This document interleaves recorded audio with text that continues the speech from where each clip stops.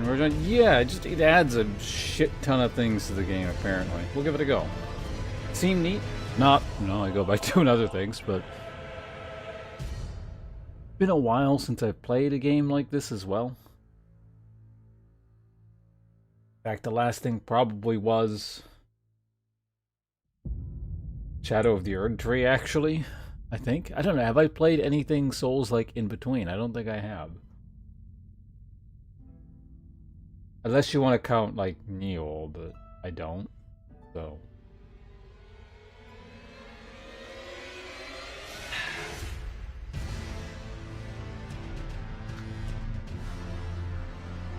So I still need to do a couple things, but I'll take care of that, like, I don't know, 30 minutes or something. I don't want to, like, delay this too much longer, and, we'll just take a small break mid-stream in a bit.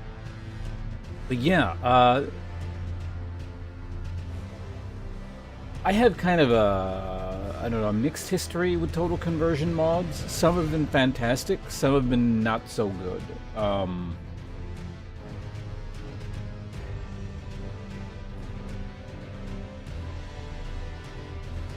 I have not really, like, I've seen a little bit of it.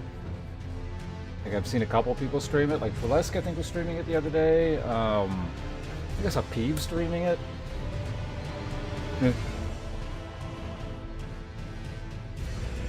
I don't know, is it any good? Do you know?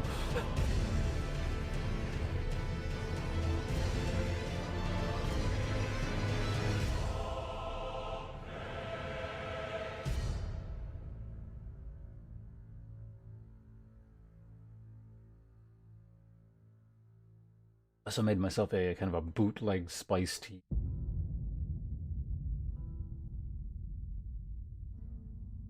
On max difficulty? So there's different difficulty? Is it like... I thought it was like an online game or something.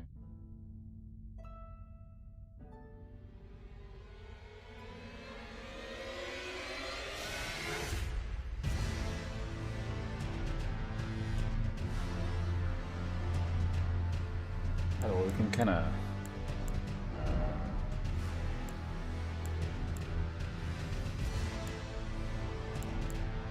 Wait. I can play my old-ass characters on this? Oh yeah, I had the turn-based play. I forgot I was doing that. Where did I stop? Because I just kind of...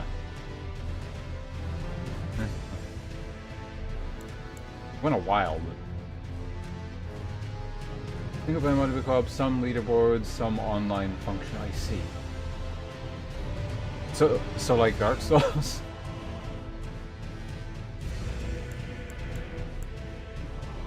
They're just more confused. Into character creation. I did briefly look at this before starting the stream to make sure everything worked.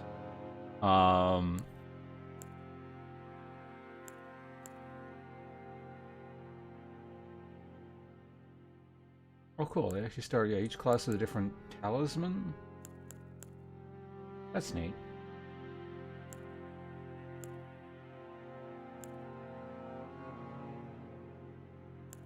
I don't remember what a bunch of those are, but neat.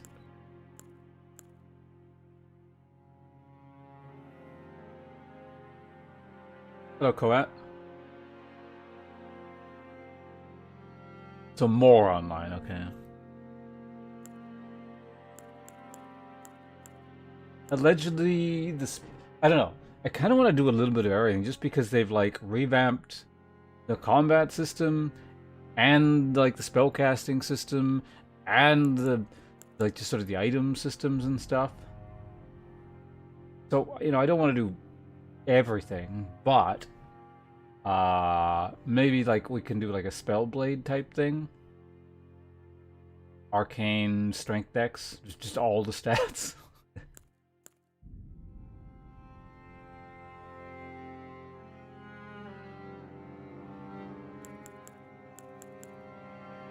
Start off with a terrible weapon.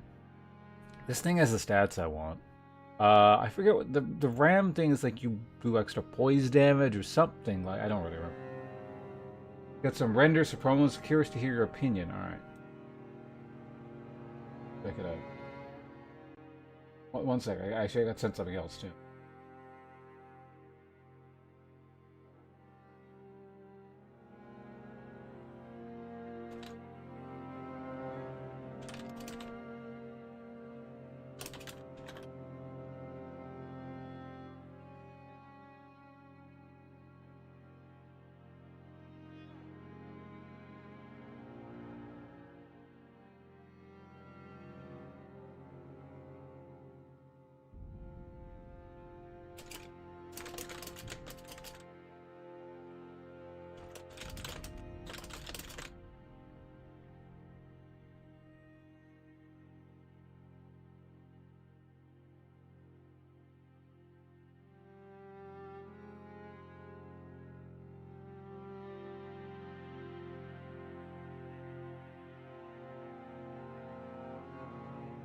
Overall, looking pretty good. Standard quality we expect from Lightfellow here. Although, the second picture, what's going on with this person's, like, sternum?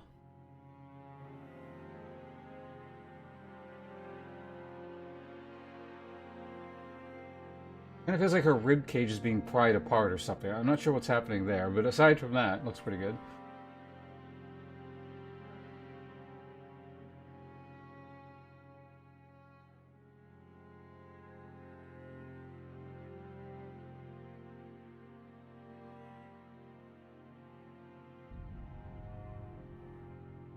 I assume the first one is like, that's that famous Marilyn Monroe pose thing, like, that's being referenced.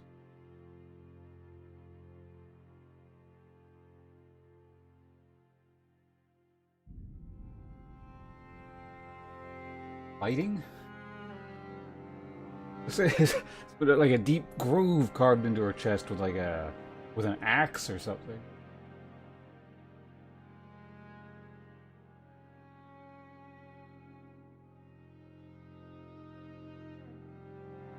There's a connection later? Fair enough.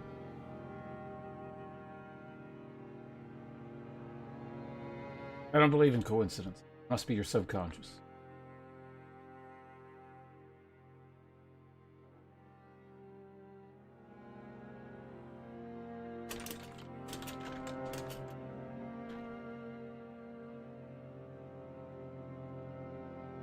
But how's the project overall coming anyway? Like, any progress towards some kind of release date, or?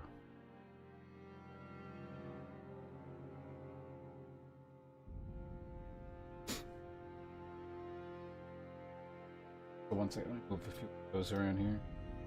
Oh yeah, YouTube is on, so I can close this stuff. Back here.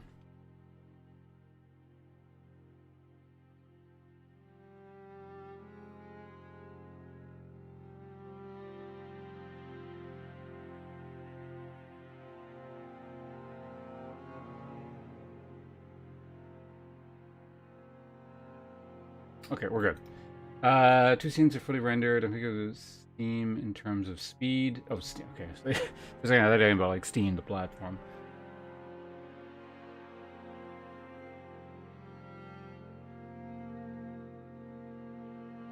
The scenes, I assume, are like chapters, kind of thing. February, early March. Oh, so like you actually do kind of have like a semi-release date sort of plan then. That's good. And then millions and millions of dollars.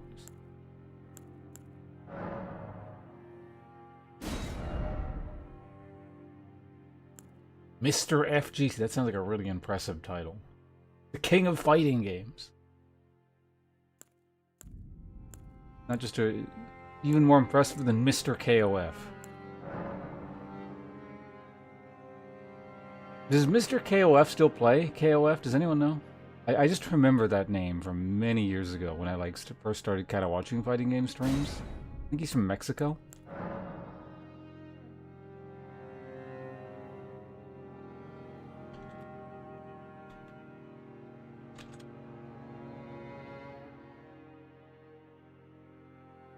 Oh. Can I... No way to like. Yeah.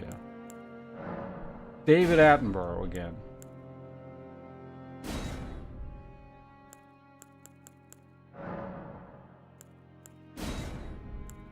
Is there any way to preview this? Camera zoom, rotate. Doesn't look like it.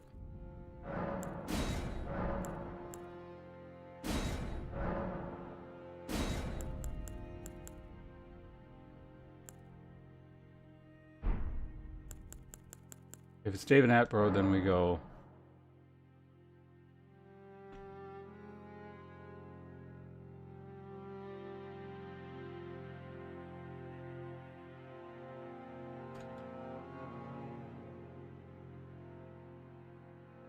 There we go, David Reforged.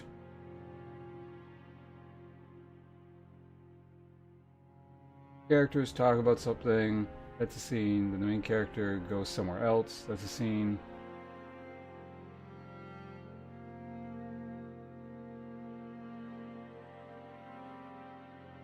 It renders 20 million words and around 2.5 hours of gameplay. Fair enough. What do we want for a keepsake? Golden Seed or Stone Sword?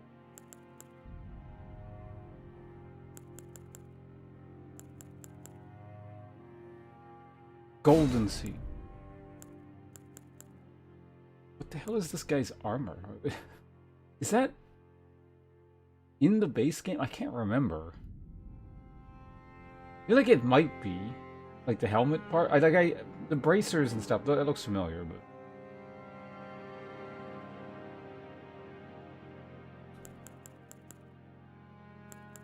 Making porn, Coat. Disgusting, immoral smut that is causing the downfall and decay of Western civilization.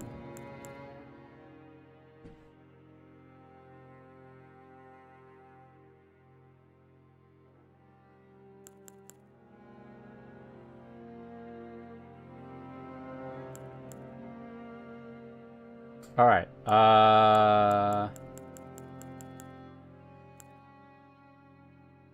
I am going to start the game. You folks feel free to keep talking about your filthy topics in chat. But we're gonna go through the intro. I haven't heard it in so long. The guy that gets so excited and is like, what's the thing? Is like. The Sir Ofnir, what I don't even remember his name. It's been that long since I've seen this intro. It's gonna be great.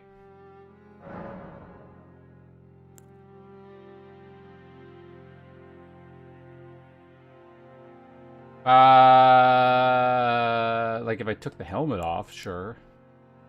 Did I make it David Reforged or Attenborough Reforged? I'd have to look up how to. Can someone look up how to spell his name? I don't actually remember off the top of my head.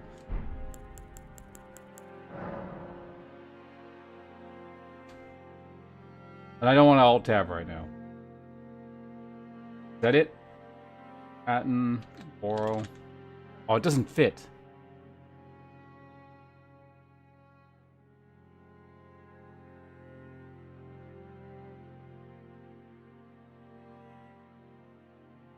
Shit. Maybe.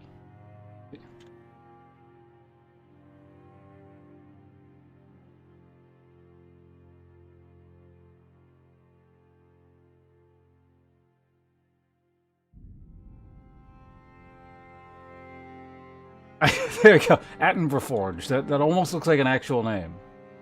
Kind of, if you like squint and don't read it properly. Reforged Burrows, like that just sounds like they've, I don't know, like a housing development project or something. The revitalization of rural northern England.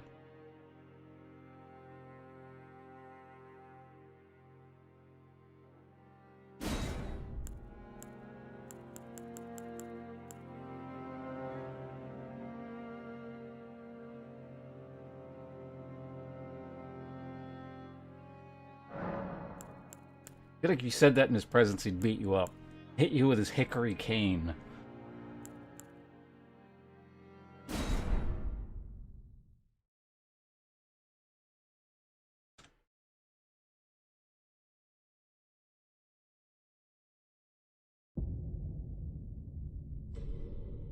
Now we encounter the natural predator of the Light Fellow. The heavy stick to the skull.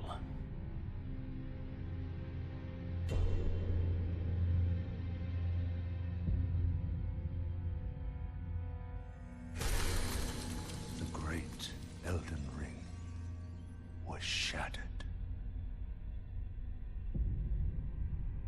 In our home. Did the ad break literally start right as the cutscene? I can't pause this.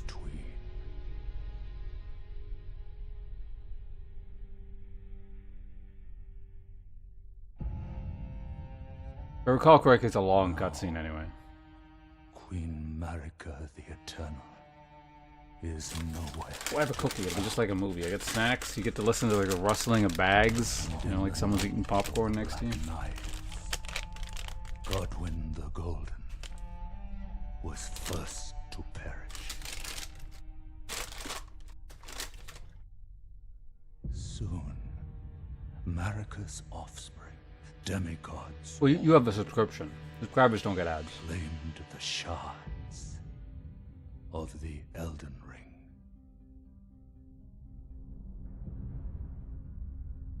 The mad taint of their newfound strength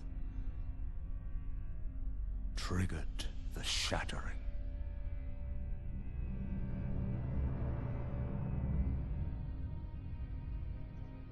A war from which no lord arose. A war leading to abandonment by the greater will. You know, it's weird how, like, we'll talk about it later. Rise now, ye tarnished, Narrator's getting excited. ye dead, who yet live. The call of long-lost grace speaks to us all.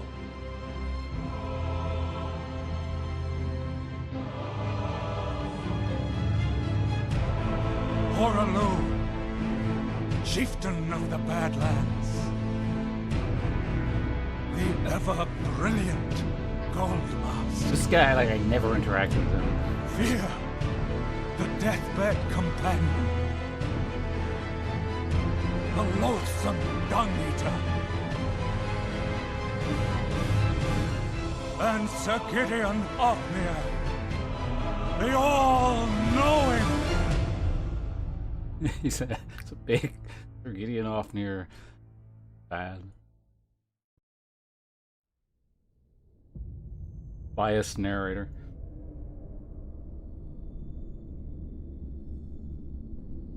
And one other, whom grace would again bless.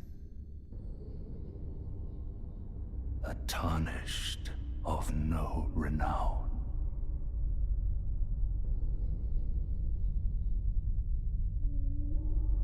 Cross the fog to the lands between. To stand before the Elden Ring. And become the Elden Lord.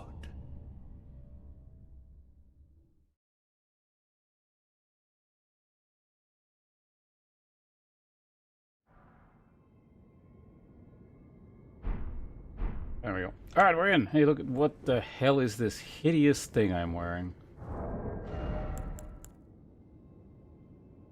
The Gravekeeper's Cloak. We'll go Talisman. Raises poison defense. Oh, cool.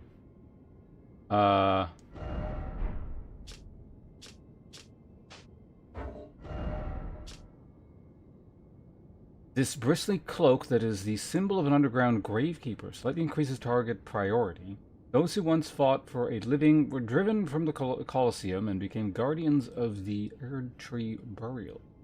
Target priority isn't like I draw aggro?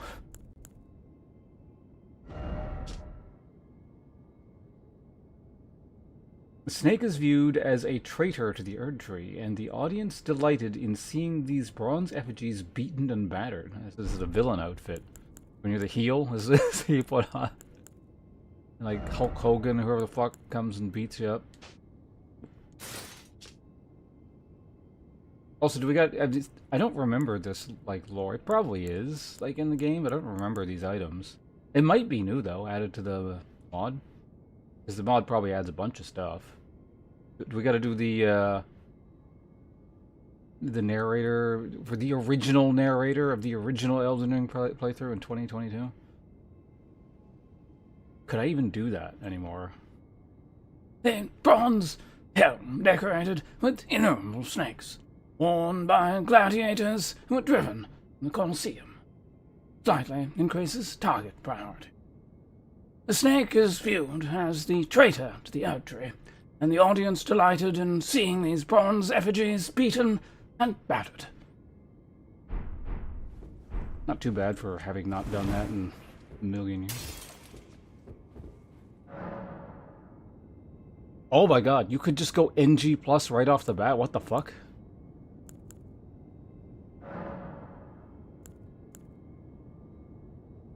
Huh? Should probably look this up. What the hell are these things? Oh, don't go NG plus right away. No. MJ, hello, and Radical, welcome. Never can go. I mean, you can go wrong with them. There have been a few stinkers I've encountered. Well, honestly, I think it's just maybe one or two. For the most part, the total conversions mods that I've played have actually been very, very good. So I'm looking forward to this.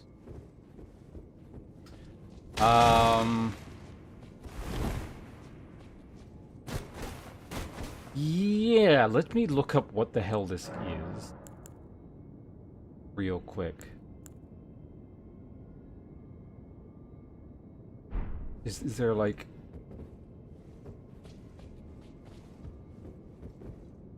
Because I don't know if you can come back here. I mean, like, if it's like original Elden Ring, you can come back here much later. But,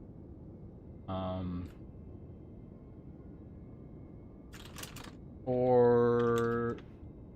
What was it, like, Quick Start was one of them?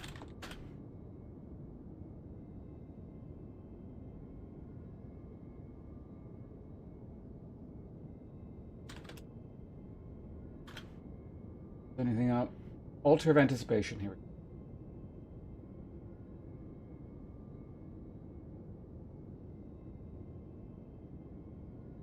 New feature accessed via the statue found in the chapel. Blah, blah, blah. Horror facing the grafted sign allows you to customize your game's starting condition.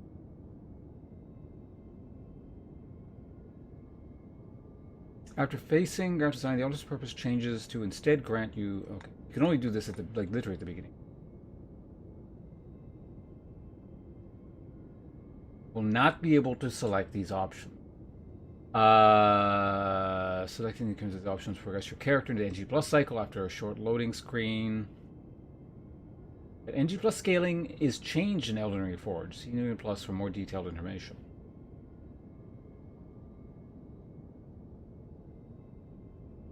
Upon loading in, you will be granted several items matching the progression of a typical player in NG Plus. All enemies will be roughly the same power level of the entire game rather than the early enemies still being significantly weaker than NG. Okay. So NG plus early game is just like hard right off the bat. Got it. Seems to be the main. There might be some other stuff, but I'm not worried about it right now.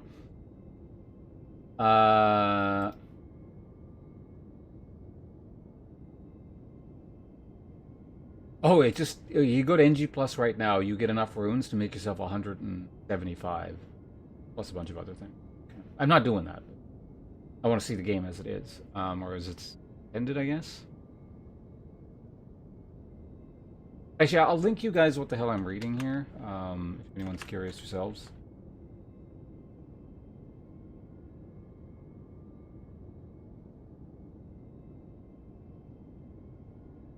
Coet, I don't know what you wrote there. Whatever program you used to try and translate something spat out gibberish.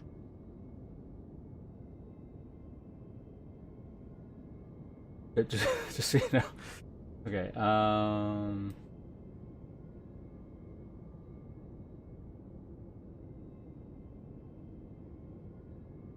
selecting this option will unlock access to additional menu of the other, which is unlock. What?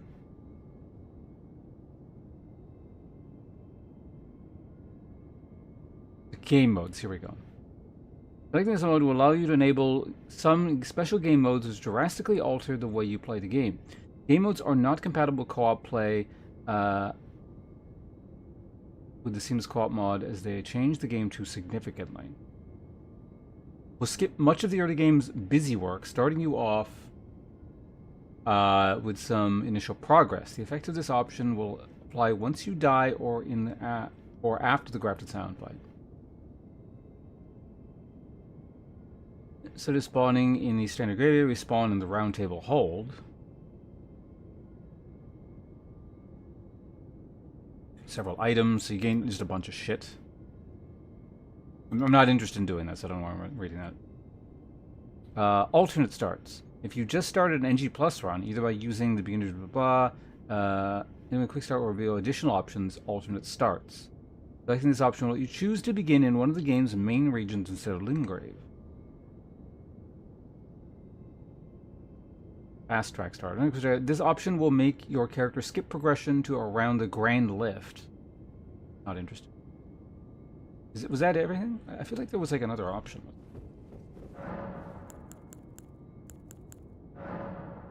Oh yeah, game modes. Okay.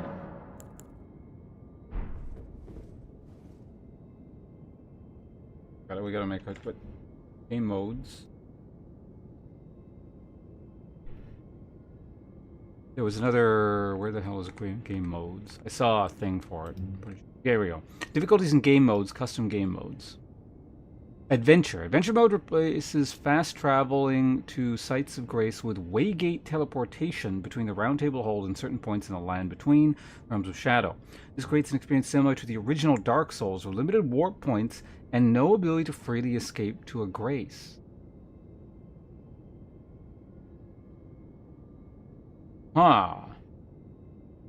Eternal Return is a game mode focused on NPC quests. Cursed by the three fingers, you only have 3 in-game days to become Elden Lord, become the flame consumes you, and order is lost forever. Players must empower themselves with grace found from interacting with and completing NPC quests to become Elden Lord. What?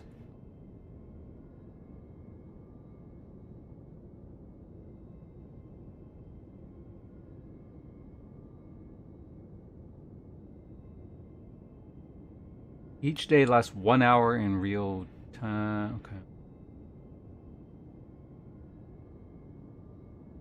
I'm not doing this. Maybe I'll look at that later, but adventure mode maybe sounds kind of interesting. You are provided gateways at preset locations throughout the lands between and the realm of shadows. These gateways teleport you back to the round table hold, and from there you can teleport to any other gateway. Aided by the gateways, players are encouraged to find ways to navigate the map and legacy dungeons that they may not have previously considered. Spirit Springs, including the Reforged added Latent Springs, whatever that is, will help in this regard. Preparation and planning will help reduce time spent traveling back and forth between locations and gateways. Below is a list of all the gateways. You're encouraged to seek out yourself and only consult this list once you require help. Yeah. This actually sounds a little bit interesting.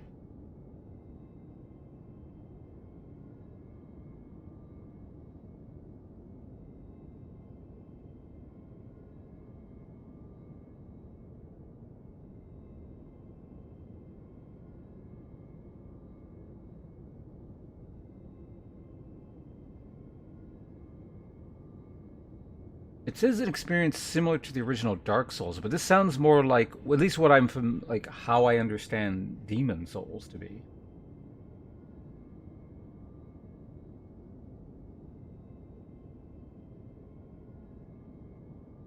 I've never played Demon Souls, but I don't know. At the same time, well, I don't know. I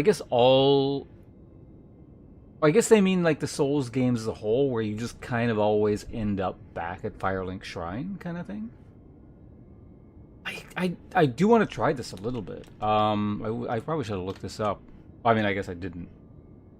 I had no way of knowing, but let me just look this up really quickly. See if this thing actually like works, or it's like a work in progress thing. Reforged adventure mode.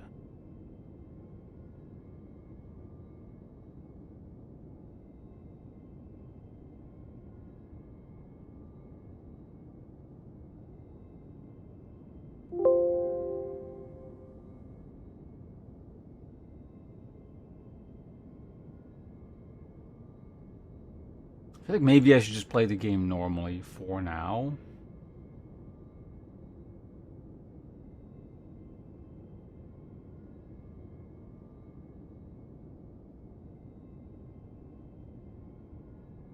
It's weird that, like, when I look this up, I get a lot of stuff on the Reforged mod, but no one has mentioned adventure mode. Like, I can't find a single mention of it.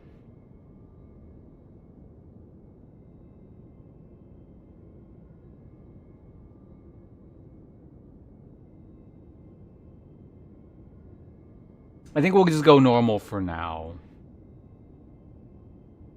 It's fine. There's like enough new stuff to be exploring.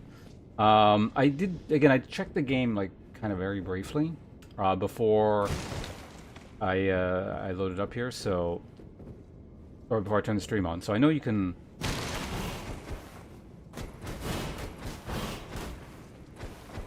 So it encourages like you to chain attacks with proper timing.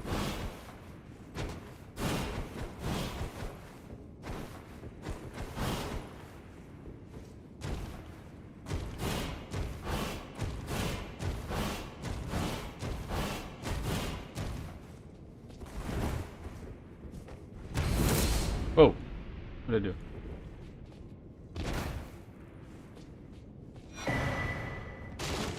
Tarnished, Wizen, whatever. Elden Ring Reforged makes various changes to core progression and game mechanics. Keep a lookout for orange glowing messages out in the world for hints when it comes to new content or changes. Hints may be unable to default, they can toggle. I feel like I'm going to leave this on just because it's like, they're probably meant to like explain. Like, well, it just sounds like it's straight up new mechanics, right? That they added to the game, and I wouldn't want to like not know about them and tell you. It's a little bit different from like a base mechanic in a base game, which you probably figure out organically. Like if you add in modded stuff, there's a good chance it's not like explained naturally over the course of gameplay, right? New mod, new for me. I don't know how long this conversion mod has been around. Recently, it launched into the 2.0 version or whatever, which that was fairly recent at least. So, kind of new. I don't know. I gotta get used to playing Souls games again. It's been a very long time.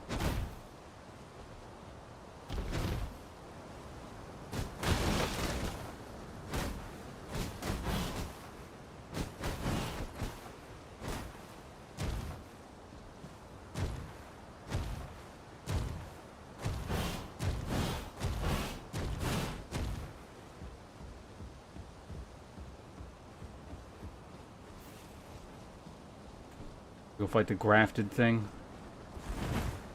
Probably not going to kill it because I've not played in so goddamn long. It does not feel natural to me at all. And I also got to contend with these new mechanics.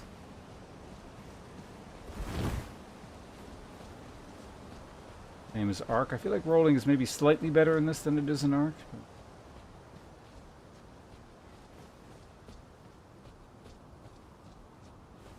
Actually, yeah, apparently there's other defensive mechanics in this game.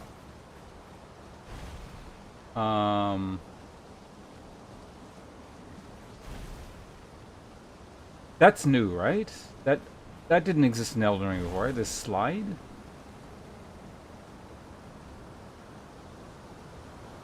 Apparently, you also want to like duck and jump over moves, like in Sekiro. I think that was the implication. Does that mean there's a slide attack? Or is it just kind of like a roll attack?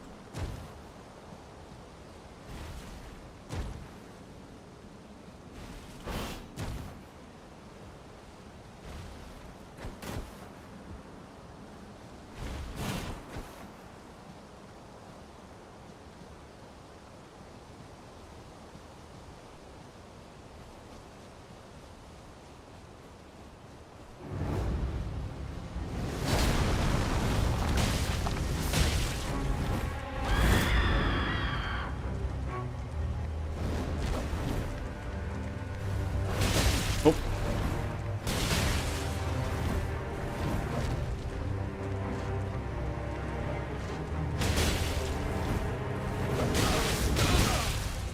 Oh, oh, we're dead.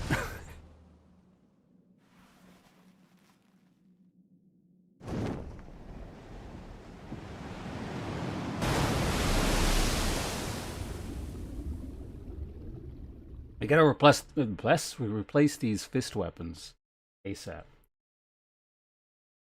I remember it was a themed playthrough. I think it was Dark Souls 2. Yeah, was it Dark? I feel like I did this several times. But one of the themed playthroughs, it was like fist weapons only, and like I think there were some other conditions. Um, but like I really did not like using fist weapons. I remember that they were just like annoying. Obviously, this is an Elden Ring, so it might be different, but I don't think I ever used fist weapons in the original Elden Ring either.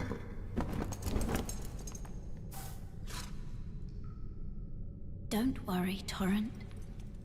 Fortune is on his side. We found him here, after all.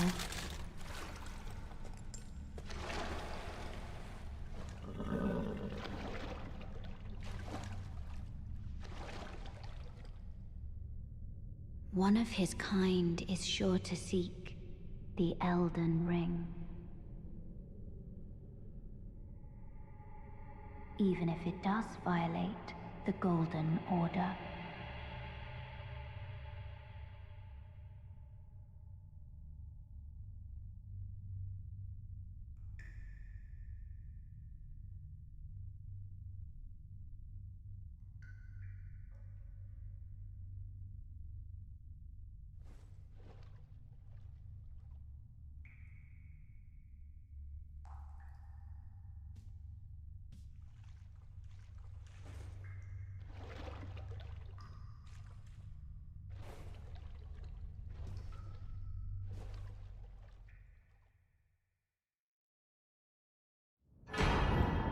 Crimson Flask. Cool. Alright then. Quick alt tab here. Pick something.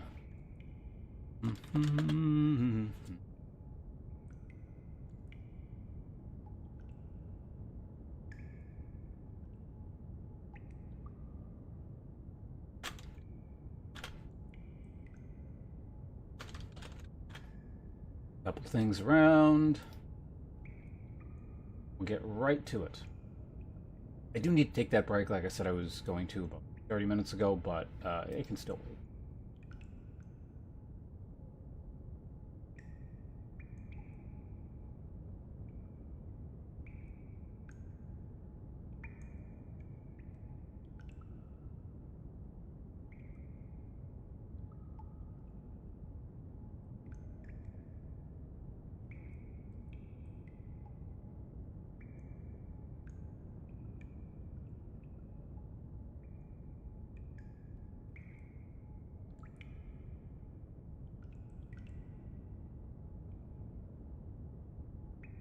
What's going on here?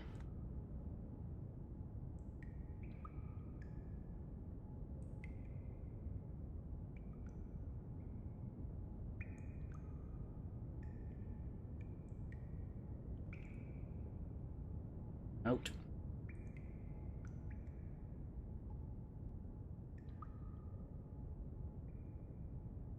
You know, it doesn't matter. Okay. So what the hell is this? Face the challenges of the Gilded Cave of Knowledge. Dot dot dot. Brave Tarnish, take the plunge of learning and remembrance. Recall the arts of war and your warrior's blood. 3. Thank you.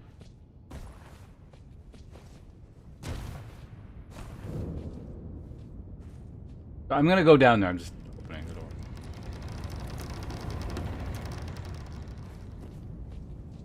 Probably, like, I imagine they're gonna teach you the mechanics to the well, what the new mod shit is, so we're gonna go in there real quick. Man, it is dark back here. Is flashlight or something? Better press the F key, turn the flashlight on. No. Oh yeah, I also remember what I was going to talk about during that cutscene. So this might seem like this is like out of nowhere and has nothing to do with anything. But I was going to mention it during the cutscene. I remembered something, or rather, like one of the pieces of art reminded me. Like, you know that? Oh, my voice can't stop. No, you know the scene where it's like there's what's her face? Millennia is fighting Radon. And like her arm is fucked up and Radon's doing something.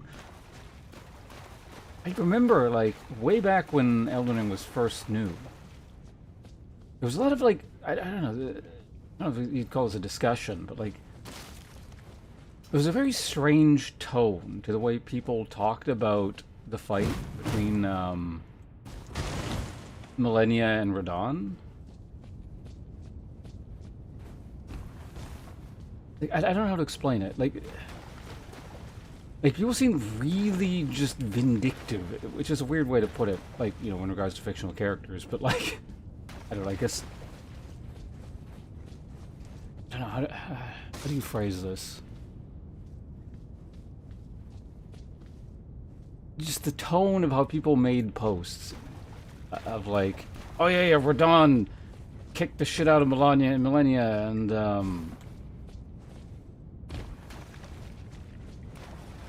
and she had to use the rot thing to cheat, and it seemed really weird. Like, people were angry at the fact that they died to her a million times, or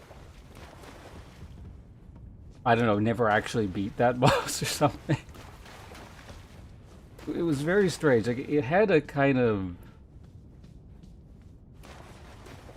I don't know, a weird, petty, almost sort of incel-y vibe to things. You know what I mean? Like you can kind of get a weird sense of, like, I don't know, something even through text.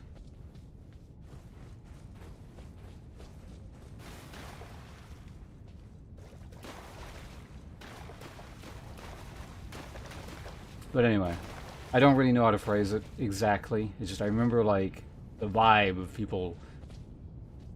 sort of a line that people repeated over and over again. It had a very, very strange vibe to it. Right, let's go down in here. Esther, hello. Oh, whoops. I thought that was a site of grace. that was not a site of grace.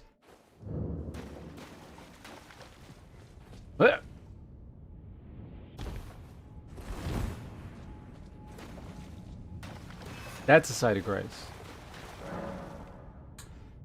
This dungeon serves as an introduction to the various gameplay mechanics of the Elden Ring Reforged. For the sake of teaching, this dungeon asks you to follow a strict progression of specific tasks. Follow the instructions of the imp statue along the way to path of... You may leave the dungeon at any time to continue on your... Okay, got it.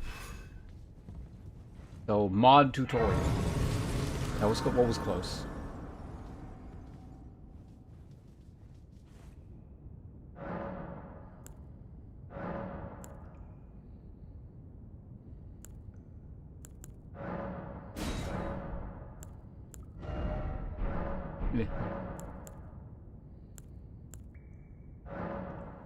Oh.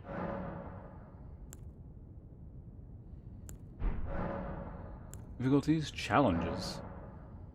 Enemy scaling, aggressive scaling, enemy crystal tears, Forced combat turbo mode. The hell is this shit?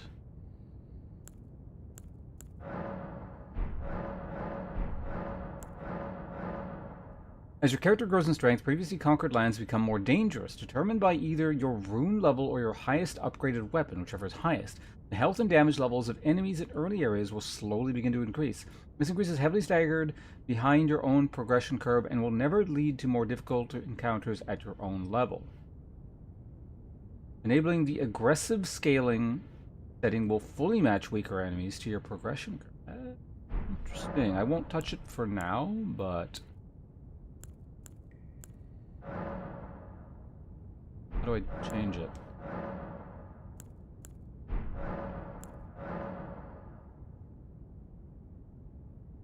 Oh, wait, no, this is on by default. Oh, okay. To obtain crystal tier buffs. That's kind of funny. Forced combat. Forced combat disables most interactions while inactive combat. Oh, so probably it prevents you from just like running through fog gates. This is all action speed by 20%. Again, we're not doing that yet, but... perfect visuals, miniatures, hints, clear material recipes, custom dodge animations. Warp shortcuts to Gilded Court. That was the Gilded Court.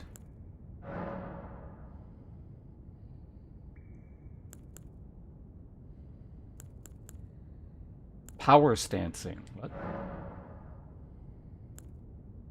Matching weapons will be swung one-handed. Interesting. So yeah, so I checked this earlier, but it's kind of like the control scheme is a little bit changed in terms of how you attack because they want more defensive options on your left, like left trigger, left bumper, whatever they're called.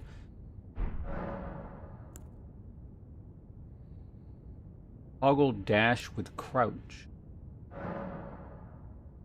You can dash with the crouch input and crouch interact plus crouch combo input. Oh, so you can make dash like it is in the Souls games and not hold down dodge. Interesting. Instant oh! Enables immediate on button press before dashing. Toggle dash is recommended alongside this one. Okay, yeah, so it's basically, it's that thing I complain about. I'm not going to change this for now, but I might, well, if I'm going to change it, probably should be now before I get used to this again. But the negative edge thing, where it dodges on button, you've let go of the button, not on press.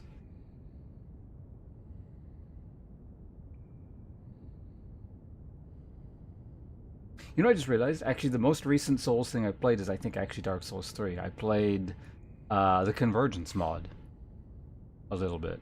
That was a while ago, but I think it is the most recent thing I've done.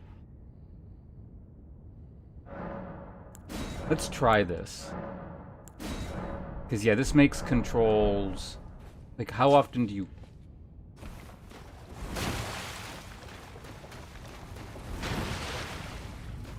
how do you crouch now? Would it say, like...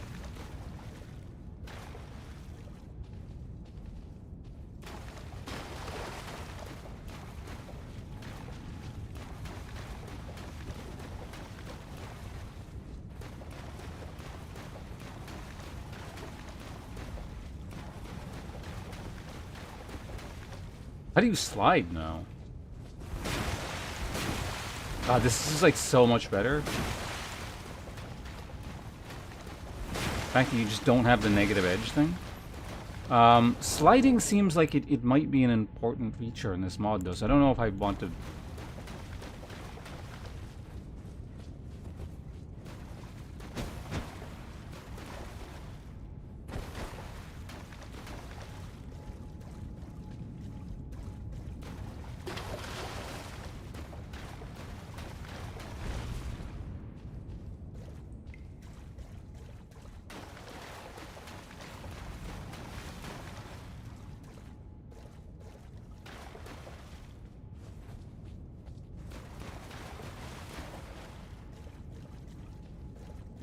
It's unfortunate. Yeah, the trade-off is too big if you want to slide around and like crouch and stuff a bunch. And allegedly those mechanics are quite, well, have a purpose in this, so... I mean, I played through Elden Ring with negative edge. Well, I mean, I played, guess, through all Souls games without... or with negative edge, so I can do it again.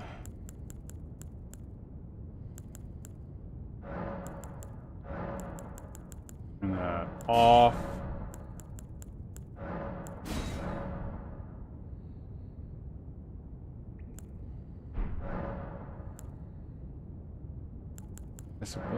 Pause button, slow mode. Decrease all actions by 10%. Compatibility. Or depleted spirit ashes. Multiplayer.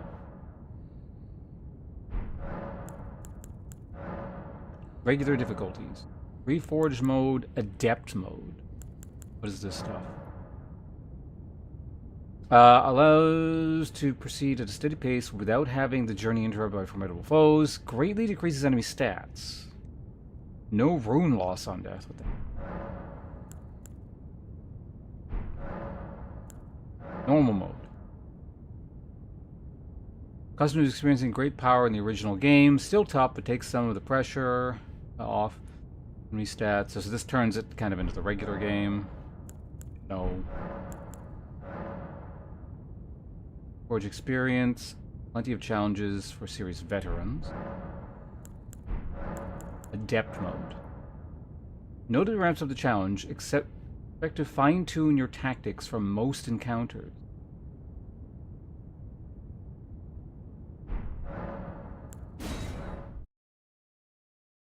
I don't think I had any runes, right?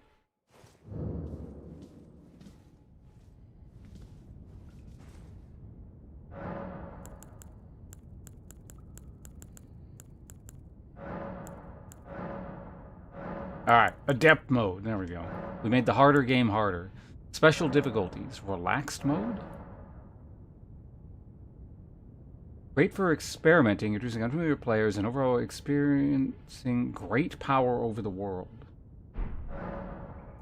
I already have great power over the world. I don't need it here.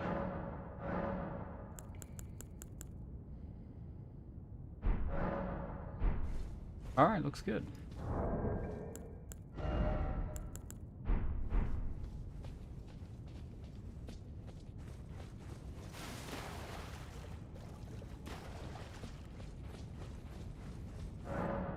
In the Gilded Cave of Knowledge, each segment of the cave asks you to perform a certain task.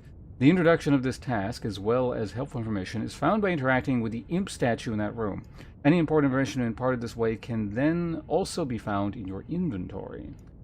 Heed the wisdom of the imp statues to proceed through the dungeon. Thank you for repeating.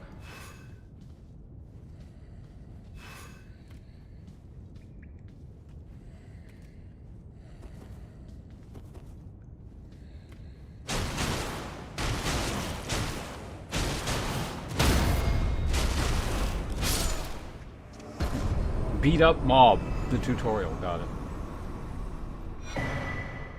Found a crafting kit, you can make various items, selecting crafting. Okay, just standard crafting stuff. It gives you crafting right off the bat, which is kind of cool.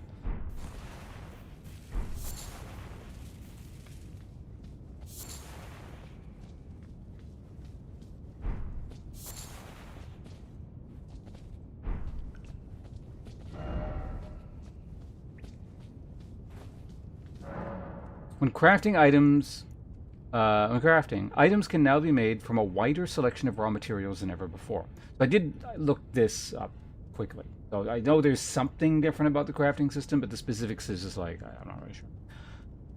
For example, crafting a fire pot needs a source of essential alchemic and a source of blazing substance. These are plentiful in the world.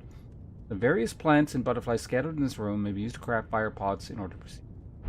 Okay, so it looks like it's more generalized, the mats.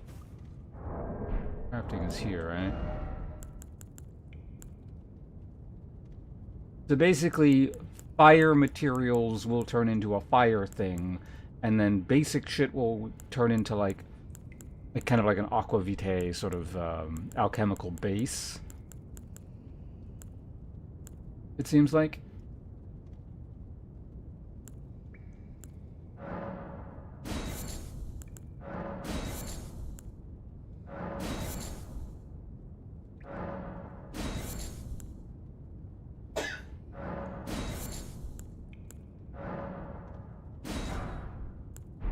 I now have a potion.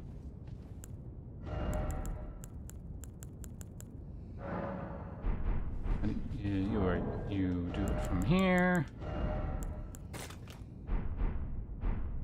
How do you change items again? It's like down, right? Yeah. Ugh!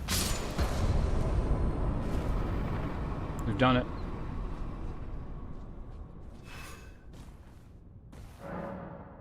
Each hand can be equipped with up to 3 armaments, allowing you to toggle between them. Armaments can also be two-handed and marking more. Okay. That's basic tutorial shit.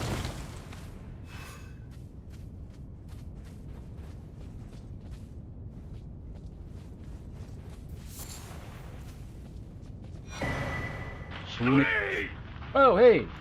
Smokey!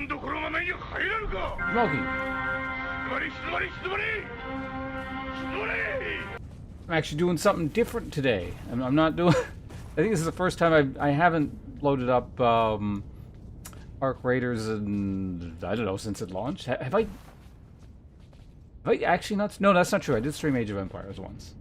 But yeah, I hope the remainder of your stream went well. Unfortunately, I wasn't able to catch the end of it because I had to get this crap started out. But, Kodak, welcome to you as well. Good to see you here.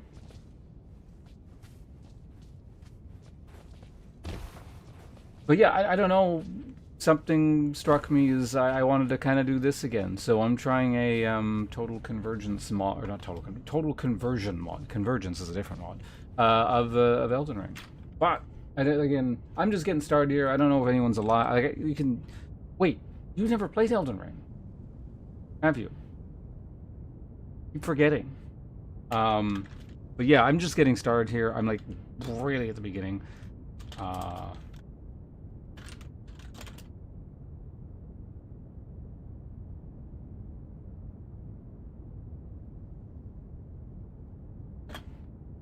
But if anyone's alive and awake here, and just kind of joining up early, make sure to give Jamoki a follow there.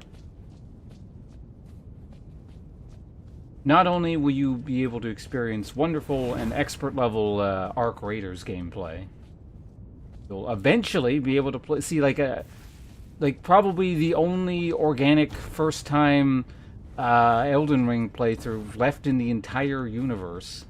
I think that'll be a great fun thing to experience. So I imagine you probably don't want to see this. Well, I don't know.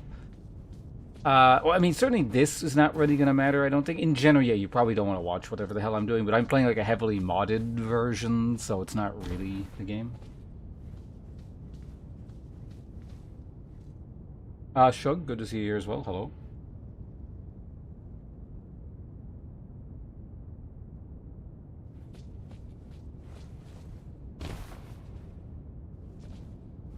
I don't know nothing about it. Okay, well, fair enough. Again, if you don't want to see more, obviously, I totally get that. Plus, you finished streaming for a million billion hours, so you probably got your own affairs to take care of. But yeah, I'm playing Elden Ring Reforged, which I know roughly kind of what it does, but the specifics I haven't really looked up in detail. All I know is it just kind of adds a whole bunch of shit and a bunch of combat options and changes how magic works and adds new areas and new boss mechanics and changes how crafting. Basically, it like fucks with everything. Like, I think the general structure of the world is more or less kind of the same, but there are like new areas and things have been shuffled around. It's also supposed to be a lot harder, and then I went to a bonfire and discovered there was an option to make the hard mod even harder, so of course I turned that on. So I've turned... It seems like I've turned everything into something that's probably going to one or two shot me, and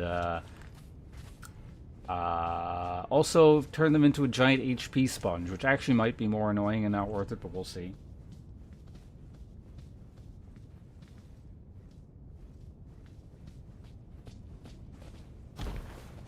Yeah, bad ideas right from the start.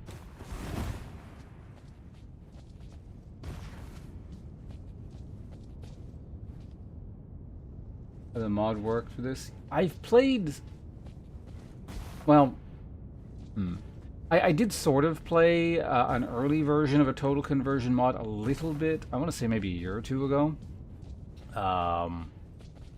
The Convergence mod, which I played for Dark Souls 3. That seemed neat, but I didn't... Like, it was an earlier version, and I didn't actually play it all that much.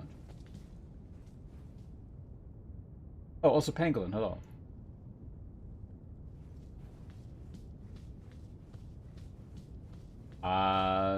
Soul Level 1 Ancient Dragon, but an Elden Ring. I did do a Soul Level 1 playthrough of Elden Ring. I made it like... I think that's the thing about Elden Ring. Elden Ring is so big and expansive that it's like I've done a number of challenge run style playthroughs of this game, and I'll make it like a ways in. And it's going very smoothly, and it's like, okay, I've got this playthrough to the point where, you know, I'm just going to beat it. I've understood the limitations I've placed on myself with whatever I'm doing, like Soul Level 1 or whatever, and it's just a matter of time. And then it just kind of like peters out, because it's like, you know, I've beat the game before, and I know how long it is, and it just kind of keeps going, and it's open. Like, the open worldness almost makes it more difficult to actually sort of focus and finish subsequent playthroughs.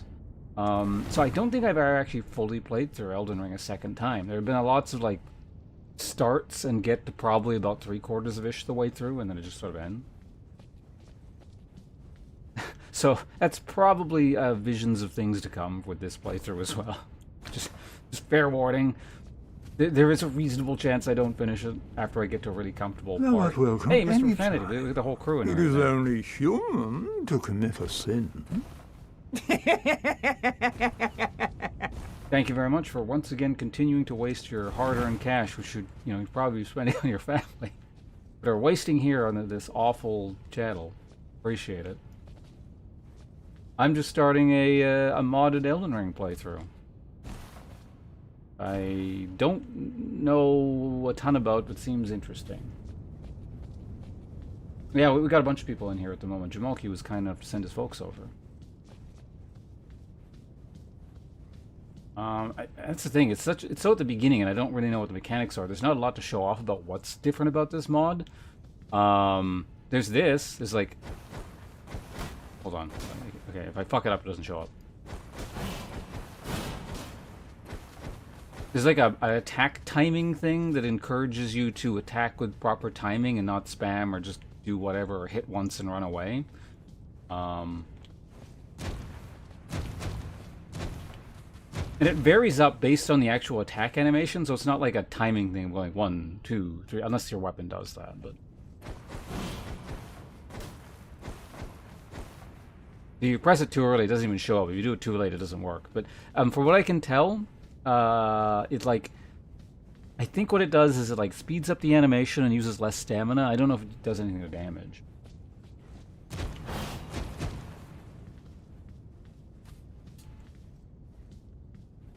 There's also apparently alternative defensive mechanics. I'm not really sure. Does anyone know if sliding was a thing in the original Elden Ring? I see this, but I don't remember ever doing this. It is allegedly a defensive mechanic to slide under attacks. There's also something about using duck and jump to avoid attacks, presumably in a Sekiro-like manner, but I'm not sure. We'll find out, I suppose. Oh yeah, this is a new mechanic here. Something about runes? It should probably tell me what the hell the deal is right here. Yeah, there seems to be just a lot going with it, and it kind of changes how progression and like the world structure works as well, I think. We're gonna find out.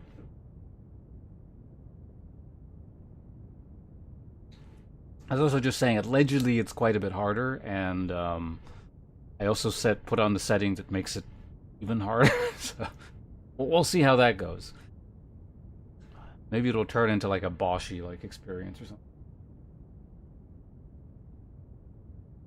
Last half of the game is such a drag. Oh, you mean an Elden Ring? God, I barely even remember the last half of the game, because the last time I played the last half of the game would have been on launch. 2022.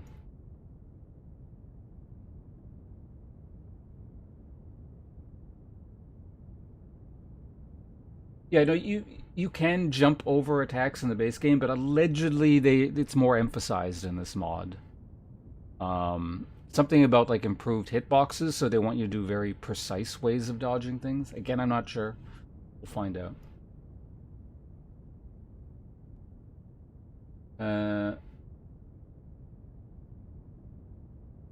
Oh, the leg when you're fighting the Ve Victus thing.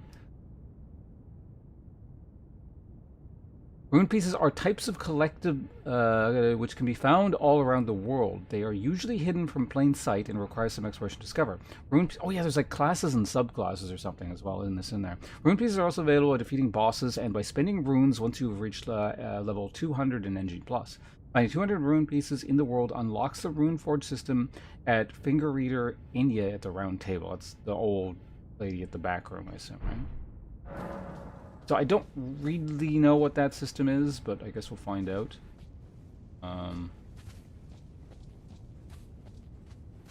Wants me to find one more thing in here, doesn't it? There it is. Got it. Okay, I mean, let's go see what the hell these things are in here. Splintered fragment of the Great Rune. Its power is faint. It pulls one towards others of its kind. A shard usable in rune forging. Rune pieces can be forged into binding runes.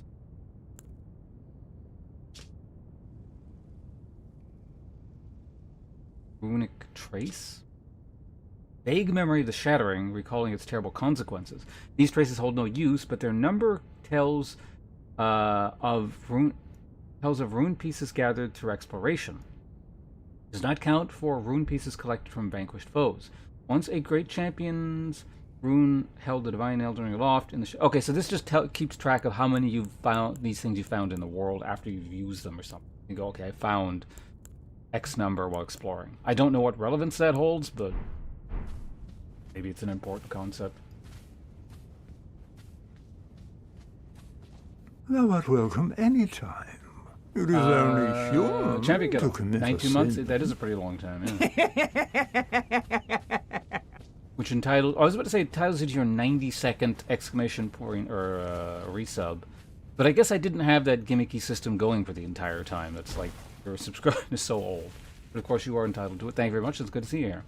Hopefully all is well on your end. They're not working you too hard. Your job. Yeah, the Legacy of Kain thing, like I said this yesterday in your stream, but like that game looks legitimately interesting. Like the kind of thing where had I played that back in the day, the sort of thing that would really stick in my mind is like when I was a kid, this is one of my favorite games. Like that kind of thing. It really seems like it had that, I don't know, sort of level of complexity in the kinds of systems I would have enjoyed. Not to say I wouldn't enjoy it now. Probably say I could play this right now and still enjoy it. But you know that kind of thing where you played it back in the day when a game feels kind of ahead of its time, and it really sort of sticks with you. I said a similar thing about when I recently played through, what is it, the Shadow of the Colossus thing? Because I never played that at the time. And as much as I enjoyed it now, like so many years after the fact, had I played it at the time, I think it would have really, really stood out.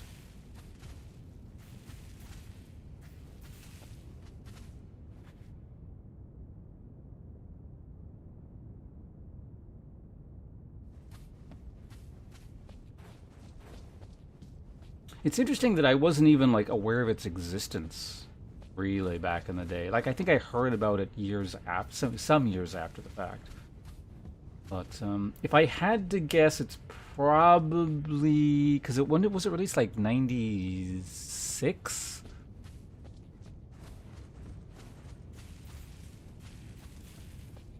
I would have been more so immersed in like Japanese games, like games that were sent over from Japan by my grandparents, and like that was developed in North America, right?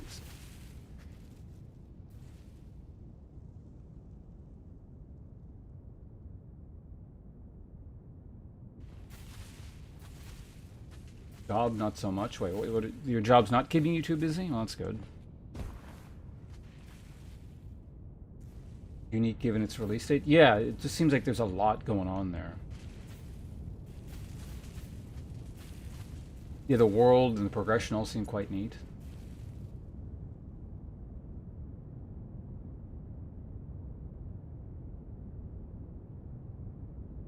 Mechanics in there that are impressive now. Yeah, no, like I said, it seems... maybe one day I'll play it myself. We'll see.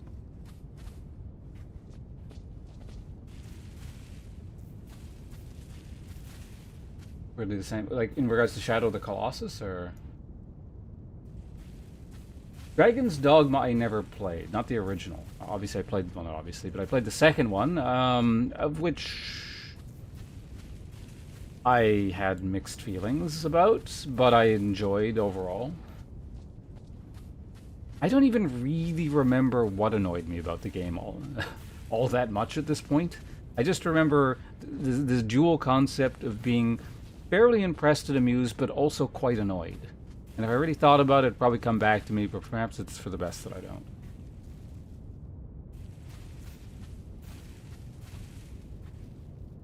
I'm not used to like reading multiple things in chat. Yeah, it takes me a second to get caught up here. Normally I have blissful silence in this channel and I can just focus on playing the goddamn game, but... Final Fantasy 7 was was Final Fantasy 7 2016 or 2016 96? What the hell would I have been doing in 96?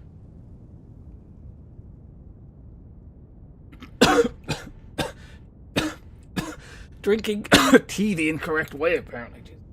Fuck. Hold on, it went down the wrong pipe.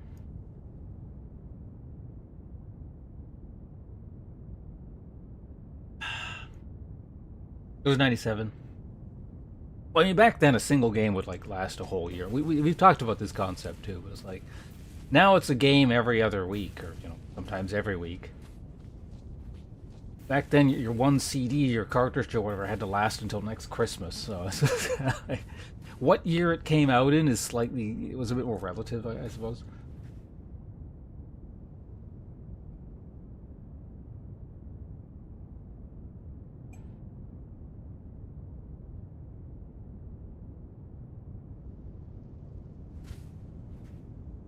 Got a Japanese version mounted on your wall? Wait, Japanese version of what? Final Fantasy 7 or?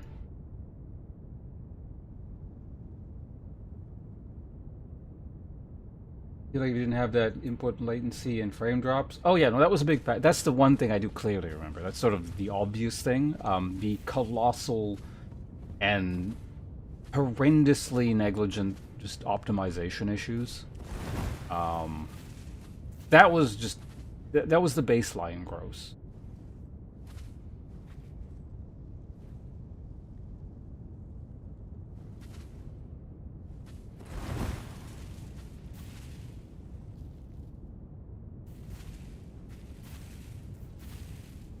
Your mate says because you're... Well, that was the thing.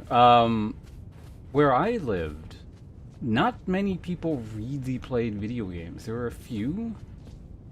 But I tended to be the, like, for the few people that were around, I tended to be the person who knew the most about games and stuff. I mean, I also had, like, particularly... Like, I guess if you're looking at Japanese titles, which were, like, a lot more dominant back then, I would have the inside information. Like, in the pre-internet age, when you couldn't really access information from Japan all that much, like, I'd get media sent over from Japan, and so, I know what's being released and all that kind of stuff. I guess that kind of leads back into the whole, like, the Legacy of Kain stuff, which would have been a bit of a blind spot to me because I was so focused on things from Japan. It's something, developed over here, gets released. I don't really know much about it. Or I wouldn't have, I suppose.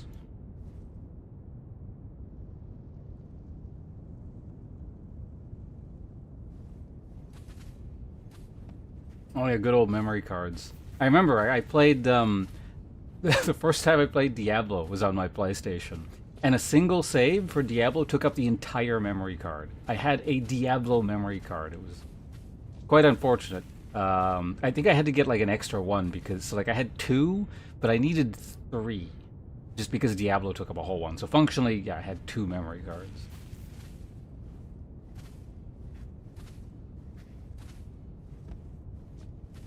Japanese Final Fantasy 7 copy.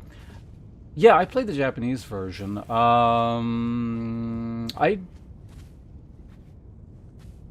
my old console stuff I gave away when I was moving some years back. Also, we're in an ad break, but I'm not really doing anything, so I guess we can keep talking about stuff. Orcamungus, a real-life friend of mine, he pops into stream periodically. Actually, he was the guy... Yeah, Mr. Panda, you might remember him. He's the guy referred to as the original Hope. Like, they kind of fill a similar social role, I guess. I don't know if he still does, but he used to collect, like, physical game media stuff. And when I was moving, I had, like, this giant hoard of, like, old-ass games. And I was like, you want it, you can take it. He's got all my old console stuff, presumably, unless he threw it out. But...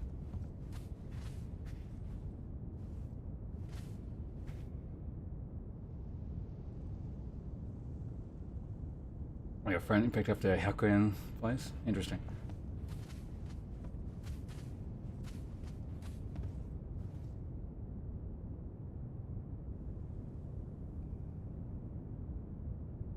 Zombies ate my neighbors. That I've even heard of that one. Never played Toe Jam and Earl. I have, like, I know of it. Ninja Gaiden or Onimusha. I have played... It's interesting. I have never played a Ninja Gaiden game. None of them. Onimusha, I did play one of them. I don't remember which one. I remember one of the bosses was Golgan Dantis. So whichever game that guy comes up in is the Onimusha I played.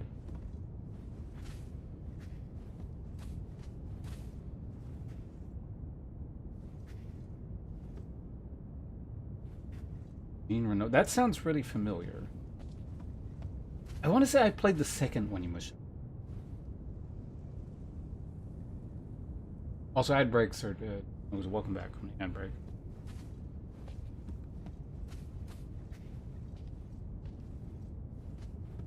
Maybe it was the first one? No, it couldn't have been the first one. Because I think references are made to a previous game, from what I can... It must have been the second one. Oh my god, Onimusha 2 spoilers. But I remember the game ends... You, like, turn into something that looks like a dark elf, and then you shoot laser beams, and, like, the final boss plays very differently from the rest of the game. And it like, turns into a shooter. That's what I remember about the Onimusha I played. Also, let's, at least, you know, while I'm discussing stuff, we can make a little bit of progress. Yeah, I've seen bits and pieces of the Ninja Gaiden 4. I've seen, of course, Mr. Profanity play it recently. Who else is playing it? Vika, who I posted recently. She was playing it. I think those are the two streams I saw, and it seems really neat.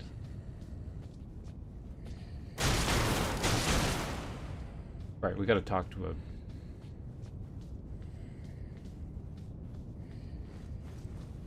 Tutorial.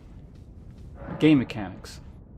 Most FP costs have been increased. In return, FP can be restored in many ways, creating an ebb and flow system of spending and generating. Upon a successful weapon attack, a small amount of FP will be restored.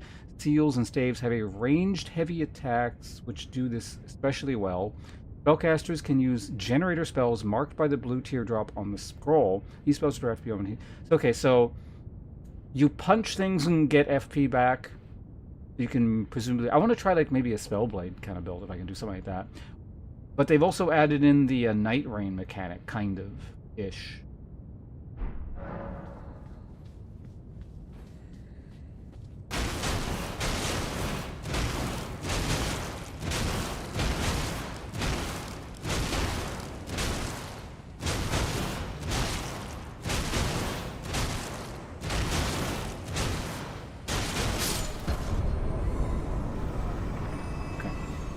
Fill up your mana.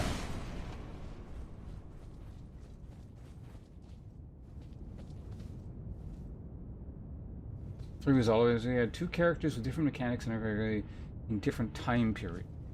Yeah, okay, I think it must have been 2 then that I played. It was, I think that was PlayStation 2. It was one of the few PlayStation 2 games I actually played, despite owning a PlayStation 2.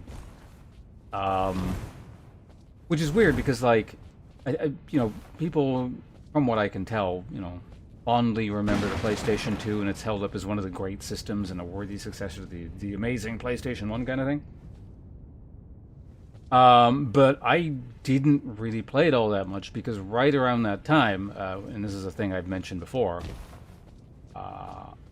not necessarily tied to the PlayStation 2, but that's right around the time I had swapped over to PC games, more or less.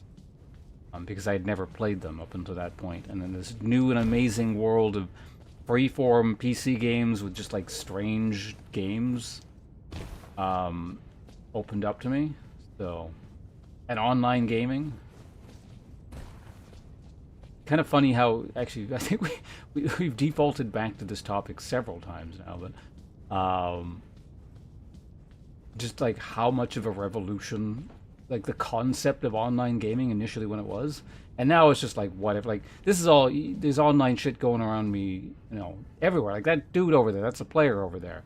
It's just so mundane and it doesn't matter. But like the fact that you could play online when it first became a thing was just like, it was such an incredible concept.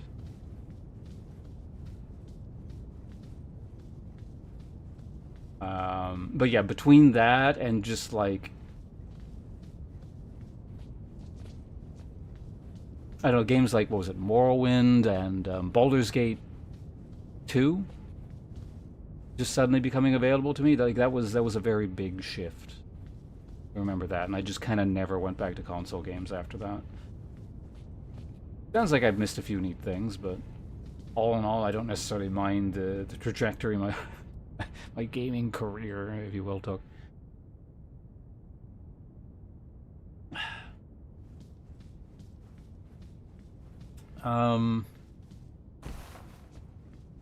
Baldur's Gate 2, I just remembered, just was neat, particularly because it was so well written, and that was so novel to me. Like, even as a kid, I mean, I guess by the time Baldur's Gate 2 came out, I wasn't that, like, I was young, but I wasn't, like, that young. What was that, circa 2000-ish? I could still appreciate, like, good writing, and that really stood out to me. It was also roughly around the first time that I learned that the fantasy genre existed. Like, obviously because I played games, I knew that like these sorts of tropes and collections of like elves and dwarves and blah blah blah, they were like a thing, but they were never like a codified, I don't know, system almost, in like sort of the Tolkien D&D-esque tradition. Like, I thought they were just like sort of a loose collection of weird names and like stuff that kind of existed in Final Fantasy and stuff. Because like, for example, old Final Fantasies talk about like dwarves or, you know, mithril or whatever, but it wasn't like, to me that didn't like exist as a unified thing. And then I started playing PC games and I was like, oh, this is neat. Specifically, I learned that was a thing by playing EverQuest.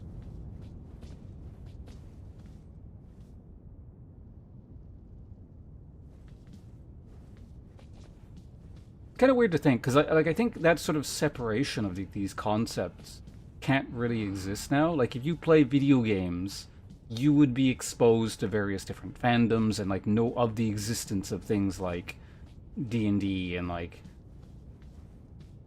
all that kind of stuff. But to me, they were very, very separate concepts. Separate in the sense that I didn't even know they existed. So, but again, I guess that comes from that slight separation from how I would consume media when I was a kid. It was like all Japanese stuff. Not to say that, you know, old D&D fantasy genre-esque stuff didn't exist in old Japanese media. It did. Like, you know, what's it, Lodos to Senki? Record of Lodos War? Like, stuff like that. Like, it was around, but, you know, it certainly wasn't a major thing and nothing I had really run into.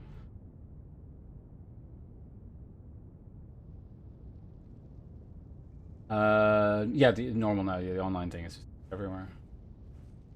I remember having to link two TVs and two PS1s together. Icewind Dale and Neverwinter Night. Yeah, Icewind Dale, I never played any of those. Neverwinter Nights I did. That was a lot of fun.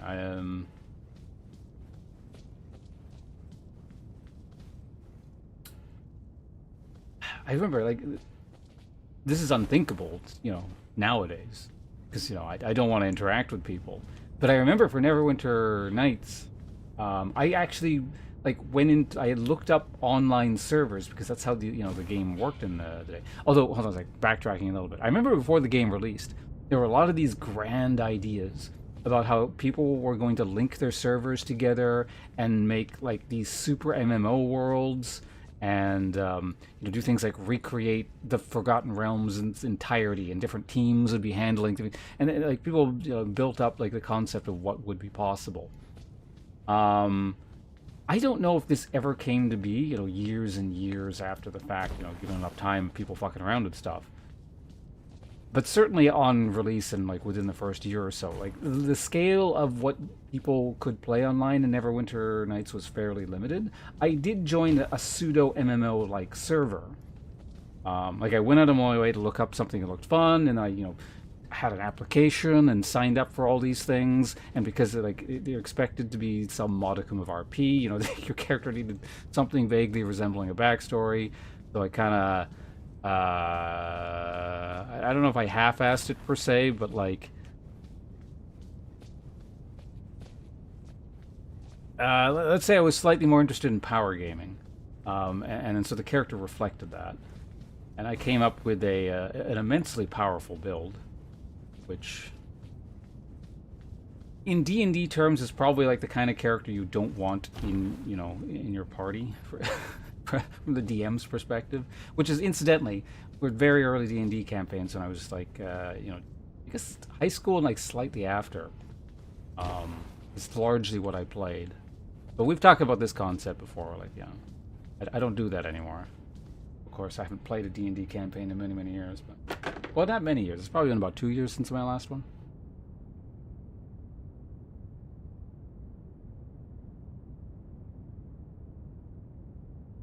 Two Xboxes for the Halo series.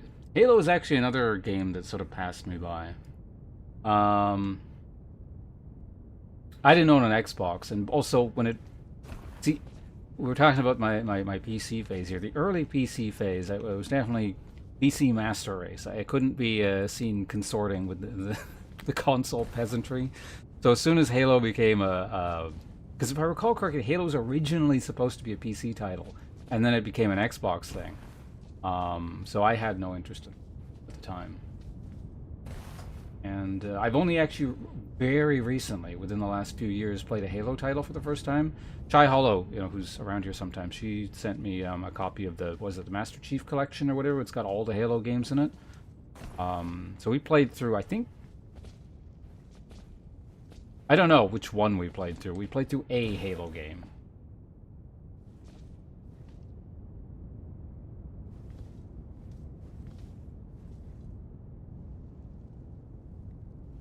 I played WoW and you couldn't play. So, Jamoki, was World of Warcraft your first MMO or like first true MMO? I know you played, like you said, Neverwinter Nights, which is like kind of had pseudo MMO like properties to it. But because yeah, as I mentioned earlier, my first MMO was EverQuest. Although World of Warcraft was probably the first MMO I played. Like, well, that's not true. It wasn't the first MMO I played really hard. There were a few before that, I suppose.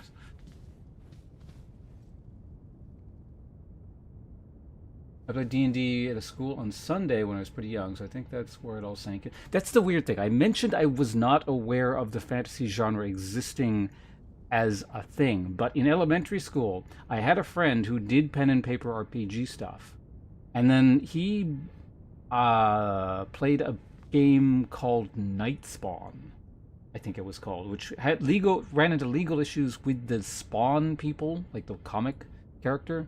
And then the name got changed to Nightbane or something like that. But that was like some kind of like modern urban fantasy kind of thing. And his brother, so I didn't know the name D&D existed. It was this weird concept I never interacted with, I suppose. Like, so it was a thing, but it wasn't really a thing.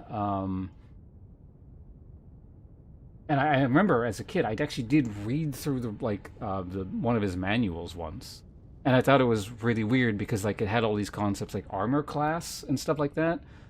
I was like, well, that's weird. In the game we play, Nightbane, like armor has a durability and it like soaks HP, and then well, obviously AC is like a very different concept. The other thing I remember is there was a damage listed for chopsticks. I believe chopsticks in whatever version of D&D this was dealt, I think it dealt 1d4 points of damage. I don't know why that was in there, but I just like that's probably the main thing I remember from it. And this also got tied to the concept of like your average human whatever only had like 1 to 6 hit points or something like that. And so it was like you could one-shot someone with chopsticks.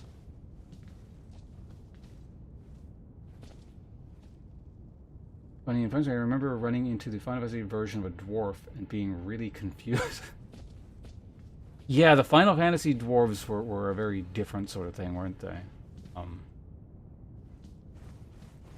Again, that's one of the main things that I remember as a fantasy, like a Western fantasy genre concept, but I didn't really recognize it as such. It was like, okay, there's a dwarf. As a kid, I probably associated it with like, Snow White and the Seven Dwarfs kind of thing.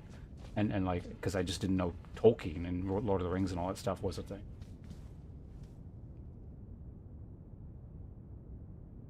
It's a modern MMO style server in everyone writes that is still going today. A friend of mine actually plays it every weekend. I could see that, yeah. These old online communities tend to stick around. I think the server I played on with the original game was called like World of Carnir or Carnir or something like that.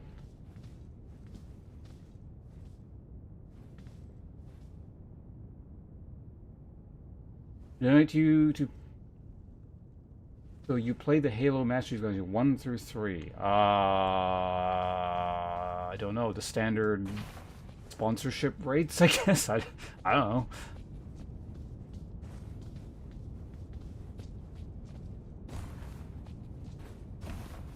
Are you a big Halo fan, Champion Killer? Built my N64 to a bro down the road and bought an Xbox and just fucking lived in Halo for so long. Yeah, my Halo experience. Well, that's not... There is a little bit of Halo I played on PC way back, because I think eventually Halo came to the original Halo came to PC in some capacity, but it was still long enough ago that it's like certainly pre-streaming days for me. I want to say it was like before or maybe during my university years, and so I played a demo of the online version of Halo on my PC. And all you could do is play that one map. I think it's called Gulch or something like that. And yeah, so I did play a little bit for like an evening. Evolve was originally supposed to be an RTS game for the PC, and then they kept getting the camera closer and closer, and eventually realized how good it was. It an RTS? Was it the... I feel like it was supposed... Well, it's probably went through a bunch of iterations, and if this RTS thing is true, then it started as an RTS, and then like they wanted to make it a PC FPS, and then for some reason it ended up being an Xbox FPS.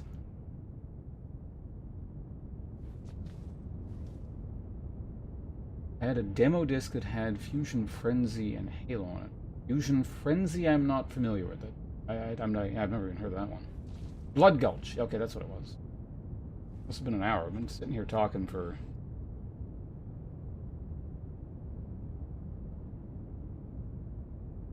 And this is what happens when, like, there's a chat. Jamoki, what the hell have you done? Look what you... You've ruined my nice, quiet program here. Like sitting here on my own, just talking to myself. Deal with all these people and questions and comments.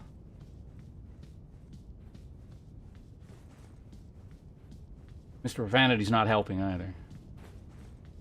What am I doing here? I don't even remember. Oh yeah, we should interact with this. After an attack or defensive action, an indicator flashes showing a perfect attacked window. Performing an attack during perfect attack windows executes faster and decreases the stamina cost. Okay, so it doesn't do anything to damage. Perfect attack windows will not appear when mashing inputs. Wait for the right time to attack. Perfect attack visuals can be toggled at the site of grace. Okay, that's the thing we saw already. You can turn it off, which sounds extremely difficult.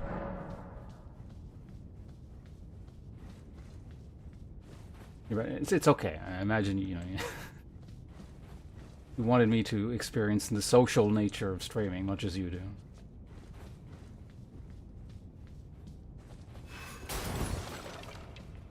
Alright. The staggered timings are actually quite weird.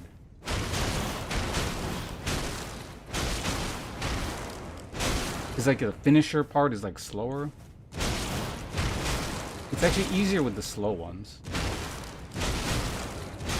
As I continuously screw it up.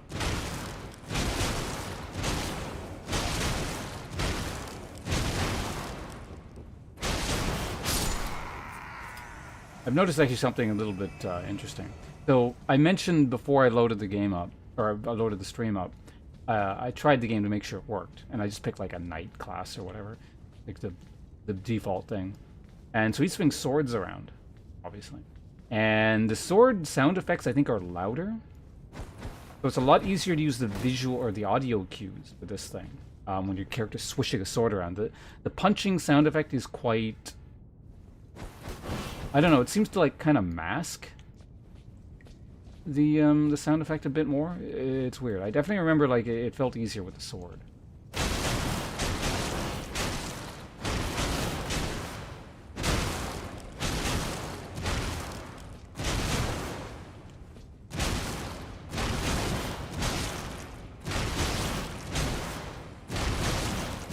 It might also be the visuals, actually. I feel like it's a little bit more obvious when you're swinging a weapon around. As I was saying earlier, though, I gotta get rid of, like, fist weapons. I don't like them.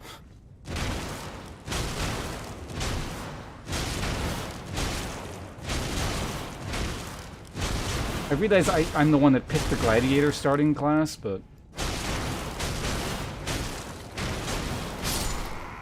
I wanted the stats, like the specific stat setup it had, which won't matter in about an hour, I imagine. Well, I mean, at this rate, you know, maybe in like 6 hours. And I see that. The tutorial area has secrets in it. Oh, I like that. That's one of those rune things.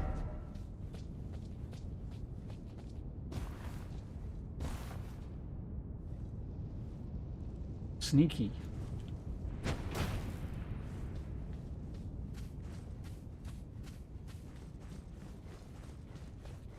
I'm going to guess whatever this rune thing is a replacement for the Great Rune system, or maybe it interacts with it somehow. Like, you know, when you kill the big bosses and you go to the towers and the runes and the blah blah blah.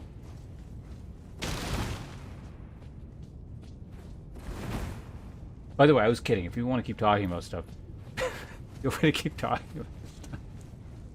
It actually does make my job easier. With the Oracle's effigy, you may choose your active fortune and divine new fortunes at a site of grace.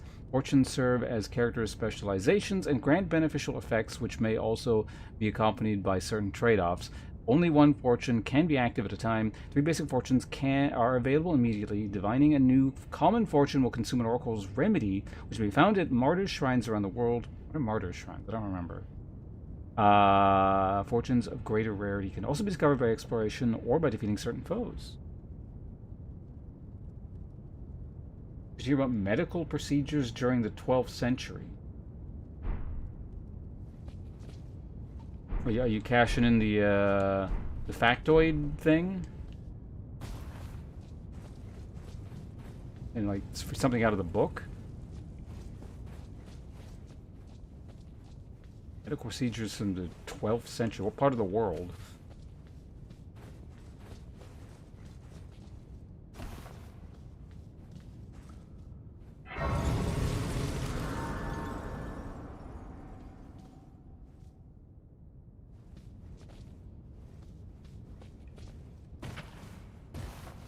in general.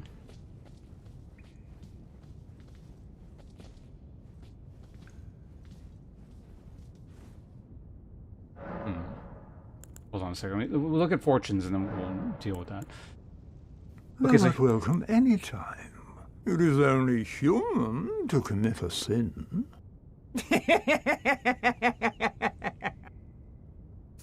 make it official. All right. Well, thank you. See,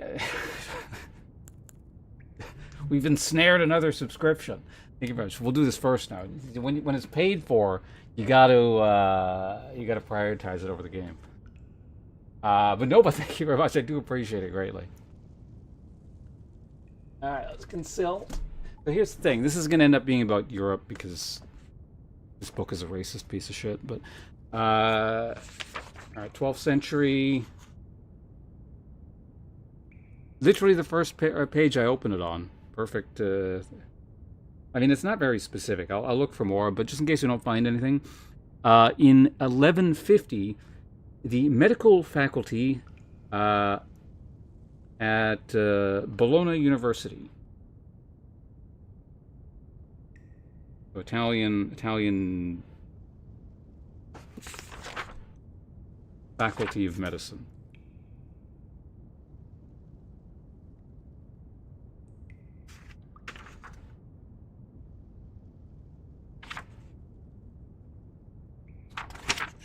So this period of time, obviously, they would have all been, in, the throes of humors and all that crap. I believe that was still in vogue time.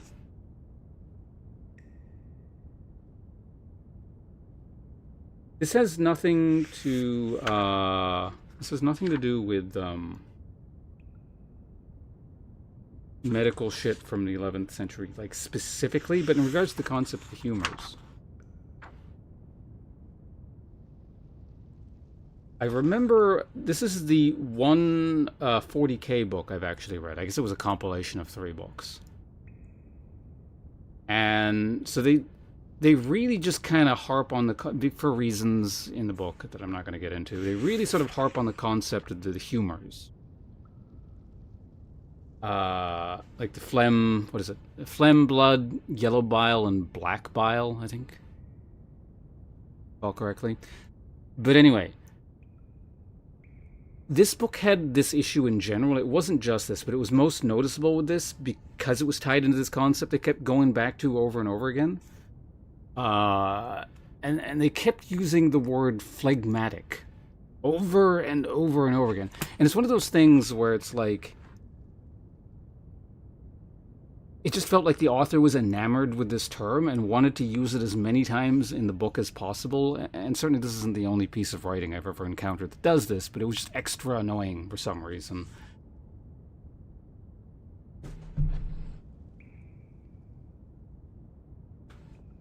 And I don't think I would listen to a band called Phlegmatic, but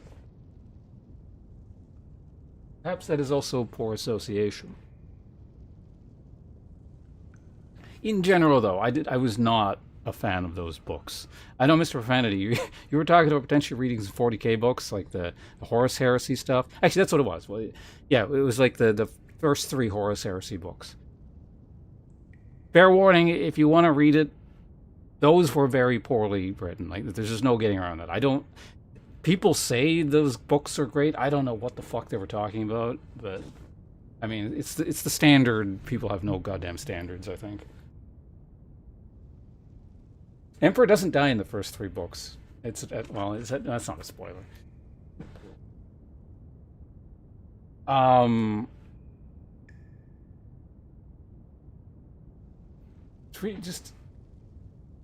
think that it's been a while since I've read it. I'm trying to remember what my issues were with it, other than that one concept. That was the one thing that really stood out. Is that like the authors had several words they really liked, and just kind of kept going on and on about it. But the other problem I ran into, and this is again another kind of common issue, is there was characters that were supposed to be like smart or come across in a very logical and concise manner. Here's the, I don't want to be too condescending about like people I don't know. Like, I don't know these authors. You know, so I don't want to call them stupid, but but it felt like one of those things where a really smart character was supposed to be written in such a way, but you know, the author isn't like a genius essentially, so it comes across as really weird.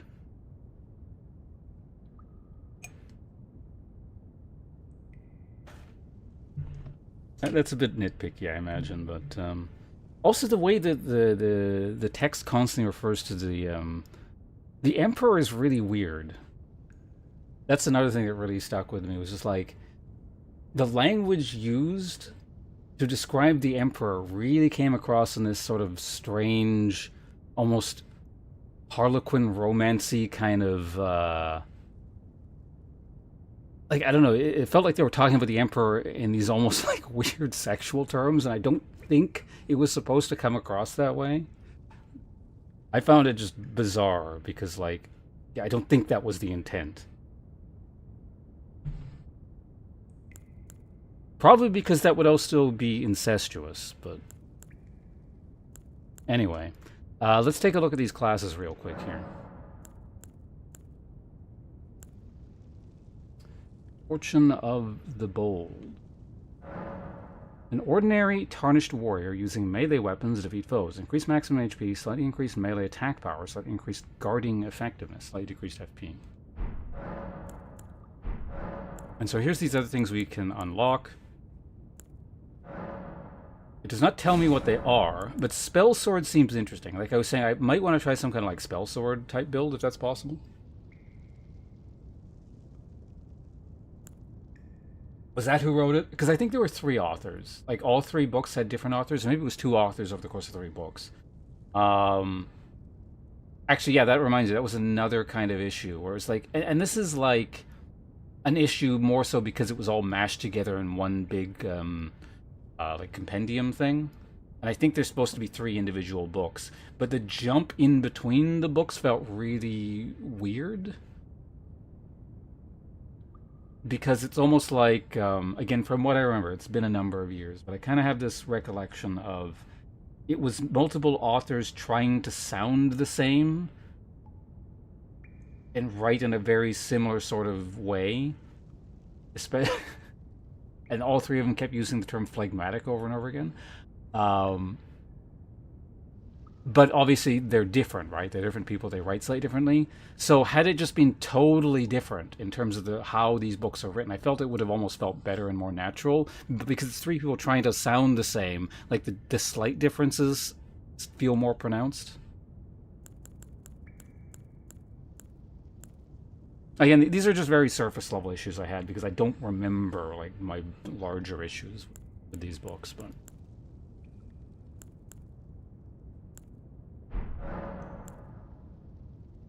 Conversely, this was many more years in the past. I do remember I read a number of like Warhammer Fantasy books. Those I recall enjoying because they were just kind of written in they're stupid fun kind of ways. Like it's very clearly just your sort of bog standard escapist fantasy, you know, easy reading kind of thing. Whereas like the 40k books felt like they were trying to be something bigger. They just weren't up to the task. Well, they're not even really book reviews because it's like I don't really like if I'd read it like sometime in the last month or something, I don't, you know, maybe I could go into better detail. But I don't even remember when the hell I read these things. I think it was pre-COVID. No, it was almost certainly pre-COVID. So in an excess of 5 years ago, the fantasy books. Like I remember, I think I read some Felix and Gotrek or whatever the hell his name is, and stuff like that. That was before streaming even. So in excess of 15 years ago. Ordinary Tarnished Scholar using sorceries and incantations to defeat foes. Max HP, slightly increased spell and catalyst attack power. Slightly increased memory slots, slightly decreased stamina. No, I am not a caster.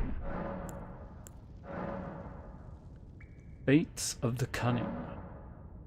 An ordinary Tarnished Marksman using ranged weapons, throwing items to defeat foes, increased maximum stamina, slightly increased bow, crossbow, and attack power, slightly increases the duration of buff. So, Ranger, Rogue, kind of that sort of thing. Literally assassin, ranger, apothecary, heretic, and then a bunch of secret stuff. I mean, for now, yeah, we just do the warrior class.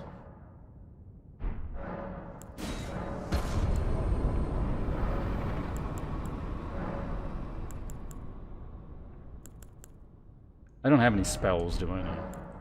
I don't think the what's it class would even give me spells if I had to guess.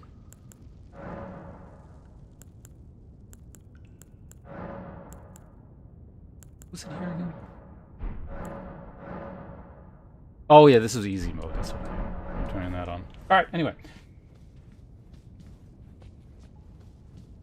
I've been sitting here so long for which direction we're going. Is this the thing? What is this? Yeah, that's that fortune shit. Did it actually give me anything?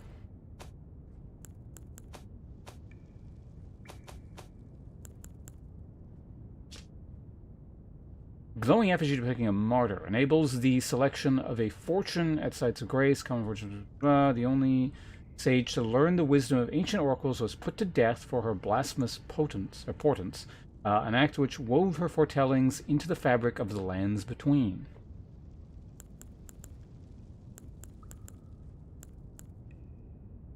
Interesting. So I guess we're going... Is it this way? No, this is where I just went. So I got the secret there. I'm the greatest Souls player to have ever existed. I was able to spot that on the card. Let's head over here.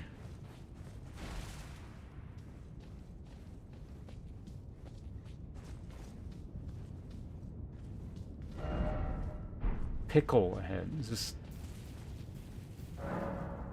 Question make harder enemies to discover you, blah, blah, because this is a standard tutorial.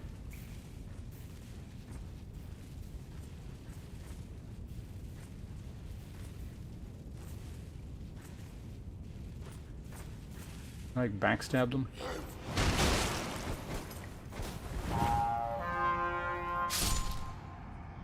What?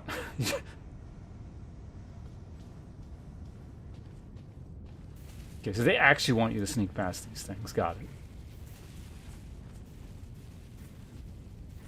I don't think it was that strict in the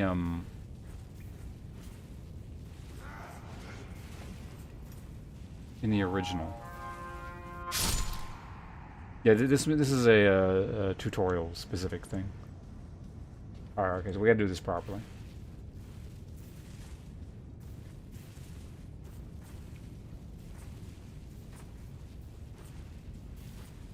Is that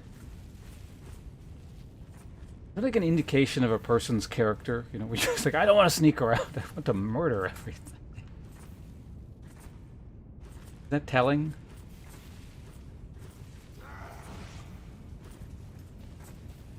What? How do you see me? What the fuck?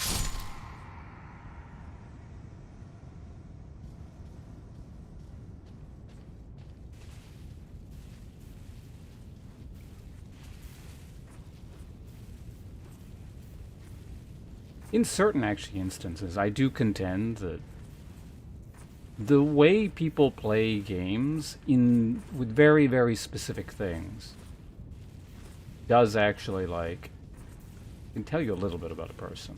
You don't want to read into it too far, but certainly limits. But I think there are a few basic things you can potentially glean from stuff like that. At the moment you guard with your weapon or shield, you briefly enter the... Because they changed how this works a little. The whole, like, perfect stuff.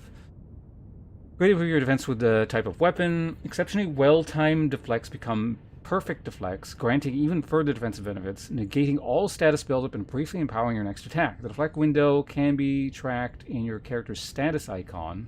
Successful deflects create a more impactful sparking effect and sound.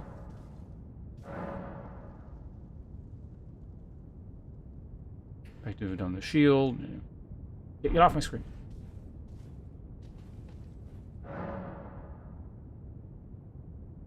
Guard counter makes it easy to break somebody's stance. I mean, yeah.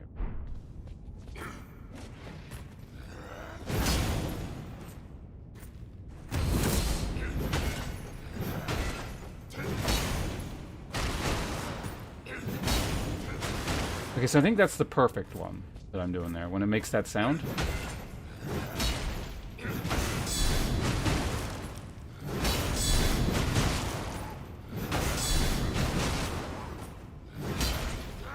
Interesting, this guy can't actually damage you, but you can like perfect block him. It's a neat way to set up the tutorial.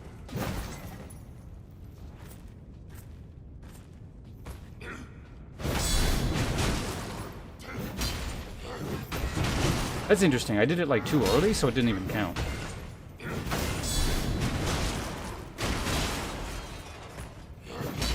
Man, you make you do this a lot.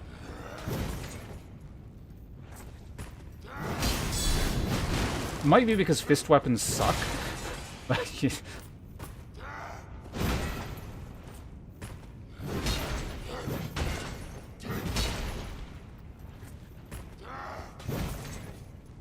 so weird, just the concept of like blocking in a Souls game. The last time I did that was Dark Souls 1.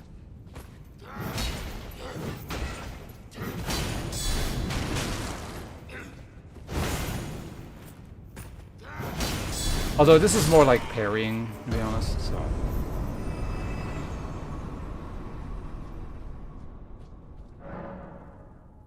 Gilded Cave of Knowledge, Deeper Mastery. The Gilded Cave of Knowledge lies conquered at your feet, but one last challenge awaits.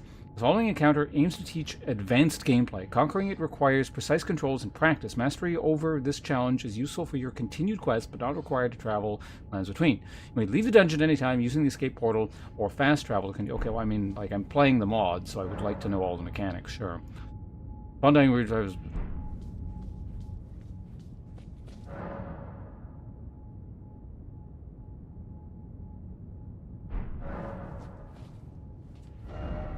Joy, oh joy. Well,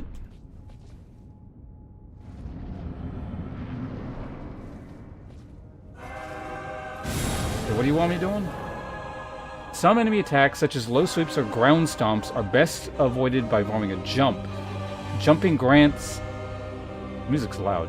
Full immunity to certain ground attacks and makes it for attacks. In real combat, jumping can be followed up by a light attack or heavy attack against maintaining aggression while avoiding damage. Got it. They're like all your attacks jumping things, or...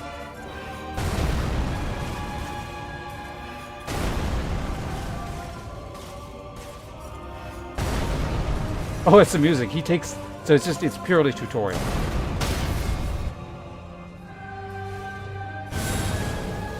Avoiding enemy attacks, ducking. Certain enemy attacks are raised high enough off the ground to allow ducking underneath them. Ducking fully replaces the backstep action, significantly lowering your stature on place. In real combat, ducking allows you to follow up with a highly nimble, light attack that propels you forward. Oh. Backstep is, spot dodging, I think, isn't it? Or do you press the dodge key and then just, like, on the... Yeah, there we go, okay.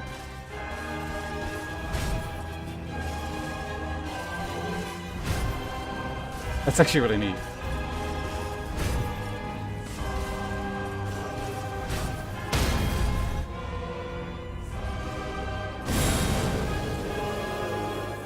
Some enemy attacks track your movement poorly, and the enemy may have trouble keeping up with your simple movement. In such situations, it's recommended to step aside or circle straight for the target to remain safe. This leaves you free to swiftly follow up. Then it's a swift step? Or you just want me to... Oh, as in... Okay, well, this is a basic... Yeah, this is a basic Elden Ring concept.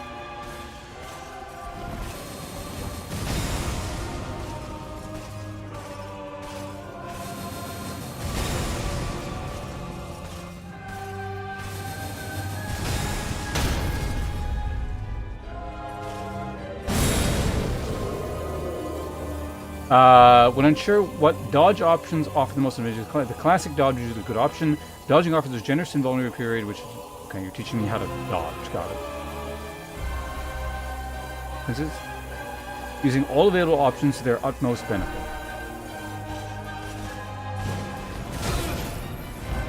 Okay. What? Oh yeah, negative edge, right.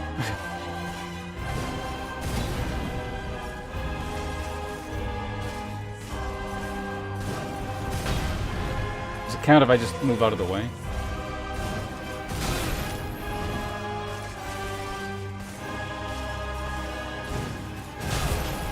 Fucking man. Okay, we'll talk about it in just a minute.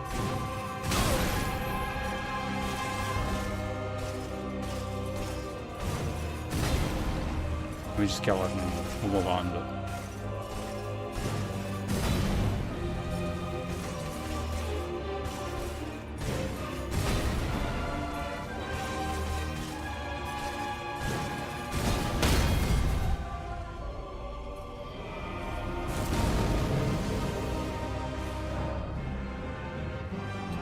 But last trial. Jump to avoid grounded attacks or low attacks. Duck to avoid sweep attacks. There goes slow attacks. Dodge, avoid avatar. Okay. Yeah, this feels very Sekiro-like, but... What was I gonna say? It's weird that every time I come back to like an actual Souls game, the negative edge thing feels so weird to me. Where you gotta like press the dodge, like you gotta let go of the dodge button to dodge, not press the dodge button to dodge. You'd think I'd be used to it after this much time, but like, I don't know, other games don't do that, and it just feels more natural to not do that. There is an option to turn that off in this. So when a press equals a dodge, but it fucks up the rest of the controls because of how Elden Ring works, so I'm just leaving it as is, and I'll deal with the negative edge, even though it's going to kill me a million times.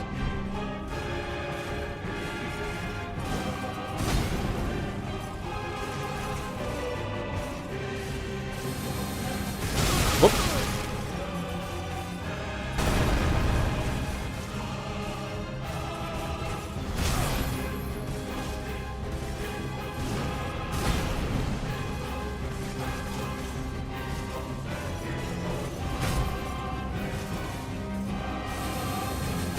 Oh, shit.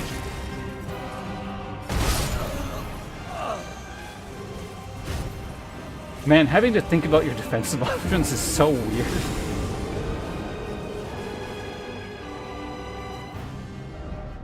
If you just, like, run away from him, like, you could probably cheese the shit out of this, but, like, that's not the... This is a tutorial, right? It's not what we're trying to do. Better not make me do the whole fucking thing again. I'd imagine they start you right from Alaska. Again, it's tutorials. Yeah, there we go. Did I even have any souls? No.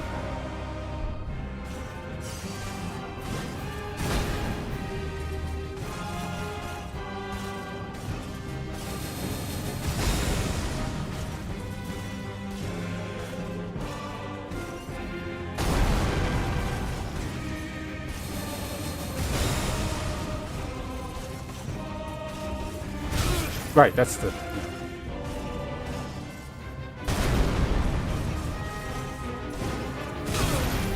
What? Fucking negative edge.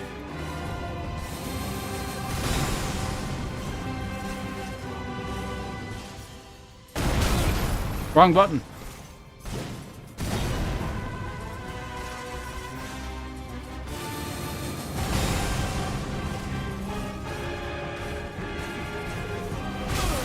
Man, the duck one is just so unnatural.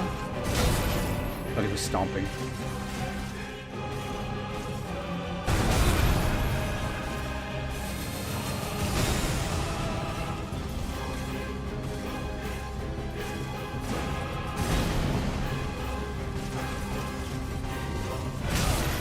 Ah, I didn't time it.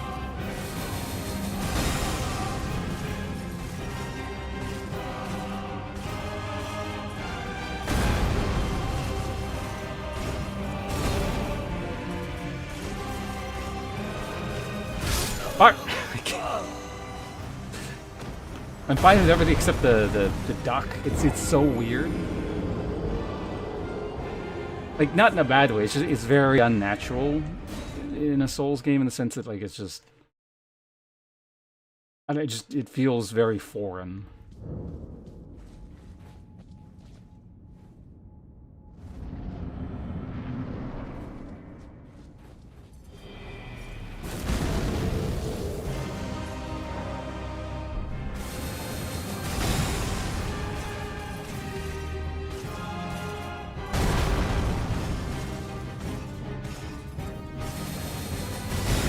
Probably should stop moving around. You know, let's go over here. I don't want to get stuck on a wall.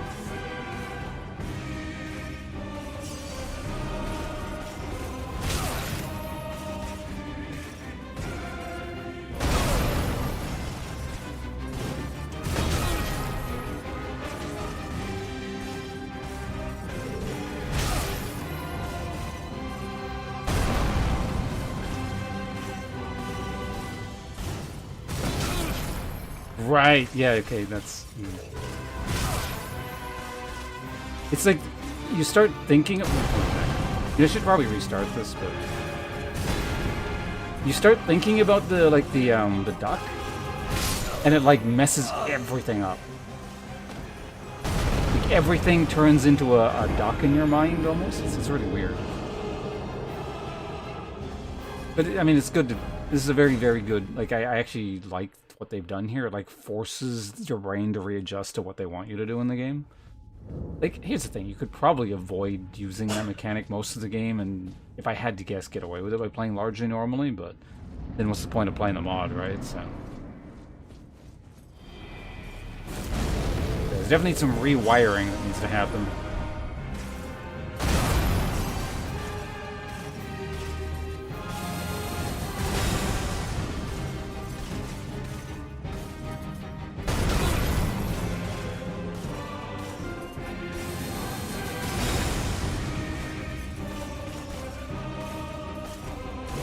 Oh, shit, I thought that was a stomp.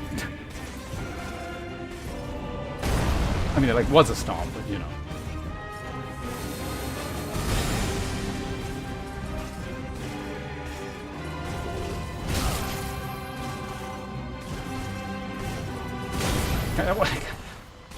Okay, that's, I think the one thing I don't like is that they, there's two stomp animations when they're trying to teach you a mechanic.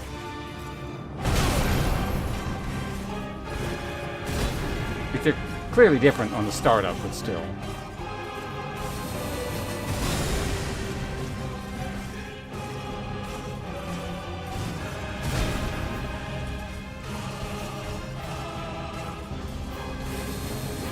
Ah!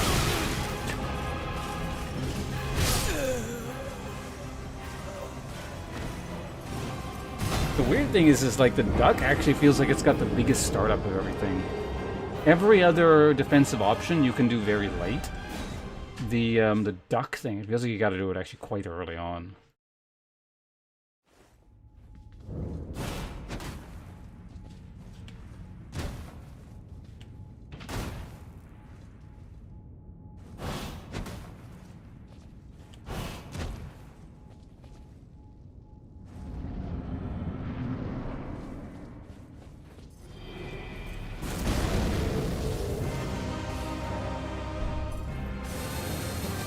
Ah!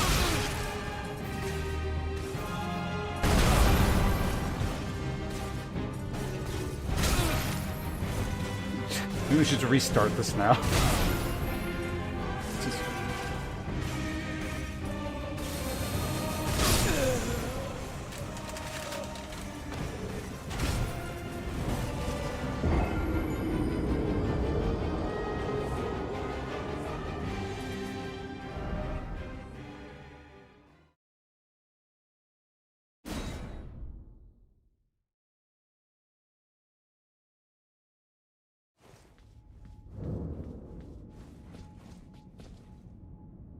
It almost feels like one of those, the more Souls games you've played, the worse it is. Like, functionally, probably not. You would have a much tougher time if you've never played a Souls game before, but it almost feels that way, you know? Because you're just trying to undo so much just ingrained, essentially muscle memory.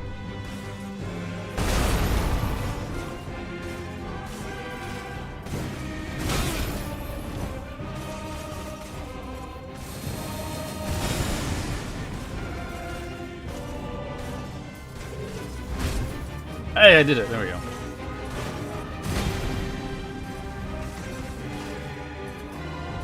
Ah!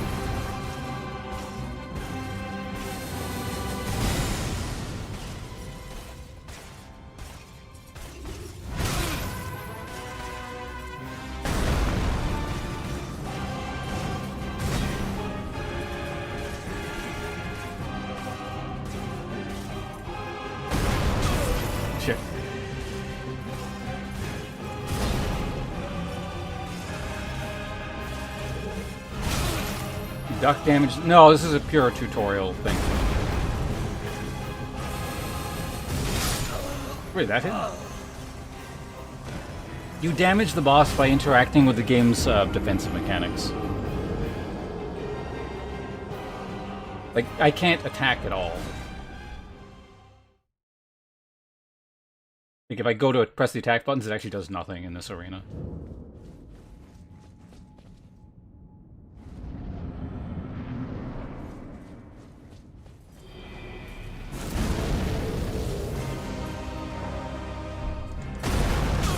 What?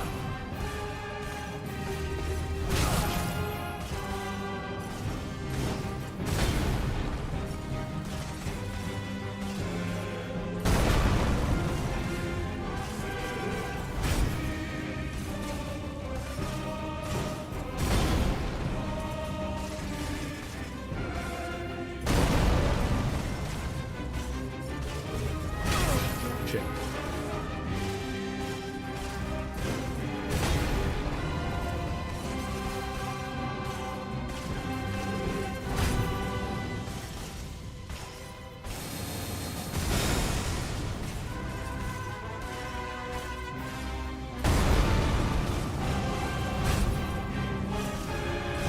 Ah!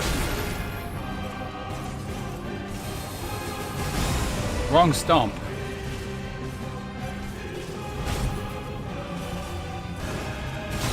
Shit.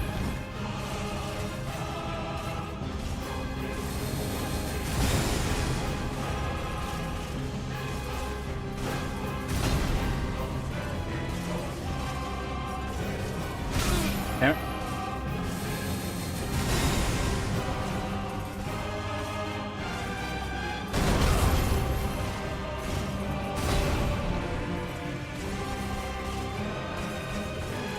I pressed the wrong button. Like, I knew what it was, and I might actually... That was a mechanical error, not a judgment error. Anyway, I'm getting the hang of it. Getting a bit better. Still feels pretty fucking weird, but...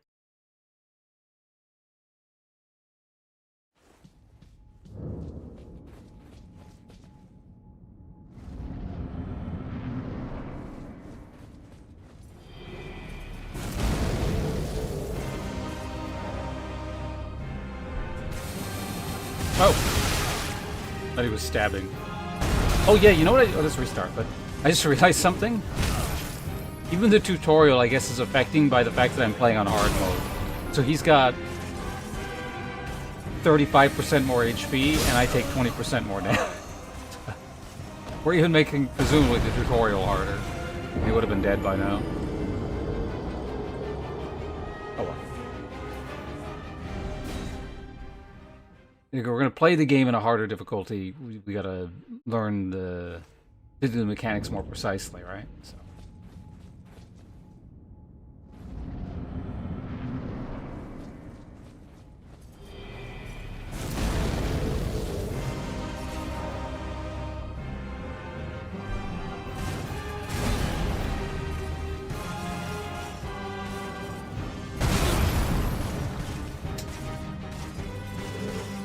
Right, that's not a... no.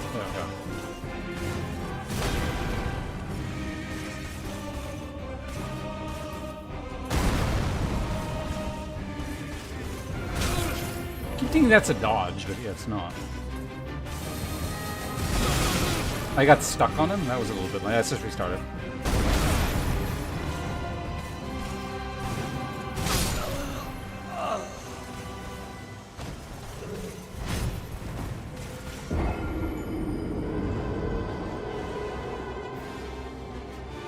I do find this interesting though, because it what it's forcing you to do is you're looking at the startup animation to tell what the person. It's almost like you're it's not you're anticipating what the opponent's doing, but like you're pre-reading the movement before the movement is committed to. Let's say it's kind of like a thing in fighting game, but also actually martial arts. It's kind of funny because I was actually watching a thing recently talking about this guy who went to this is the YouTube guy. He does a bunch of things, but he went to like a was it a Silat seminar? where the guy was basically talking about reading the shoulders to anticipate knife attacks. I'm not going to get into the details, but that really reminded me of... like, it all seemed very familiar, because that's sort of what you do in Kindle. Like, when you get very much used to it, because... Are we in an ad break? Hold on, well... I need to take a drink anyway. Hold on a second.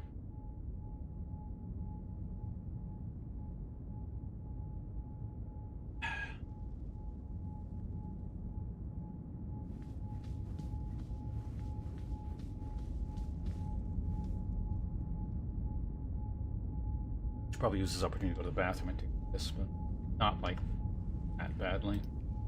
We'll do it after the boss.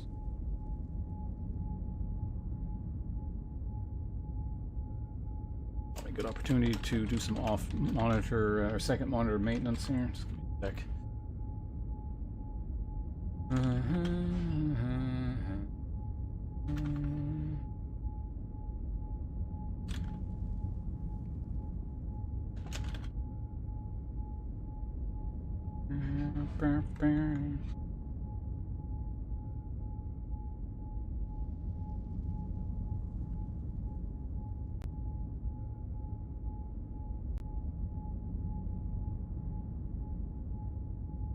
I think the ads should be more or less done.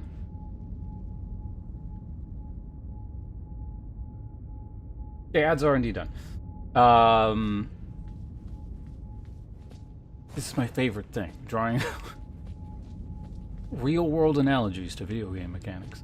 But I remember, like, when I used to do Kendo a lot, like, the movements, at a certain point, like, when you're, you know, facing opponents of a certain level of experience, the movements are, like, so fast, you can't, like, really react to them in a normal sense.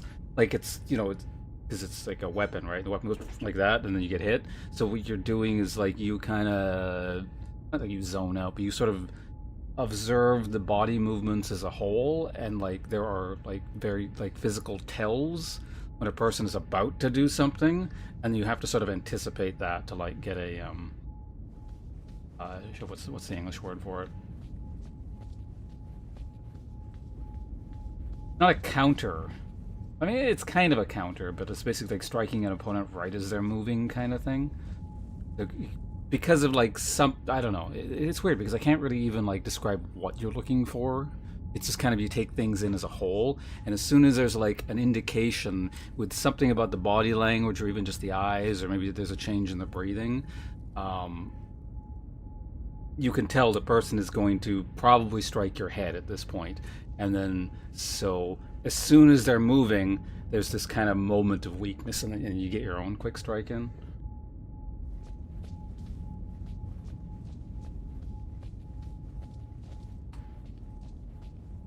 I'm trying to hit a baseball at high speed. I could see that. Yeah, that makes sense. It's probably like, yeah, it's like a sports analogy, kind of.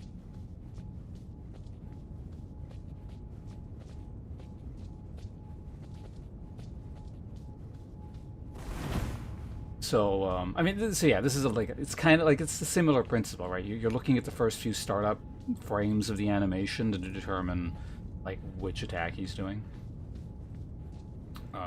And the issue is, like, when some of them look the same. Related again. I actually have a very big issue with animation. Like, I've noticed this is a continuous problem with me, in, like, all games. And I don't think I'm reading into this too much. I think it actually is because, like, sort of my Kindle background, and I'm looking at, in gaming terms, the startup animations. If there's a game where the startup animation doesn't match, in a logical sense, what the follow-up attack is, I tend to have issues with those types of attacks specifically, like, consistently through most games, like, if such a thing exists. Not even on, like, a feint sense, right? Because that's different. Like, like, a feint will follow, like, a sort of logical thing that you can kind of trace and adjust to. But in games, particularly where they make you all commit to an action, commit hard to an action immediately, and, like, let's say the animation starts as something that's going low, but then, like, warps up high, and then, like, it's kind of disjointed and doesn't, like, make sense in a physical sense in terms of how, like, something would attack. That really throws me off. I remember specifically there's one animation, because this was like my main game for a while, Soul Calibur 6. Siegfried has this weird attack where he like starts low, but then the thing just, his sword does something weird, and it's visually attacking you low, but ends up hitting you high, and I would consistently block incorrectly for that one. It was very annoying.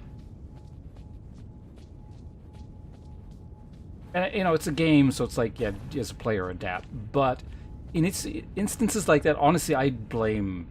Like, it shouldn't, right? Like, I blame the game for that. I feel like the animation should match with how the attack is going to, like, actually hit you.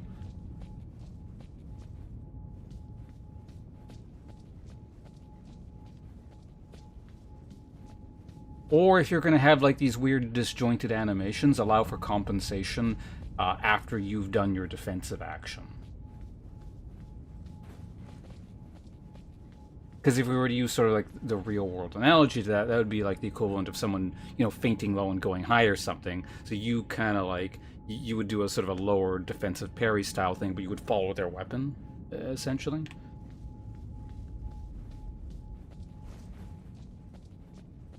Anyway, let's do this again.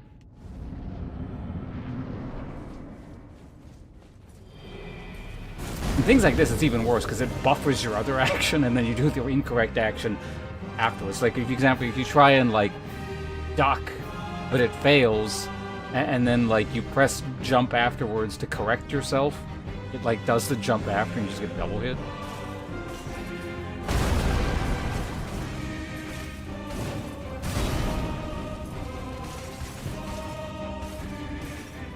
Oh, that's not it!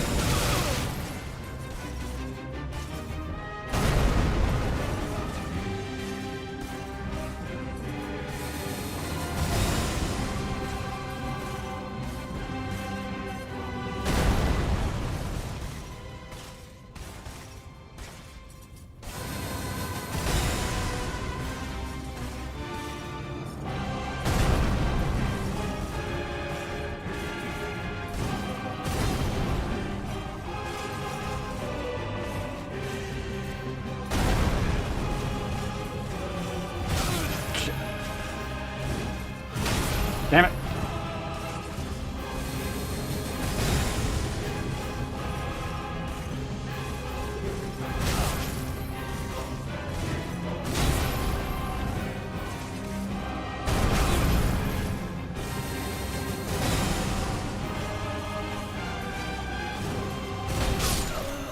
Okay, too early.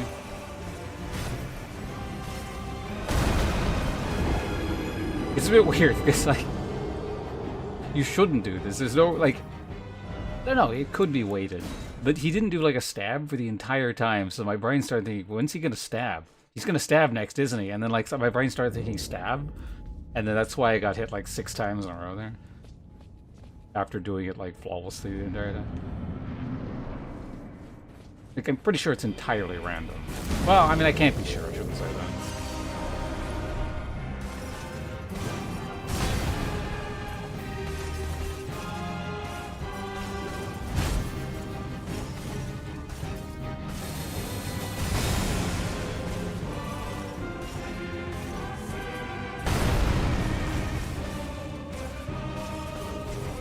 Shit!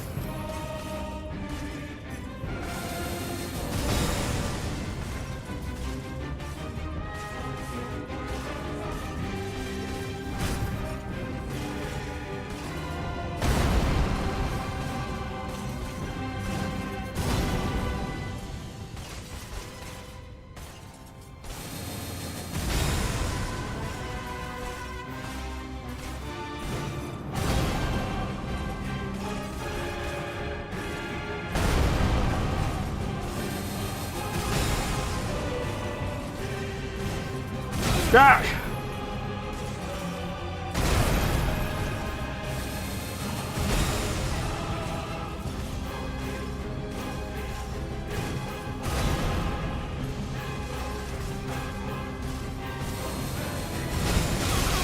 Shit.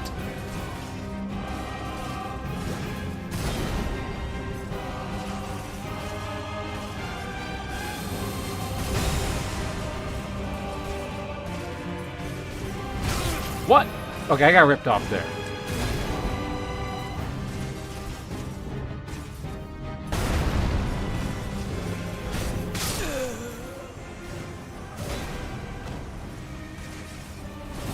One of the hits I disagree with, but I did my usual thing. Where we get like halfway through the fight, I'm doing fine, and then my brain wandered a bit and I started thinking about something else. I don't actually even remember what the hell I started thinking about, because then I got hit and like the thought flew away from my brain, but I really need to not do that.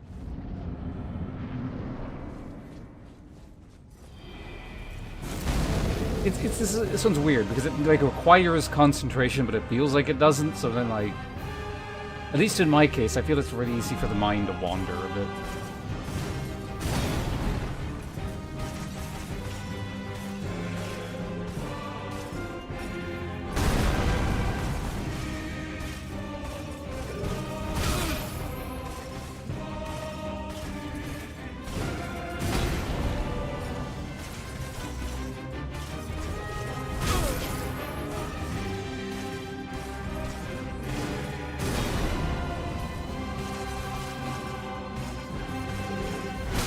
Ah, it's got the similar startup animation. That's why I keep trying to roll that.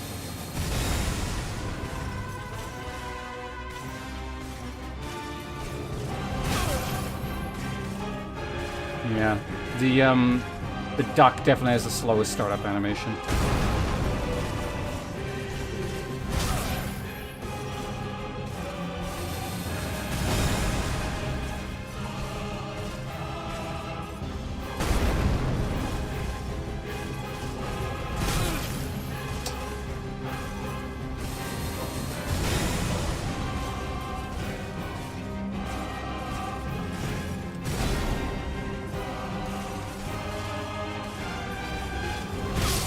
What?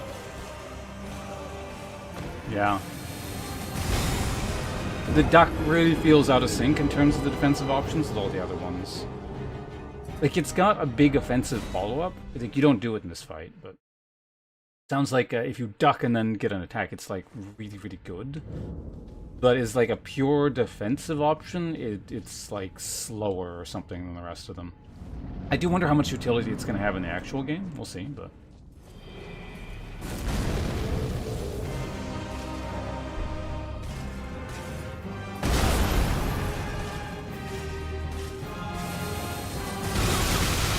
Well, that's one way to start the fight.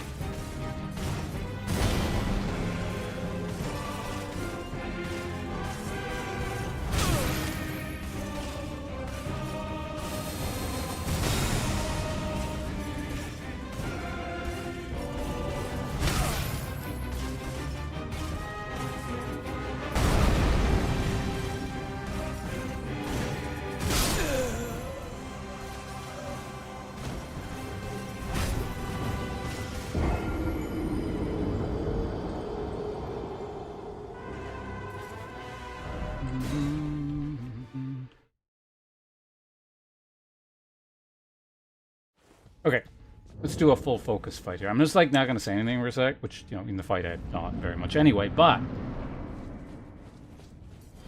see if I can maintain strong focus for the like 3 minutes or whatever it requires to actually do this.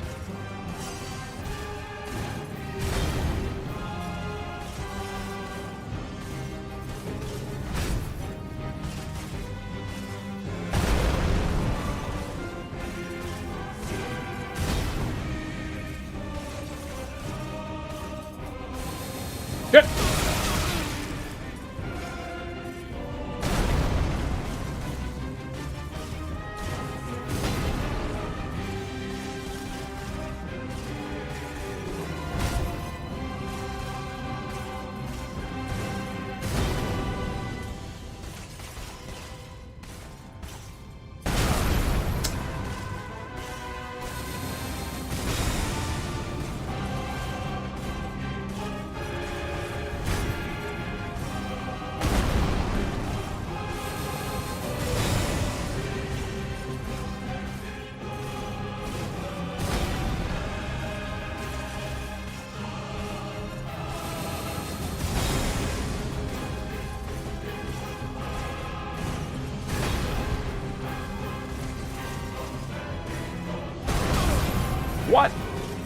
Okay, I disagree with that.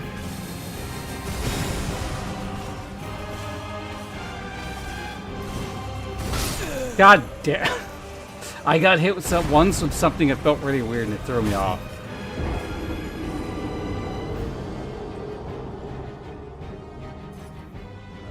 I wonder if that was like a terrain blip or something. That's why I'm trying to fight him towards the middle, but it slowly kind of keeps you pushing out towards the side because you gotta dodge periodically.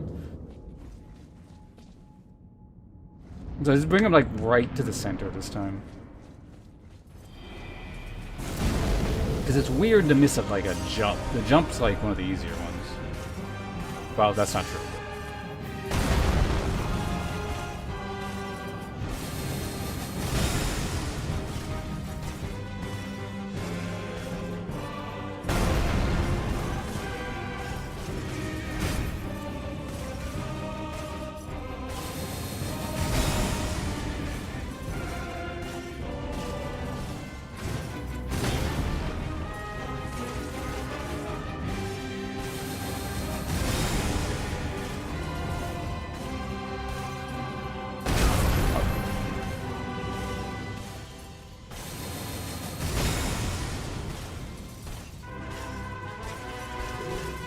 Wrong button. Ugh.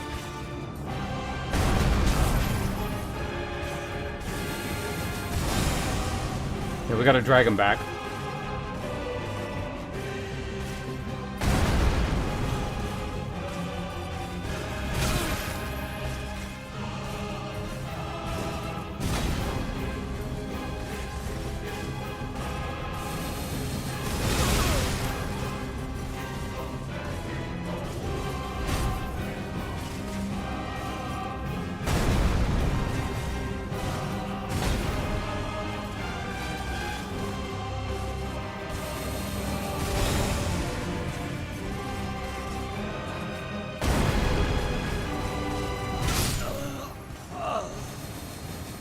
I think what happened there is I moved to the side, so it didn't trigger the thing. It might have been that. Actually, the foot stomp, I was saying it's not actually the thing that makes the foot stomp a little bit hard is because my character is in the way, so you don't actually see the startup animation. You kind of I have to judge it based on his knee coming up. Like, not the foot. So you have, like, sort of less time to react to it.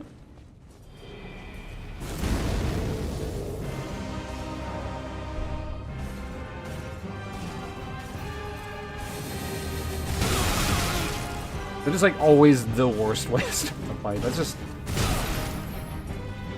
restart.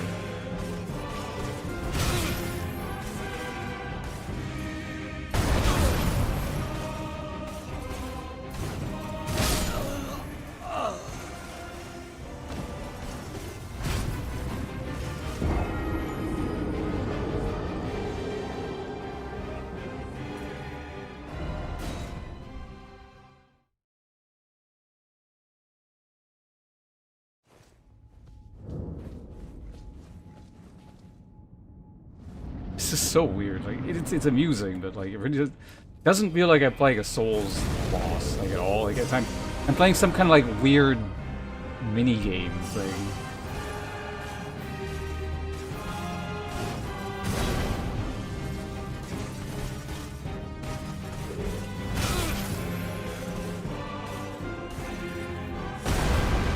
See what I mean with the stomp? Like it's really hard to see.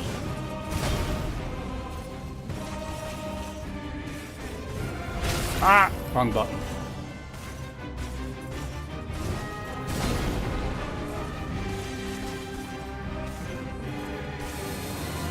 No!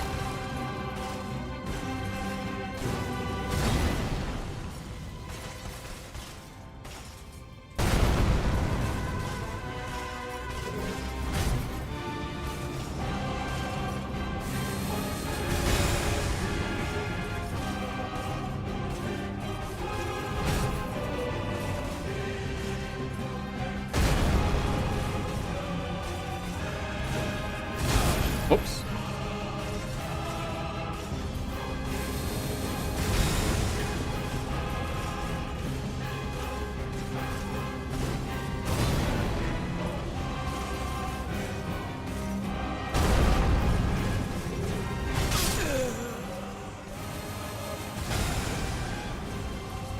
just standing there. So here's actually the other thing that kind of throws me off a bit, is it's actually... Obviously, this is, you know, your standard Elden Ring muscle memory, or Souls game muscle memory. The other thing that is specifically kind of messing me up periodically is, you know, I'll sort of just duck and then get hit by the slam sometimes. So the reason that happened is because it's actually like old, what's this fight called again? The Crucible. It's actual like old Crucible Knight muscle memory, like specifically. It's like, oh, he's doing his thing. I know you can just walk around it, and that's what they're telling you to do, but you can obviously just dodge it, right? So as soon as I see him do the spinning animation, my brain periodically reverts back to like original Elden Ring. It's like, okay, time to dodge to the side. But the thing is, or just like dodge, period. But if you don't press anything, you like in the base normal Elden Ring, you like you do backstep, right? You'll go back. But in this, it does this giant ass animation. You get stuck, and so that's why you get hit by the slam.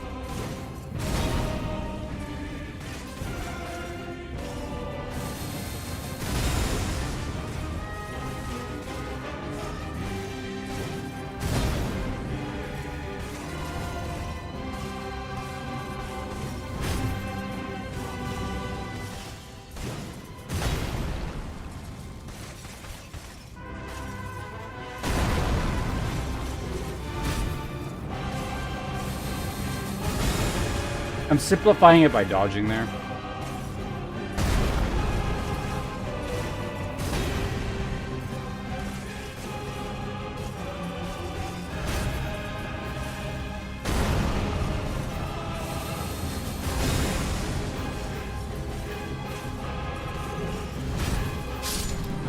On a duck too.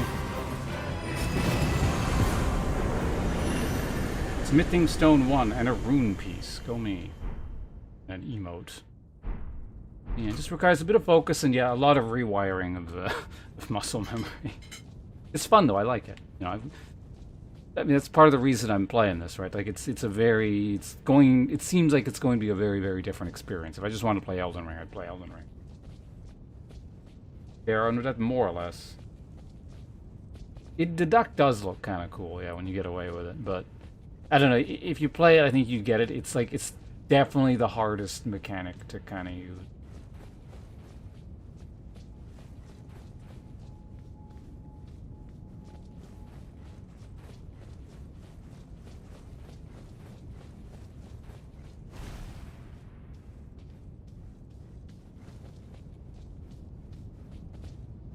Well, we're out.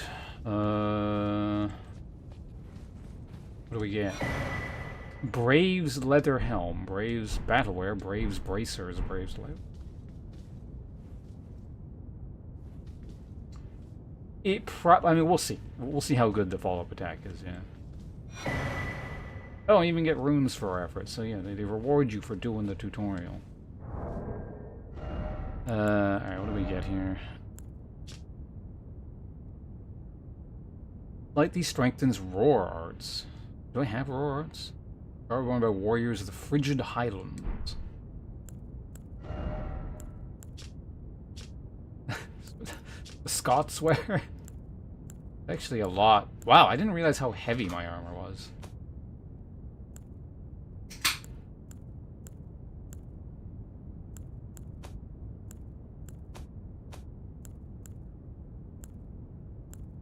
Balanced frame, nimble frame. So we can actually go like to light here. There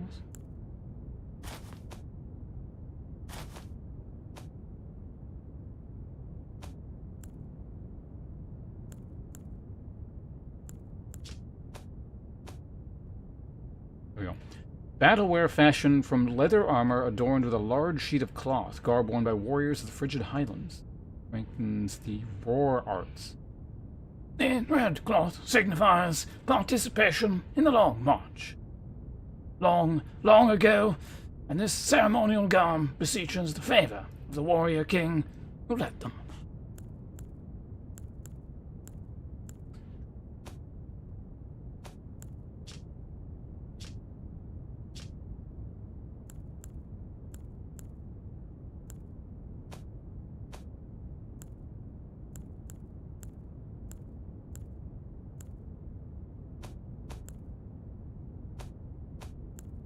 We're still nimble.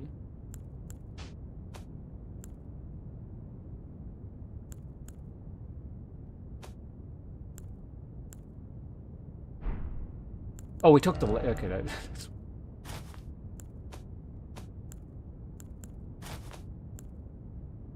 This goes up to balance. Although, allegedly, there's benefits to having heavier gear as well, I think? Or maybe it's like if you go to overloaded, it's like not all terrible or something.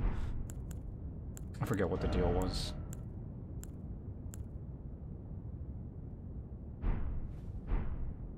Yeah, let's go with that. All right.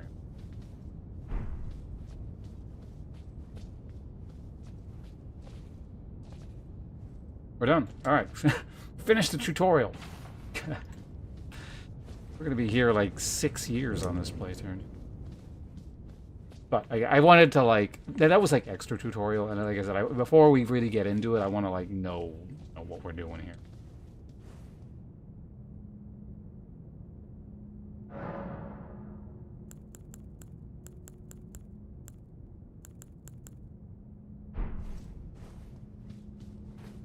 Oh yeah, you can't level, can you yet? Tarnished trophy. It's all like online shit, right? Yeah, you gotta go to the Who's It's thing and talk to What's-Her-Face. Secret passage. Surely a hidden passage. If I do like the, use the red attacks that'll let us through.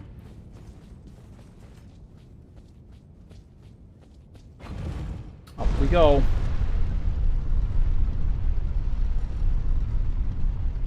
I don't think I want to, not this time around. On like the first playthrough on release, I killed the thing before moving on. I don't feel like doing that today. Assuming, yeah, it is still there. I have other things I want to see and explore in this mod, not get in, like... I mean, if I had another weapon, probably. I'm not fighting that thing right now. I hate fist weapons. So we gotta find another weapon first. Oh, yes. Tarnished, are we? Come to the lands between for the Elden Ring? Hmm? Of course you have. No shame in it. Unfortunately for you, however, you are maidenless.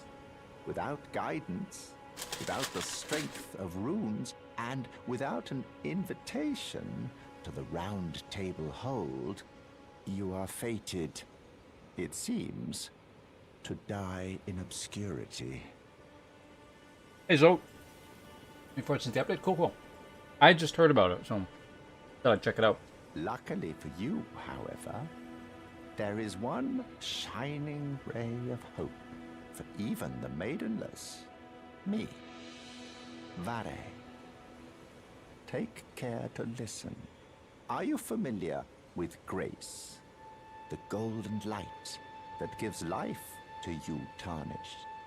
You may also behold its golden rays, pointing in a particular direction at times. That is the guidance of grace, a path that a tarnished must travel. Indeed. Grace's guidance holds the answers. It will lead you tarnished to the path you are meant to follow, even if it leads you to your grave. I think in my first playthrough, I didn't even notice this guy was here. I feel like I just, like, walked past him. Grace's guidance will reveal the path to Castle, the home of the decrepit demigod. Are we still talking new shit? Godric. Godric, yeah. Change content during the boss placement. I'm not sure. I think it's primarily the latter, but also does some of the former.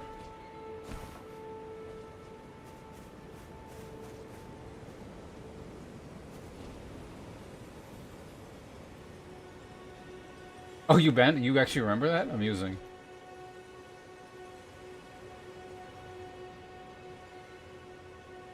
As an explorer, yeah, that's kind of my understanding. I'm kind of interested to see like how much they've changed in terms of like, well, aside from the mechanics that I've encountered, but.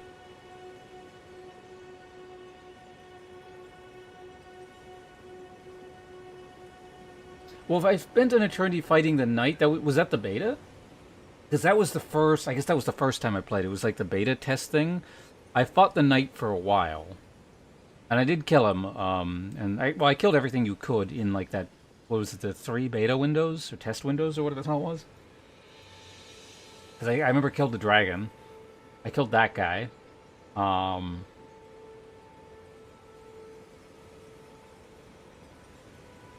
in my actual playthrough, my actual like first launch playthrough,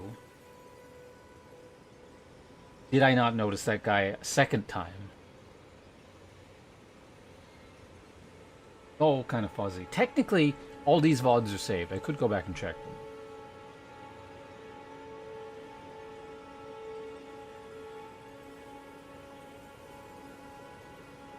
them. Did they not before?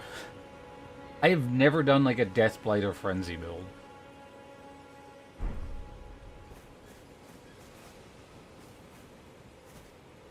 Interesting. Yeah, I never even bothered looking into that. I was like, weird status effects, I don't care. Just let me hit things.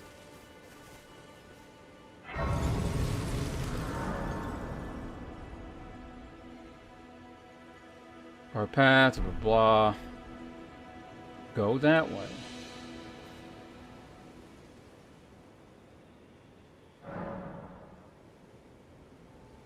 Yeah, but I have them all saved on YouTube.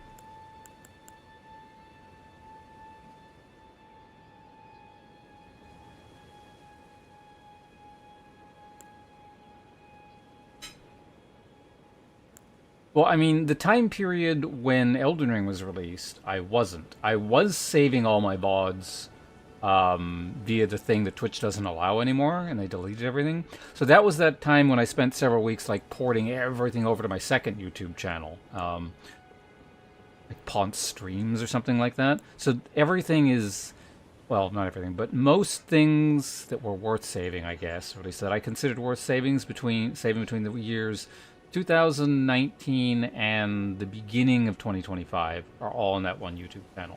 Everything more recently is dual streamed, or everything in 2025 going forward is being dual streamed to Twitch and my actual YouTube channel.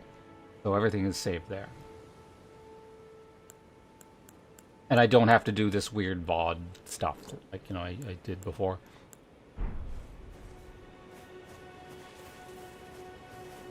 Anyway, let's go.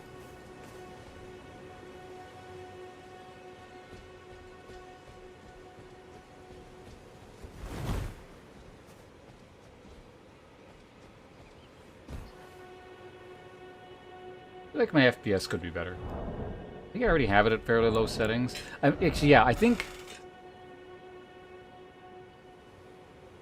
because of very specific encounters, which we won't talk about right now, in Shadow of the Erdtree. Welcome to the sponsors. Hey, so congratulations. You are a recipient of Lightfellow's generosity. Congratulations. Some of you, Lightfellow, someone else, anyone, everyone is entitled to an exclamation point resub gimmick if you feel like it. Beyond that, thanks for hanging out. Appreciate it.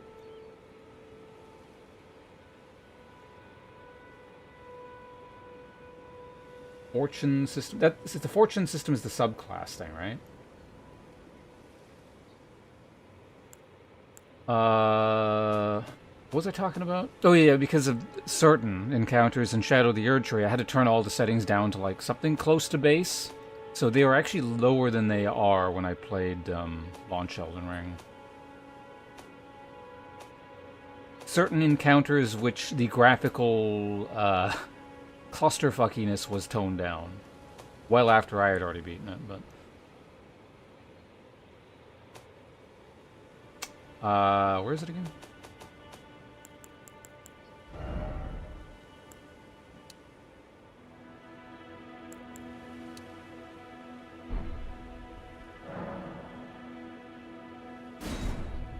I just, like, I can turn stuff back up. I just want to see what it... Because I want, like, smooth FPS.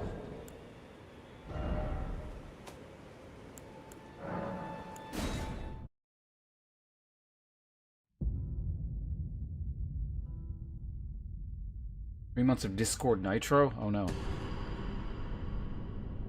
Yeah, there's something like that going on, yeah. I don't know what the deal is, but I read something. See, this is the kind of thing that Twitch wants its streamers to, like, pour out, I imagine. It's like, oh my god, this is such a hype deal courtesy of Twitch collaborating with everyone's favorite third-party voice program, Discord. If you send out a gift subscription right now, you can get 3 months of Discord, you know, whatever the hell the deal is.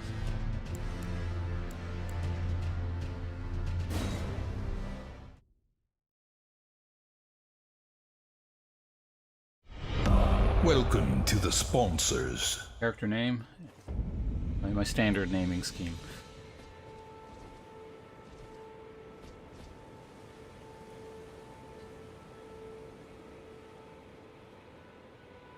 That flickering looks really bad.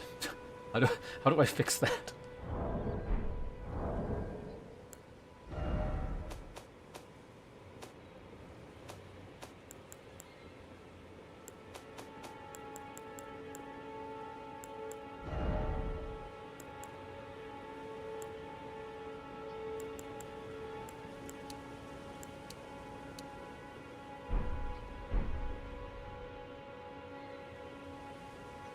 Not that.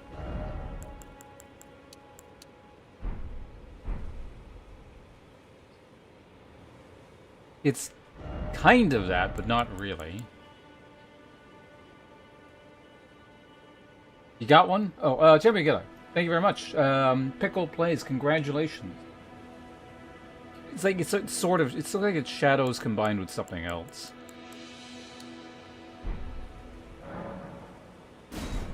Ugh. I don't know, does anyone know what's going to fix the flickering? But anyway, yes, thank you very much. There we go, appreciate it. So you did get the Nitro thing?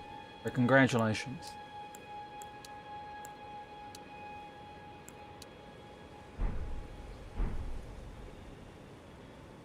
It ain't shaders. I don't think it is.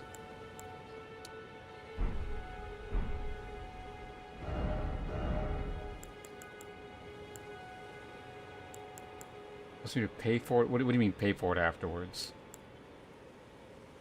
Like, put in your credit card information so it like enables the free thing?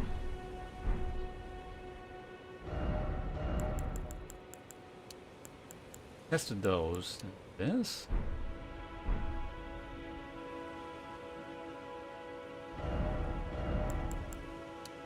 Maybe it's texture quality. Hold on.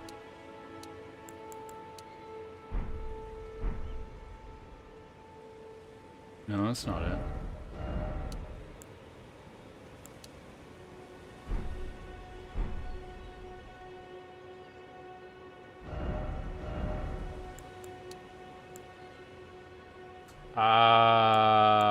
Was it? I mean, this was on earlier, but the flickering was... like, it's kind of still there.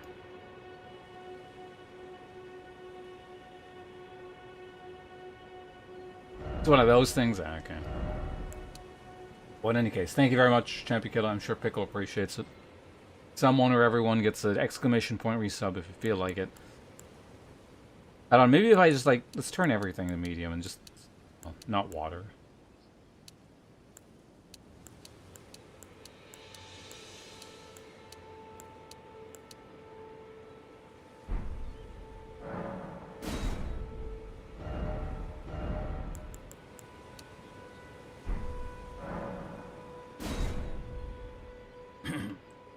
Okay, some combination thereof seems to have largely fixed the issue.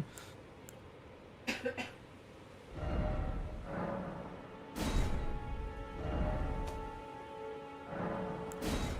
quickly restart it.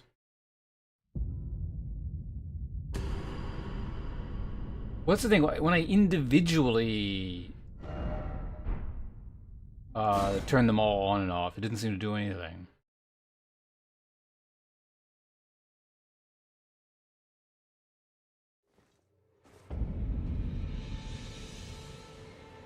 You know the stupid thing is I'm getting higher FPS with these higher settings. What the fuck? Not the first time I've experienced something like that, but... Number 43? Okay, let me get... Alright, we'll do this before we get mired in gameplay. Number 43. Hey, I opened exactly to page 43. I'm getting good at this. Page 23 in Ian Buxton's 101 Whiskeys Try Before You Die is Glengoyne, which I've never had before. I'm not familiar with this one. Like, I've never even heard of this one. Well, I mean, I've probably heard of it, but I don't know anything about it. The color is glorious old gold. The judicious use of 100% sherry oak gives richness and depth. The nose is sweet and honeyed, sherry, ripe apples, and maybe baked apple pie. The taste is toffee, vanilla, and rich sherry notes initially, giving way to some spice and very pleasant warming glow. Stewed pears and custard have been reported. The finish is quite extended, smooth and warming, with gentle spice hints as it fades. To the Glengoyne 21-year-old. I have a great fondness of Glengoyne for no better reason than it was the first distillery I ever visited. It was on my honeymoon, as it happened, which should have alarmed my wife, though whiskey didn't start to play a big part in my life until some years later. He does mention it from time to time, however. That's the first paragraph. You've had Glengoyne twice? Okay, yeah, I've never had anything from that distillery. Hold on, let's look at the description again. Was it 43? Tasting notes were toffee, vanilla, and rich sherry notes initially. Spice and very pleasant warming glow. Stewed pears and custard have been reported. Sounds interesting. I have a sort of a mixed... I don't know. Mixed experience with sherry cask whiskeys. But it's weird. I've had ones that I really like, and I've had other ones where it's like the sherry cask is a bit... It's too pronounced in its sort of fruitiness, and I don't end up liking it very much.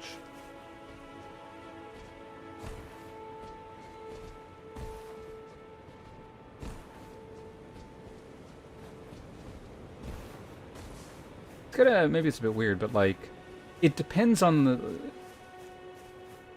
When a lot of spirits, or not spirits, but I guess when alcohols become too fruit-forward that are not necessarily... Okay, let me put it this way.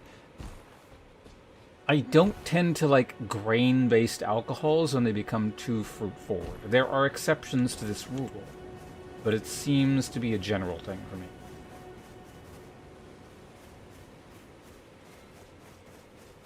Maybe you wouldn't. Well, again, like, so when me and Blind, was it the last time we were hanging out? Maybe it was the last time. He brought two, it was his house. He had two different sherry cask, whiskeys. One I liked, the other I did, well, no, that's not. He had like 3, I think. Basically, the gist of it was, one of the sherry cask whiskeys he had I actually liked quite a bit. The other one's not so much. And I don't remember what the difference was in terms of what we concluded, but... number 69, alright. Funny number whiskey. What do we got here?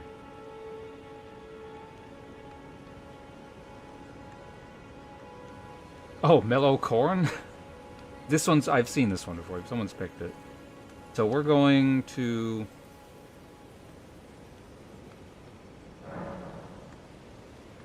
Returning to type. What? Alright, we'll fix that in a second. So I think we're on the 3rd paragraph at this point. Well, we can reread the notes. So, meadow corn. The color is pale gold, the nose waxy, it should be, with lighter floral notes and vanilla. Taste surprisingly complex, with mouth-coating oiliness, some fruit and toffee. Finish quite lively, the fruit, wood and caramel notes hang on in there. So, first 2 paragraphs we've already read because someone else has picked this. Starting in the middle. The production of moonshine still thrives, or so one would deduce from the number of homemade stills and associated equipment to be seen on various internet auction sites. But for a long time, the only mainstream legal producer keeping the tradition alive was Heaven Hill, and good on them, I say. Some smaller craft producers have now joined in the fun. Wait, I've read this, so we're doing the second to last paragraph. You get a free one. Heaven Hill actually makes a range, including Dixie Dew and JW Corn, which seems to be the upmarket one. Georgia Moon comes in the kind of jar your granny used to make jam or preserves, and is even cheaper and rawer than mellow corn. The label on this boasts that it's aged less than 30 days, which is at least honest. You know, fuck it, we'll read the last paragraph. We're almost there. Unless you want to save a couple of pounds, mellow corn is the one to try. It benefits from 2 years of aging and comes at a useful 50% ABV. Definitely one to serve blind to the whiskey snob in your life. Happily, you won't go blind drinking it. There you go. I have never had mellow corn. What's going on? The server's down? We can just play an offline mode. It doesn't matter.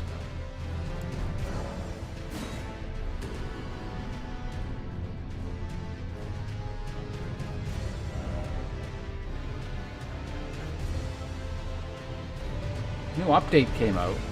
Oh god. Wait, what did it say?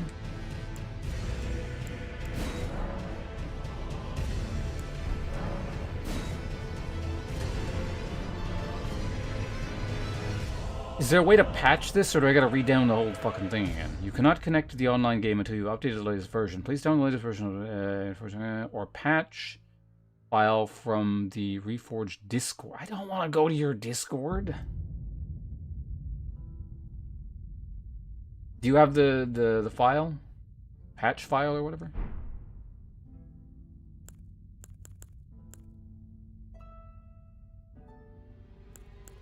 I just downloaded this like last night and there was a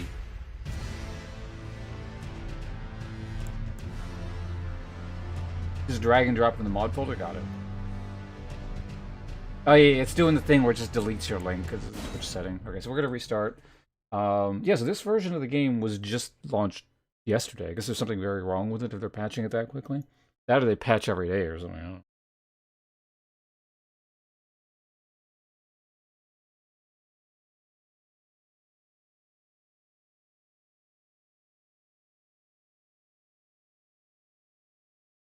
Thank you. Oh, this is coming directly from you, I take it. Okay.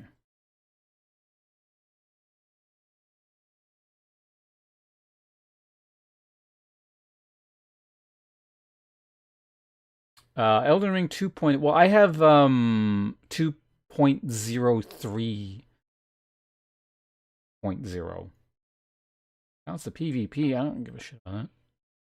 Is this still fine?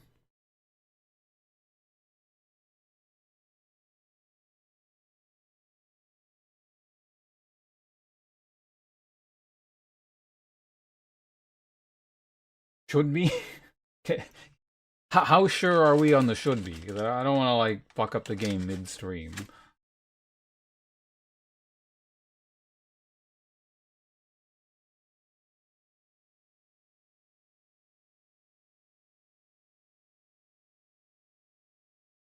Oh, I didn't see that. Yeah, no, thanks for pointing that out.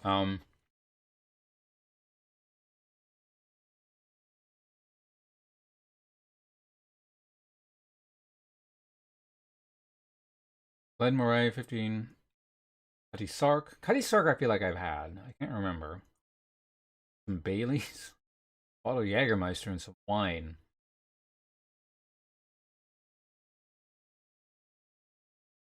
Are you going to drink that all at once? Seems like a fun combination, though. What kind is it? Is it Georgian wine? Okay. So I'm going to download. So what do you do with this? It's a zip file. You said you just... Do I gotta extract it into the folder, or,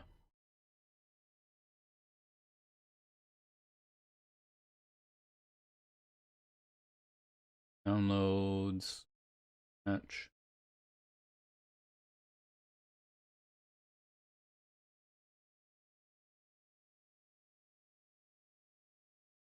Okay, and then it'll all just go into the right. Okay.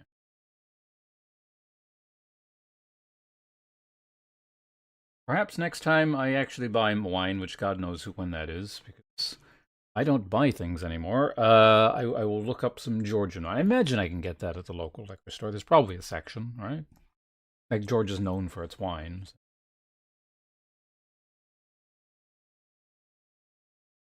Not much of a wine person, but I don't dislike wine. Okay. Go ahead and that.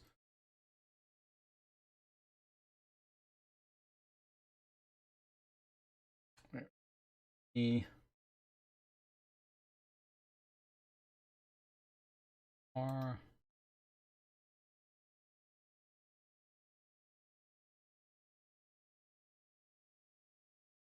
Like to replace the existing file. Yes to all. Alright. Let's see if Zote broke the mod, or broke the game and has ruined today's stream.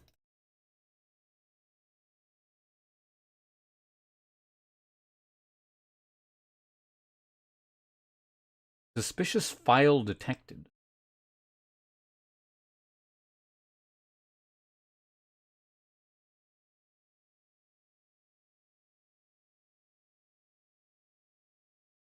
This file looks safe. I know. It's a mod, you fucking antivirus.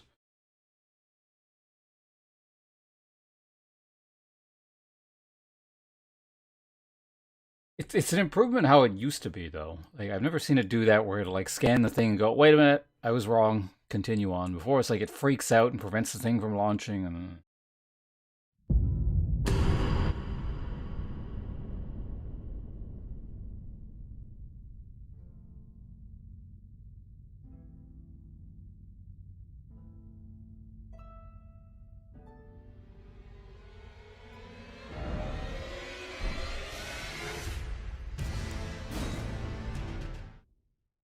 Alright, well, let's continue. It's a interesting pause.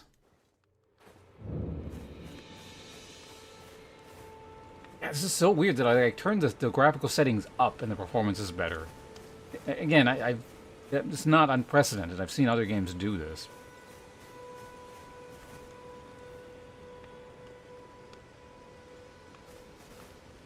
Manual in quarantine. That sounds familiar, yeah. Pick up the item. Smithing stone. I think I got 2 of those now. What do we have here? Oracle's Remedy. That is new, I believe. Use with the Oracle effigy to divine common fortune.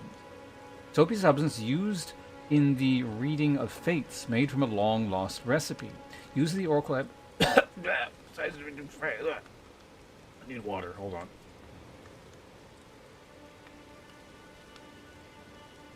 I feel like I spent a while with, the original Elden Ring launch, kind of messing with settings to get something that worked properly, but I don't remember what the issue was. The foretellings of ancient oracles bore entire civilizations into being. One sage's words would come to shake the foundations of the greatest order and spell her doom.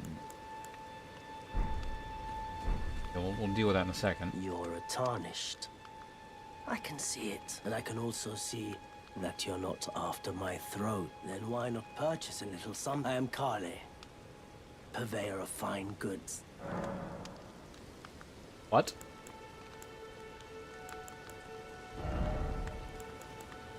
Yeah, we can actually buy smithing stones from him. Interesting. Wet blade fragment. Use the smithing table to unlock a single weapon's affinity without requiring a wet blade. Oh, it's a one-time use whetstone. That's actually kind of neat.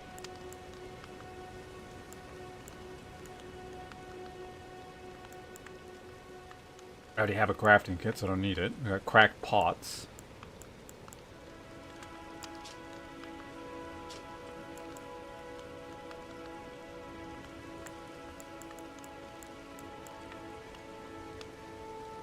Is the game out crazy worse to a point of being unplayable? Oh, like the performance? Yeah, there were parts definitely in the DLC that did not work so well. It made it quite frustrating, but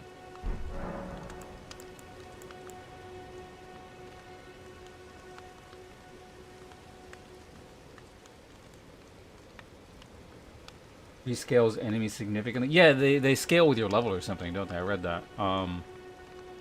So I'm not going to go into details because there may be people, certainly who were here earlier, who have not played the Shadow of the Erd Tree.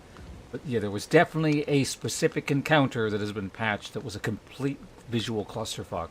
That, like, it would lag the game and... Well, actually there was two, but one of them was patched. The other one I don't think was. And made it very unpleasant. Right on a 3090? Really? What is pledged supplies? No nomadic merchants have pledged supplies to Kale. Oh! Oh, well, they're going to explain it now. Nomadic merchants are a secretive people defined by their strong bonds. Their awareness of their brethren sometimes borders on the unnatural. Buying out a nomadic merchant's entire shop inventory allows you to gain their supply pledge, which permanently expands Merchant Kale's inventory. Merchants who have pledged to supply Kale allow him to offer their unlimited wares at a discount in a central look. That's cool. I am of a nomadic people, selling wares as I travel. The land has been tainted by madness since the shattering of the Elden Ring. It's only tarnished, like yourself, who keep things from drying up entirely. Let's say you're a very welcome customer. Okay, cool. Goodbye for now. Bye. So let's try this thing that I got. Can I unlock that class I wanted to? Even though I don't actually have spells yet. Maybe we'll get them eventually.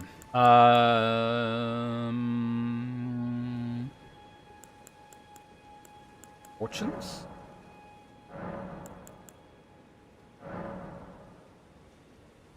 Oh, a wielder of magics and weapons who alternates between magical and physical combat. Unique mechanics, sword, and scroll. Oh. Greatly increases mind. Increases cast speed. Vastly decreases HP restoration from non-flask sources. Slightly increases status build-up taken. Okay. Oh, casting spells greatly increases melee attack power. Casting spells reduces the FP cost of skills. Landing melee attacks greatly increases spell cast power. Landing melee attacks slightly reduces FP cost of spells. These effects begin to expire upon landing a melee attack or casting a spell. Generator spells do not build or consume these effects. Decreases the attack power of unboosted attacks. Okay, so you actually have to interact with the system, or you're like suck. Well, I don't know. Maybe you don't suck, but it's like you take there's a detriment to it. Let's just see what the other options are. Maximum stamina increases poise, slightly increases target party. Greatly increases maximum equip load. Decreases. Slightly restores HP when dealing melee attack damage. This effect overheals at full HP. Oh. When taking damage, enormously increases HP restoration and increases damage negation for a brief time. This effect is enhanced at lower equip loads. Nullifies most counter damage received. Oh, so if you get hit while mid-animation. Decreases the counter damage of thrusting attacks. Oh, so if you thrust. Honestly, that just sounds really good. I'm not doing it, but... Slightly decreases stamina consumption of attacks.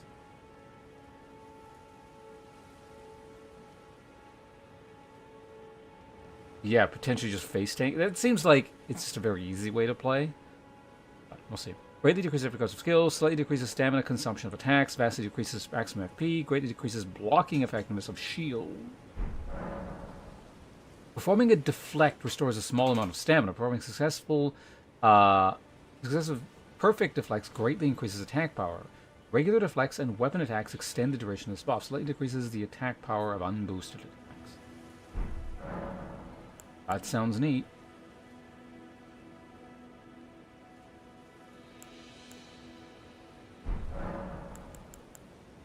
This is the shield guy. Shield of Faith increases maximum equipment load, increases elemental defense, slightly increases incantation attack power. Slightly increases poise, decreases arcane, slightly decreases stamina recovery. Increases guarding effectiveness when wielding a shield, blocking attacks and taking damage slightly restores FP. While under half health, slightly restores HP over time, increases the cast speed of spells, decreases the FP cost of incantations, decreases movement speed while in combat.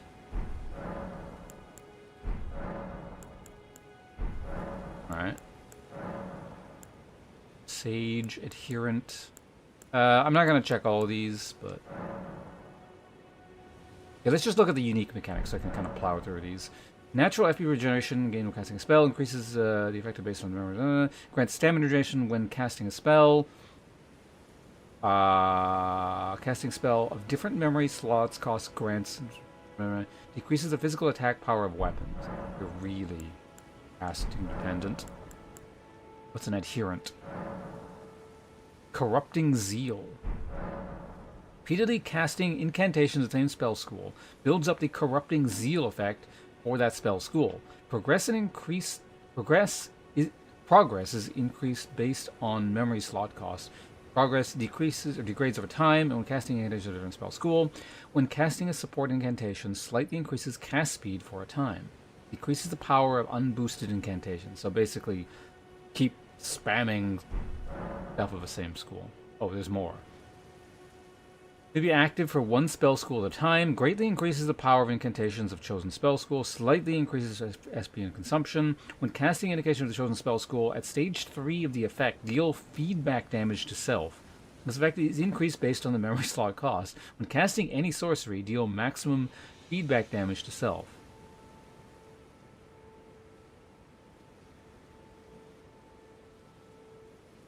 Okay, so they don't want you casting, like, spells. They want you casting incantations.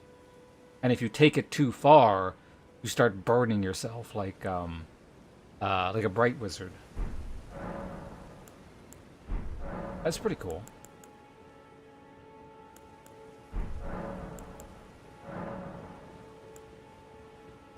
Sure, pass him.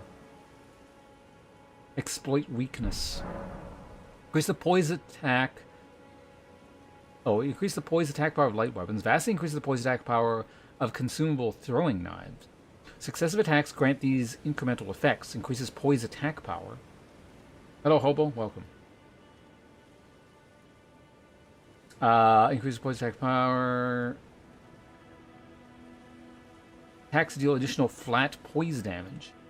When dealing a critical attack, vastly restores stamina. Slightly restores. Slightly decreases maximum HP and defense. Okay. Another Go Ham class, it seems like. Eagle Eye. Increased item discovery. Increases movement speed when wielding a bow. Landing attacks with weapons and bows. Greatly decreases the stamina consumption of attacks. Increases stronger attacks. Maintaining the stamina buff. Grants greatly increased projectile range and slightly increases projectile damage over time. Decreases poise attack power. Apothecary. Jar Wright's Collection. Increases projectile range when wielding crossbows. Landing attacks with weapons, crossbows, elemental stone items, and reusable tools builds a buff that vastly increases the damage of the next pot or aromatic used. This effect can be stored up to 3 times. Increase the FP cost of skills, sorceries, incantation. Wait. Why does it increase your arcane? Does arcane affect items?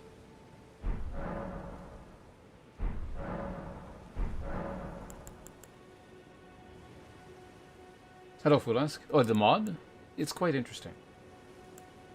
Oh, maybe that's why it's arcane? Oh, so they do scale. Okay, that's interesting. Odd scale up. Maybe I want to play an apothecary then. I was planning on going arcane anyway. I don't think I'm going to do it, but... Fortune of the Heretic. An acolyte of greater power seeking to weaken and afflict their foes. Unique mechanic. Vector of Infection. Increases arcane. slightly increases memory slots.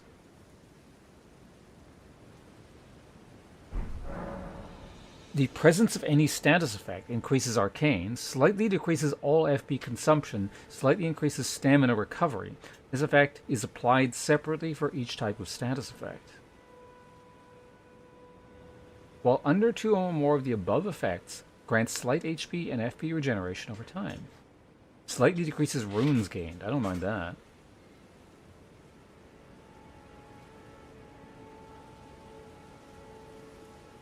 Yeah, I was thinking I'd go like a sort of an arcane melee style thing. And maybe like, because I mean in the base game that means you use like, I think gravity magic and dragon stuff, right? If I recall correctly. In this thing it seems like it's I don't know, it's interesting. I was thinking I'd go Spellblade, but there looks like there might be actually interesting, more roguish playstyles. Yeah. We'll go like a disable tank, like a tanky character that like applies a bunch of debuffs and stuff. Seems like actually kind of thing something I might enjoy. They're doing specifically. Oh, the poison. Yeah, I mean, I guess it depends on how much, but I imagine it does a good amount. See, I don't know what the hell I would unlock now. Heretic actually sounds quite amusing. And it would be like a playstyle. I mean, I don't know. I kind of want to weave spells into combat, but at the same time, I've never had like an item-heavy playstyle in anything I've done.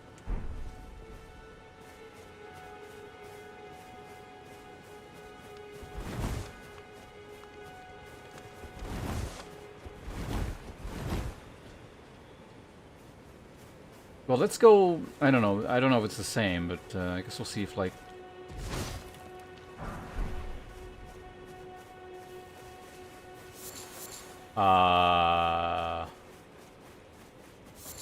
The leveling, it's... What the hell is her name? Whatever her name is. We'll see if you can get her at the same spot. I imagine you do.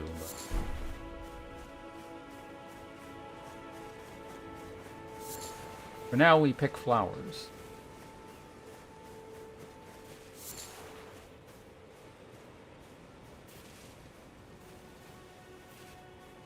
I'm going to stab you in the back, sir.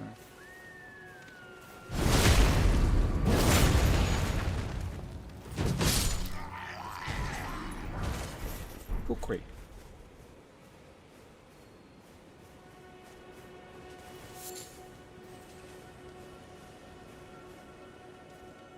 Oh, can I do this? Hold on, let's test something. It's not what I was trying to do. Okay, so yeah, you can just at any point do that attack. Timing is weird on this.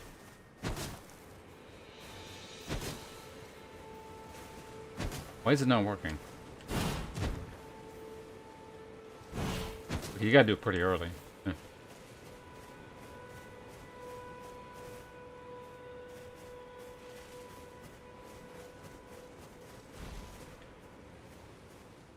Yeah, let's bypass this and go right there.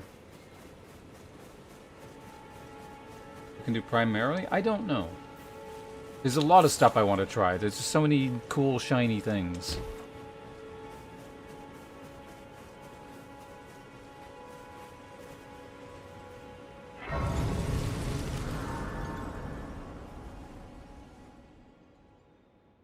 Alright. I do... Well, I mean, the first thing I need to do after this is I need to get a weapon that I don't hate, because I don't like fist weapons. I think you get a sword here, or maybe it was a fly. I don't know what it is, but we'll see if it's still here. Greetings, traveler from beyond the fog. I am Melina. Sounds about, yeah. Great sword flail. You know, we'll see. I don't know if it's the same in the mod, but we're about to find out.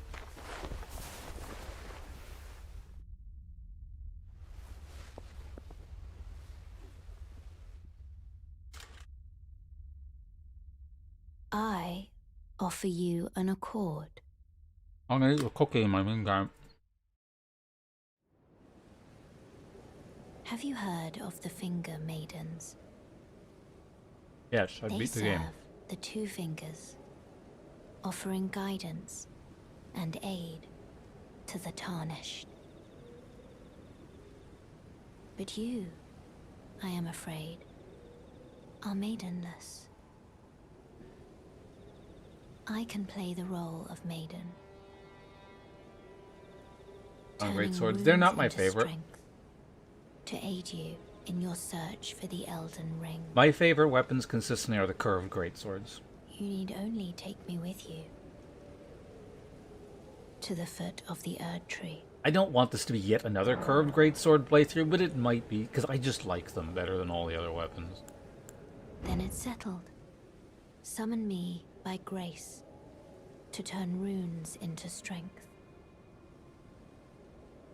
Ah, another matter. I bequeath to you this ring.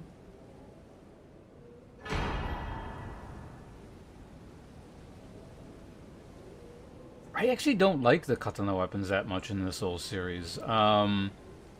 I do actually like the new ones they introduced in this, the Odachi or the Nodachi or the Okatana or whatever the hell they're called in this one. And axes and cleavers. I am not a fan of axes. Probably because my first challenge, well, it's not, well, it feeds into it to a degree. I never really liked the weapon to begin with, but my first challenge run ever,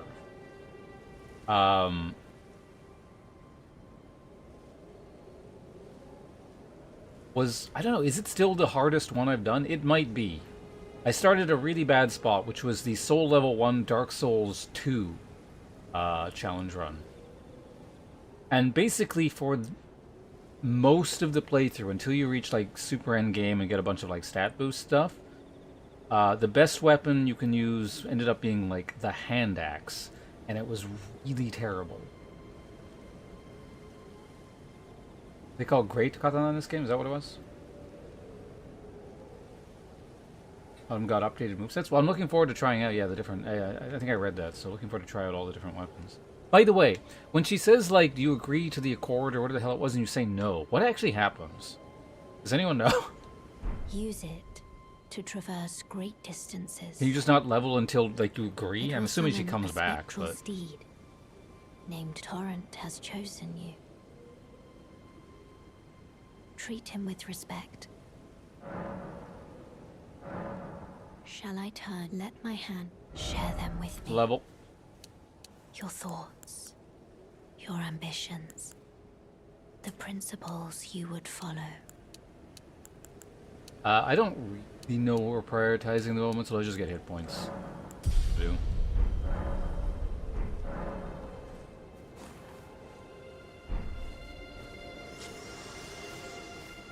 Yeah, but like, do you get the option for her to like come back and or do you just basically, you don't brick the game, but like, do you lock yourself into a Soul Level 1 challenge? I imagine, my guess, like it would be too easy to do that, and there'd be a lot of people complaining.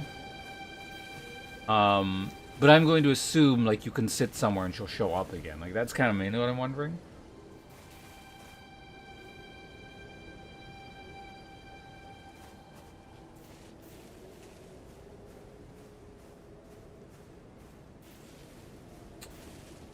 This one?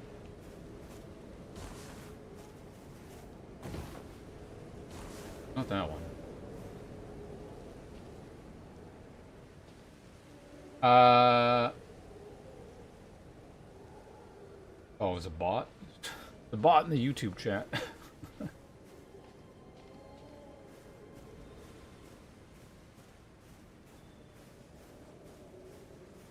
think that's the first one I've seen.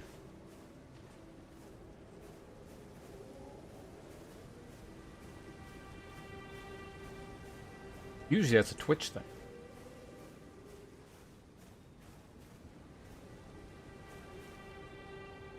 Anyway, I think this one... Well, you know, I don't remember what that one is. Maybe it's the flail?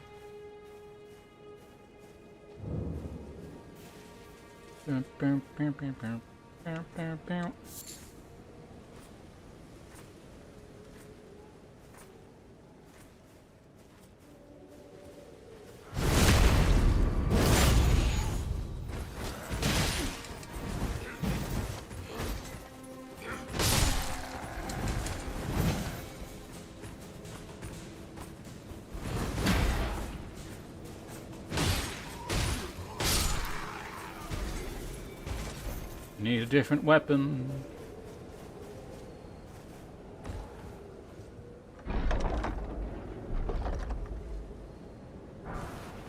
I'll take a flail over fist weapons. Remind I won't. I don't know, dex. Yeah, I up the difficulty. Hard ain't hard enough for me. What, could you tell just from the amount of hit points that the shitty mobs here had?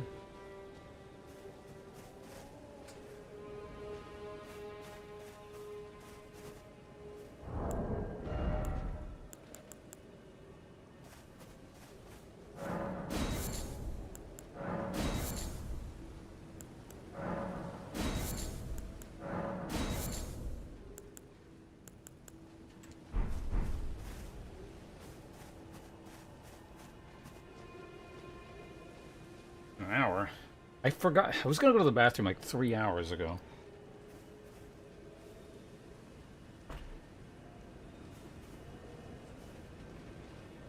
Or like on my stamina bar?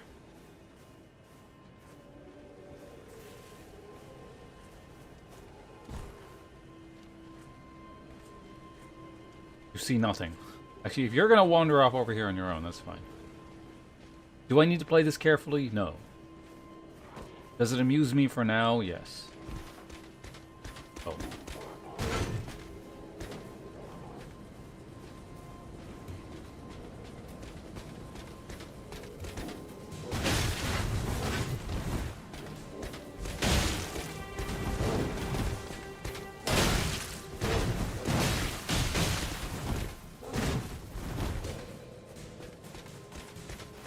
Oh, that's what that is. Hold on. Yeah, there's some... Timeout. Timeout. There's a mechanic going on here. Because I'm light, I'm doing the Bloodborne step. That's what that is. I was like, what the fuck's going on here?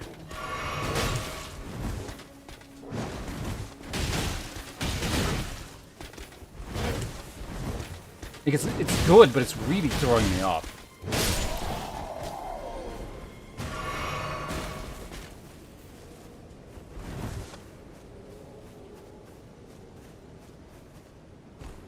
Did that exist in actual Elden Ring?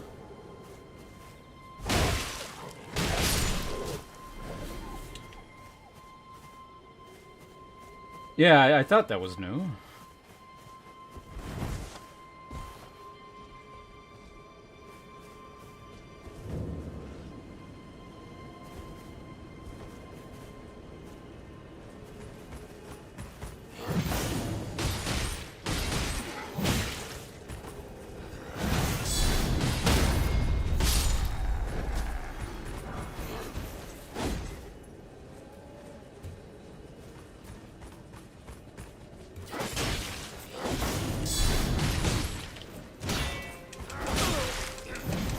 Oop.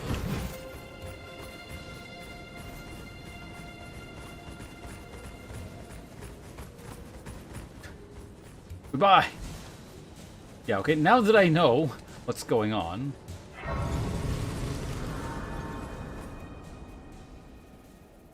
That my dodge is completely different. 100 off. I really, really want a weapon that's not a fist weapon here. Like, maybe one of them will give me a long... I'll take a fucking, like, long sword or broadsword or whatever at this point.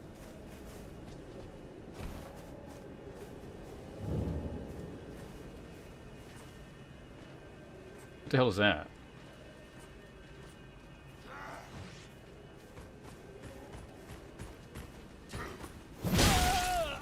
Man, the deflecting's kind of difficult.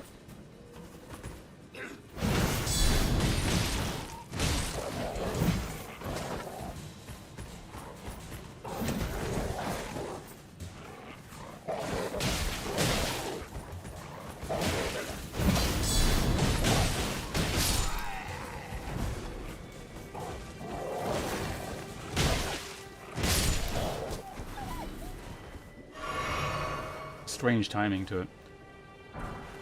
My flask also sucks. Is that normal? I feel like it's healing me less.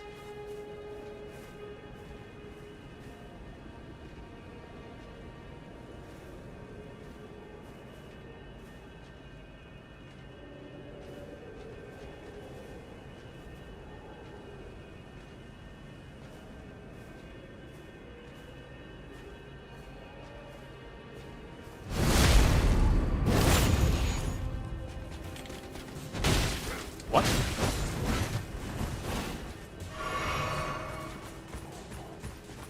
I feel like,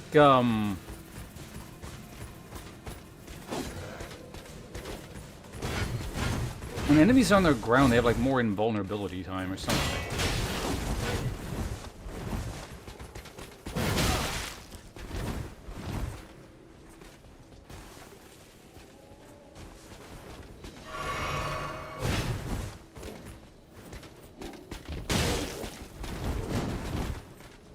Man, this backstep is really throwing me off.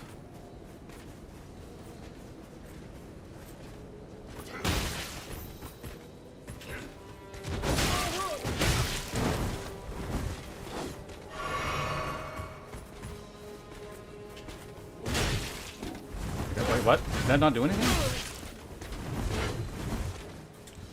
A lot of strange things going on at the moment.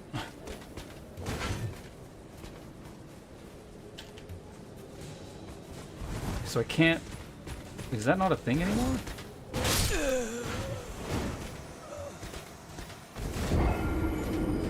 Was that not an Elden Ring? Or was that not a thing you could do in Elden Ring? Forward plus... Maybe that was a Souls thing. Like, basically I'm trying to kick his shield.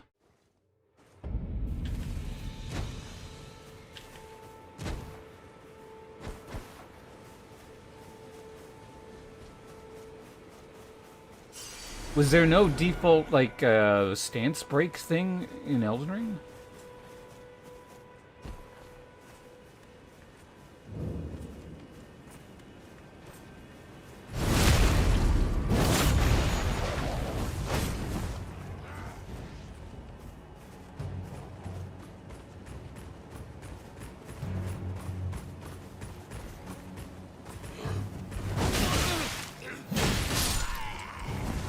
Man, like I said, it's probably better, but this...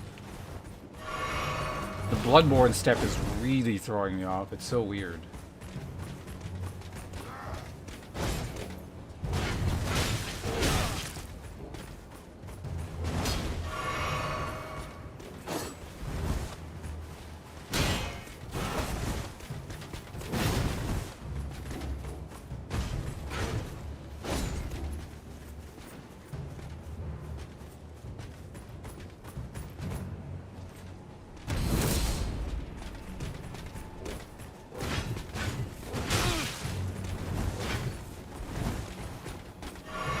I actually am tempted to put heavier gear on. I don't know what it is. It feels pretty weird.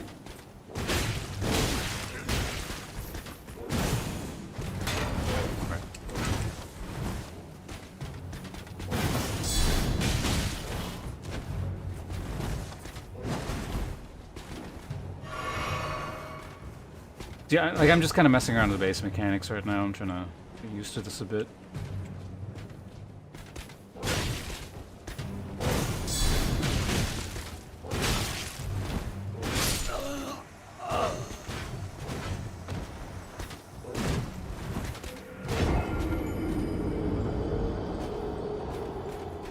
Yeah, very, very strange.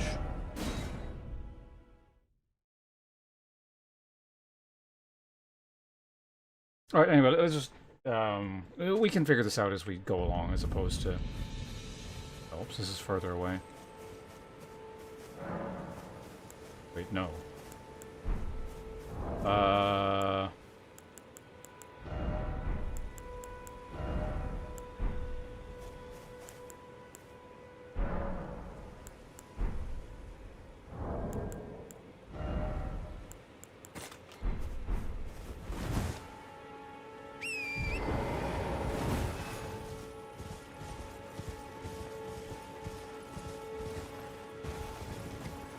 Do I get off Torrent again? There we go. Okay, let's just spend the runes and then we'll progress normally. It might also feel less weird if I wasn't using fist weapons as well, so...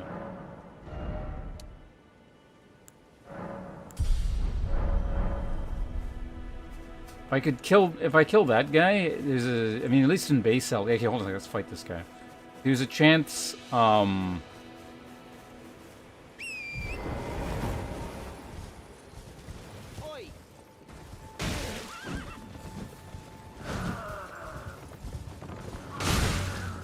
And punching someone on the horse feels very awkward.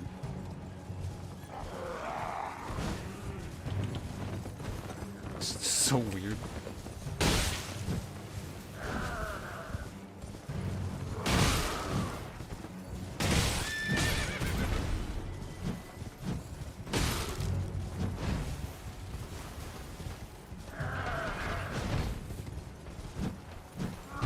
What the fuck?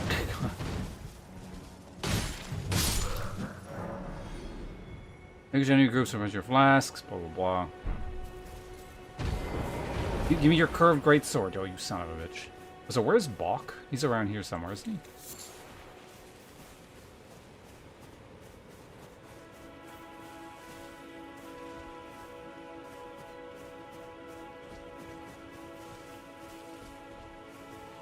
he? Is there? That's kind of neat. Probably useful to me, given that I'm the person who had to kill 80 Cathedral Knights to find the greatsword I wanted for the playthrough I was doing.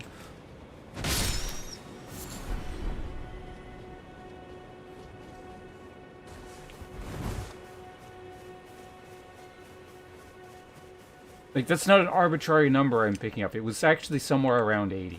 I was keeping count because after a while it started to get absurd.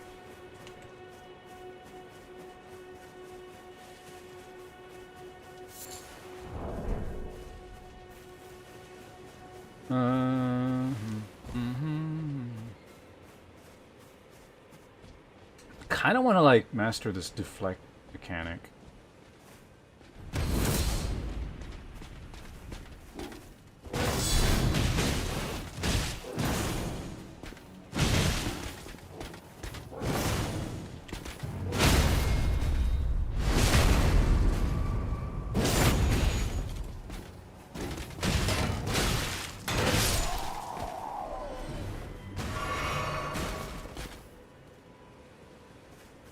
I'd even take your spear, and I'm not a huge fan of spears.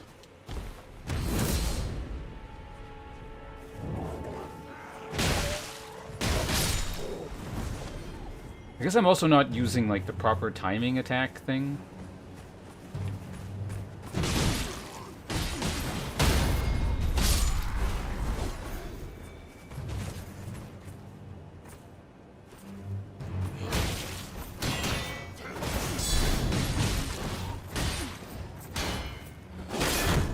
Wow.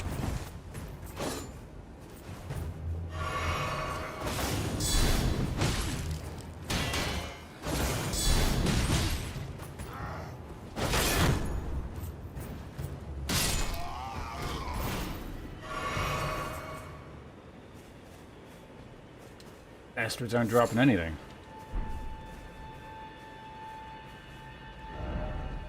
Where...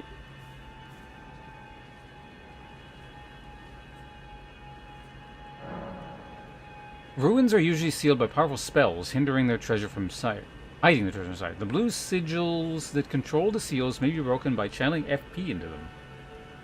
This process leaves vulnerable to attack. Dispelling all the sigils will break the seal and will reveal the path to the... Oh, okay, so this is to prevent you just, like, running straight in.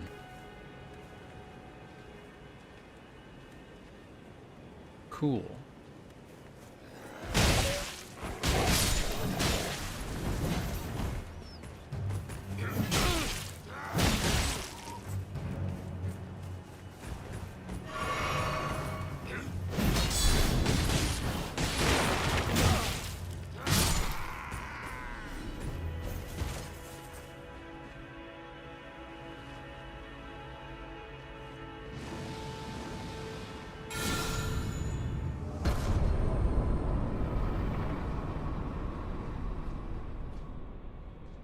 Yep, still perfect select weapons.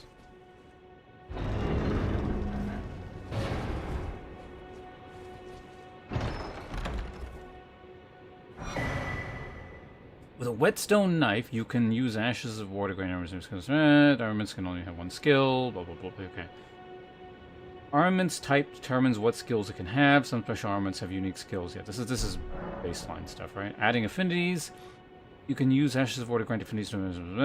This way you can alter the armament's attacks, affinity boosts, attributes, scaling, and more. An armament's type determines what affinities it can have. Special armaments like those with unique skills cannot be granted new affinities. Whetstone, got it.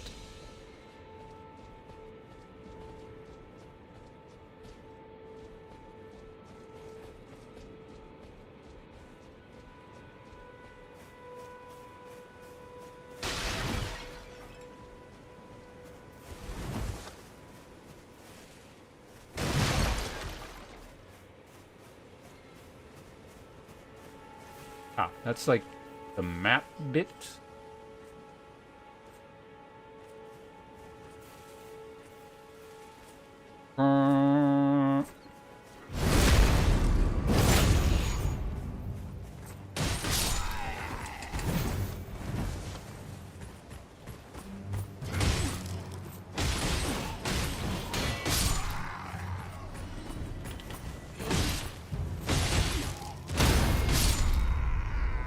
Well, I messed up the chain, but whatever. Sworn bolts. Maybe the item's up there. Engrave West. Now we've done it.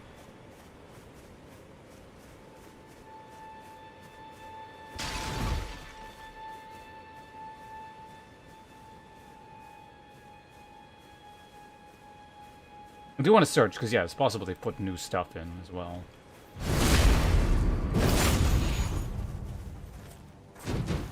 What?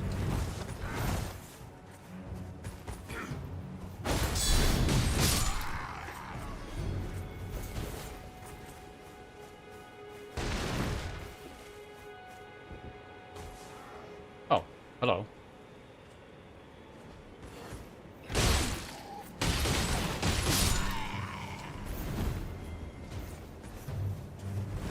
I want to fight wherever that is.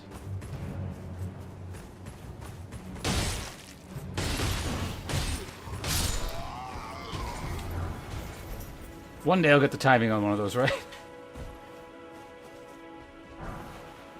And stop giving me ammo. I don't want your fucking ammo. Oh, what's this? Ruin fragment. Was that there before? I don't remember that. It'd be a weird thing to add.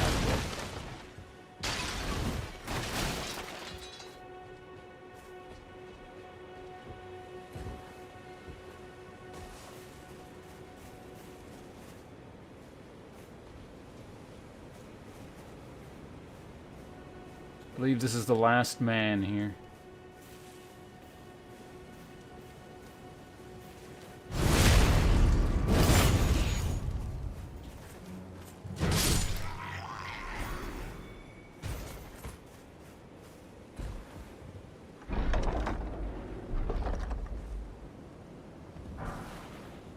Ah, there we go. Alright, and this pushes up to balanced, what's it? Wait, oh, straight, well, we can do a wheel, not do a wheel, we can, two-hand it.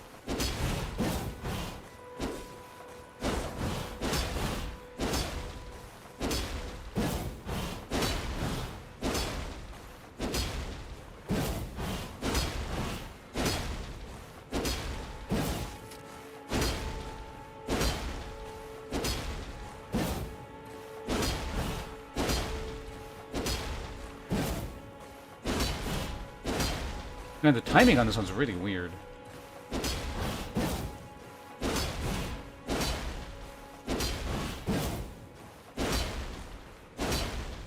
It actually needs to be pretty precise.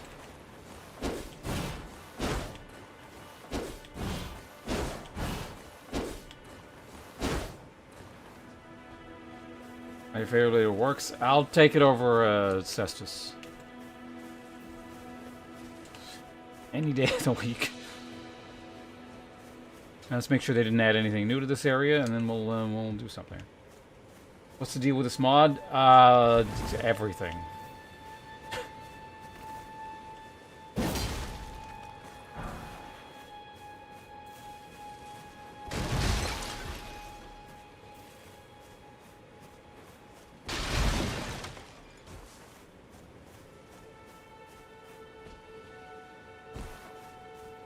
Yeah, no, it changes a lot.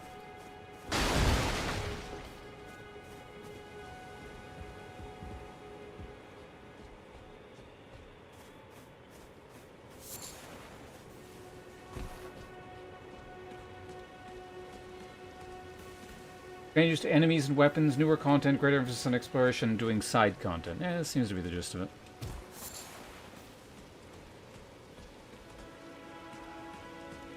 Oh, there's more enemies.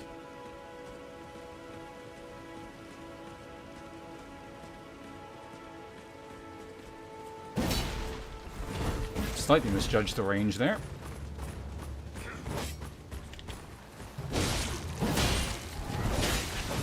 Wow.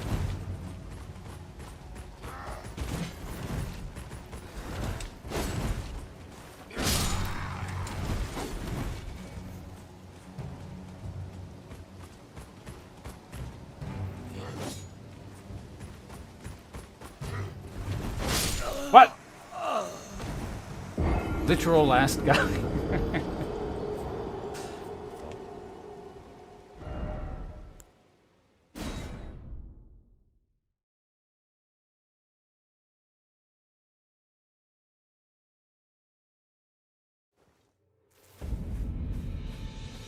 Oh, right. So I roll normally now, too. That changed. Cool.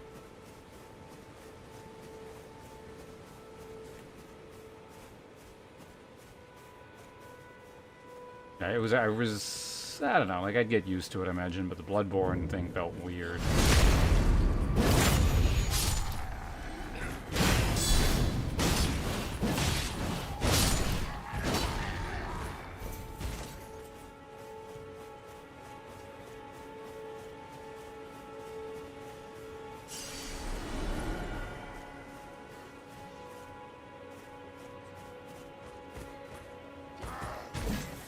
I could probably duck that, couldn't I? I can. I can't duck that, obviously, but... Wait, what the fuck? I ducked that one. Does duck actually give some iframes? Or was that just a weird animation interaction?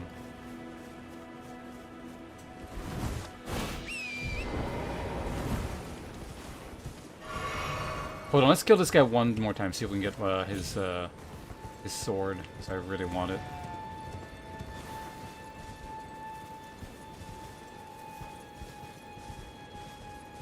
Oh wait, is there a camp over there? Oh, hold on, there's multiples. Yeah, let's go to their camp.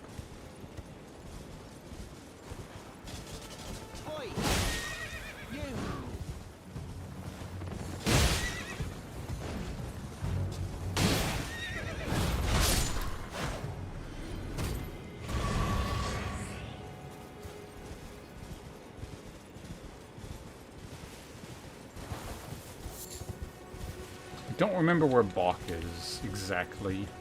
Here? I think he's in some bushes, right?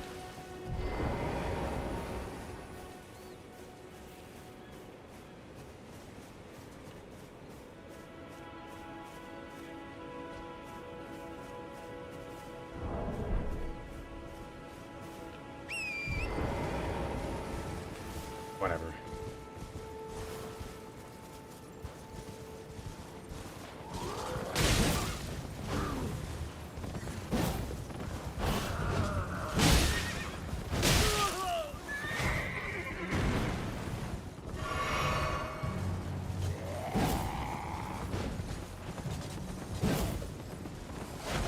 Nope, running away, sir.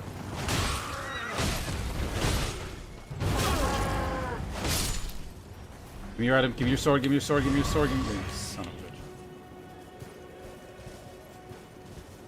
I was wondering about that, yeah. I mean, it said, I think I read something about well, actually, no, I had no idea. I assumed the DLC would be covered, because it'd be weird if it didn't.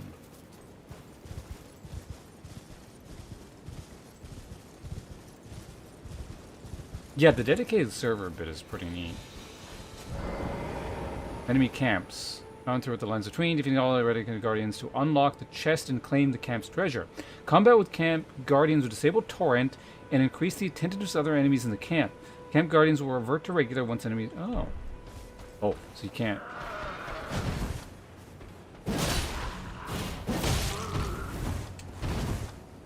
Okay. Oh, he's got poise.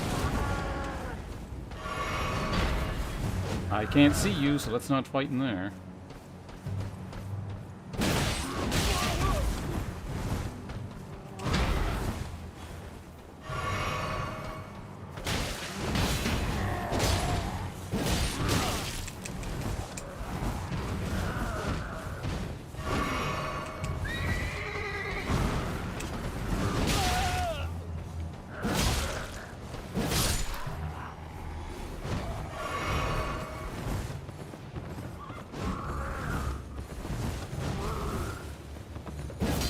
Can I torrent now or no? Can I? Oh, God.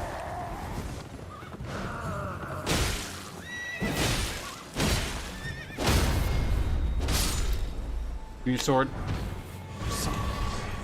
Raisins, disgusting.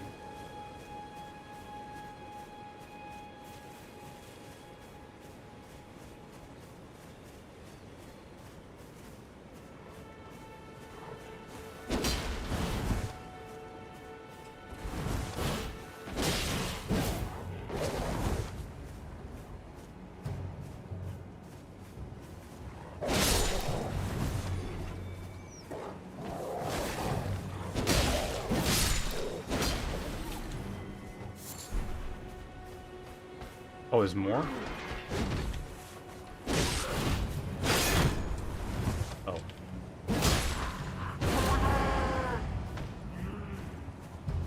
My nose is itchy. Time out. Shit. I tried to do the deflect thing. I just really want to, like, interact with the actual mechanics of the game. But you get used to them, I just sort of get you hit.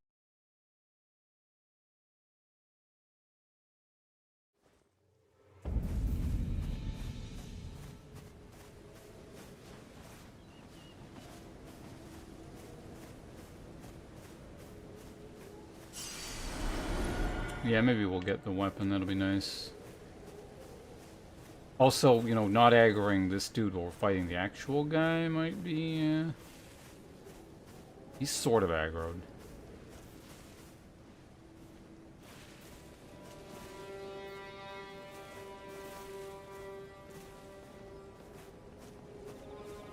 I don't know, if I fight him, does it count as knocking me off torrent? I don't know.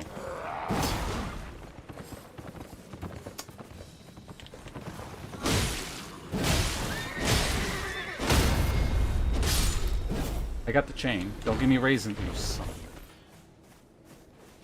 a... Call raisins fruit is an insult to fruit.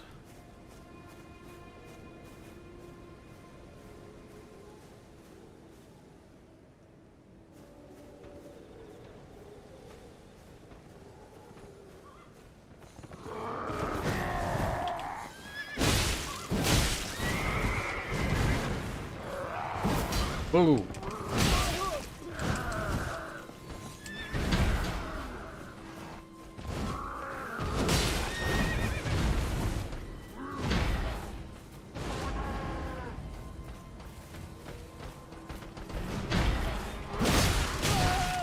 Wow.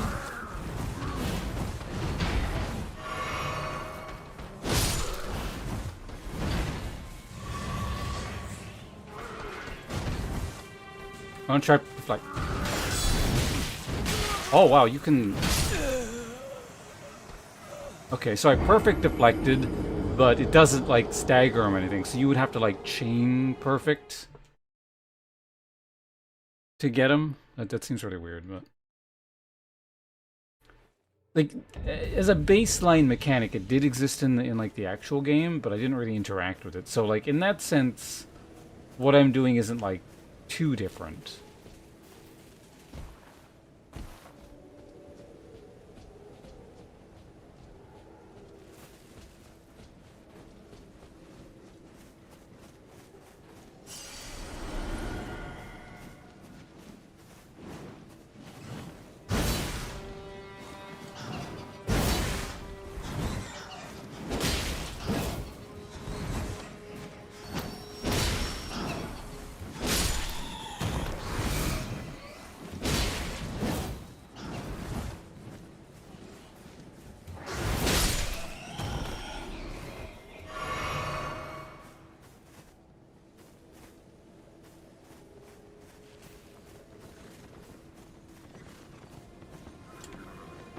Of course, the one time he doesn't.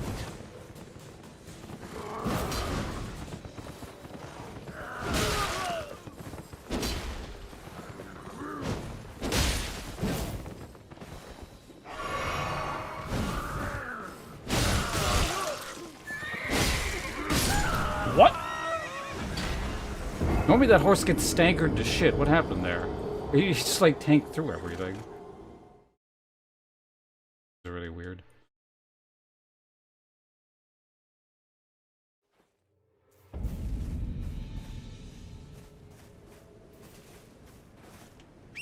Okay, anyway, let me get the souls. I'll level, and then we'll just do this properly.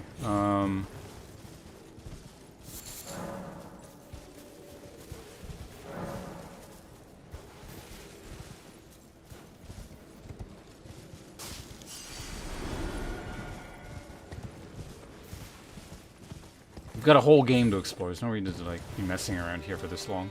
Well, I don't know. There kind of is. I'm having fun, but you know.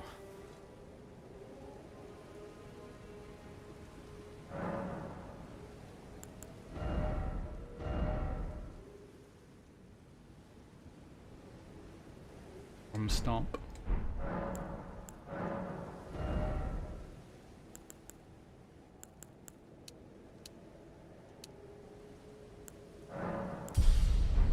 Wait, actually I have more.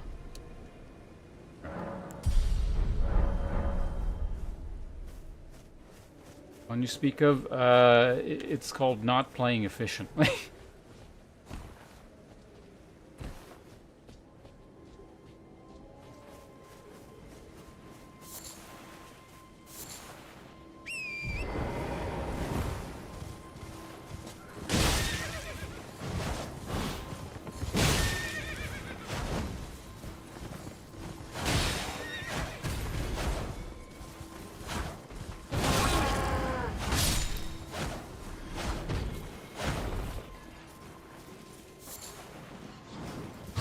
Go away, bats!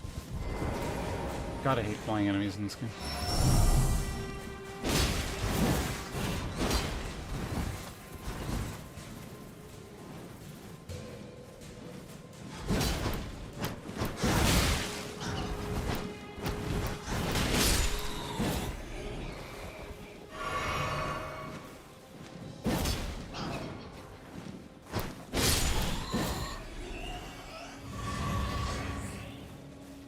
Away! Away!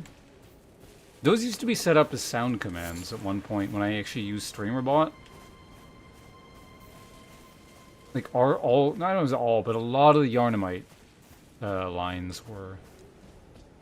Maybe we should set that up again one day.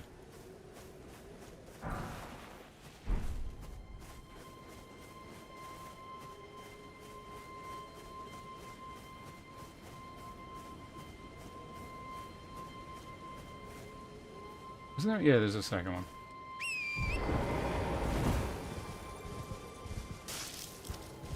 There was a couple main ones. I don't remember if it was like the, oh. Oh, that counted? Did I? Oh, fuck, I aggroed him.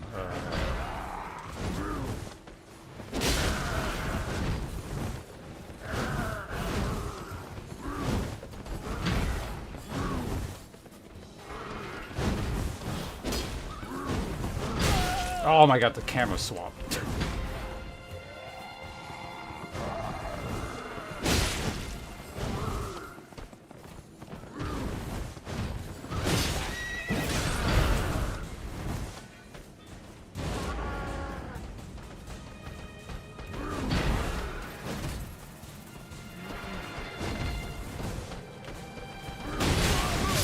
Jesus!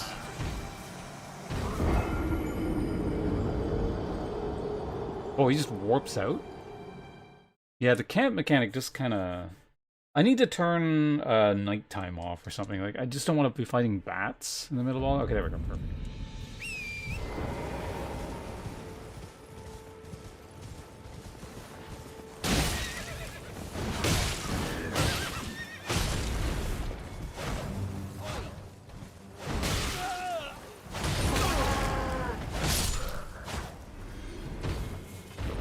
No shinies?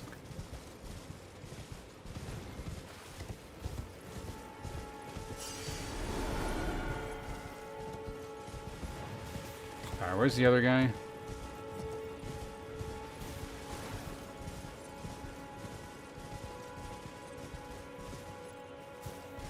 There he is.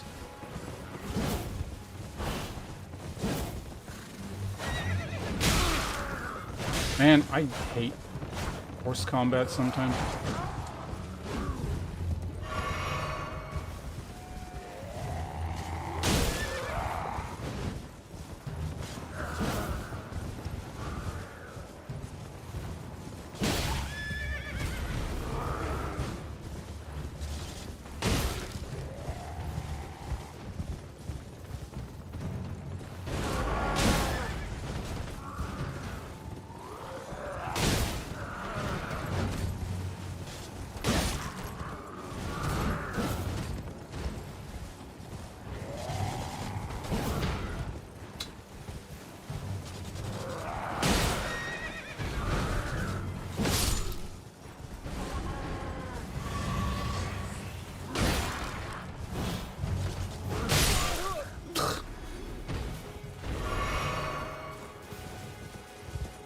Stop, Torrent, stop freaking out. Thank you.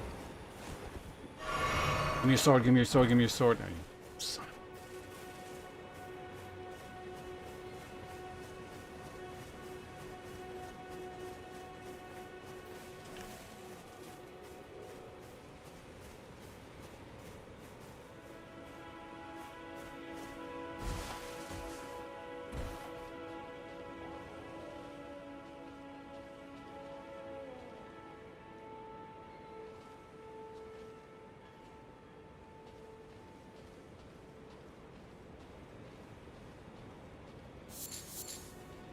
Oh yeah.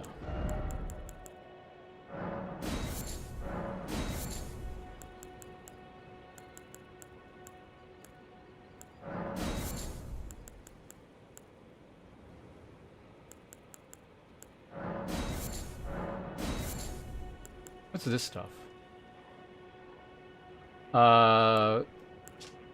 Use for crafting, to use for crafting. So these are all base crafting things? Okay, but the only thing I can actually make is like stuff like this.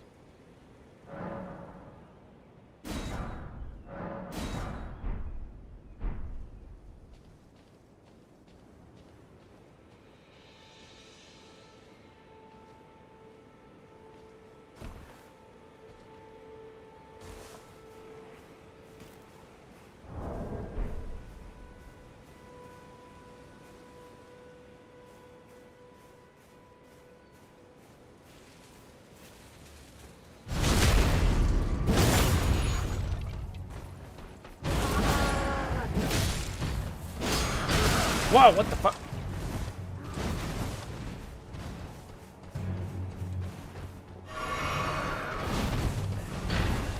That was a normal guy. That's the boss guy.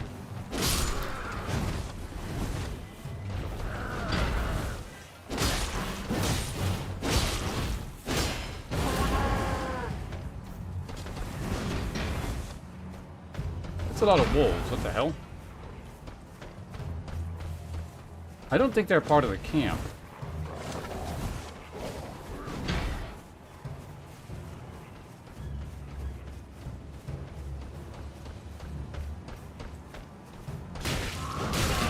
Okay, don't fuck around and deflect right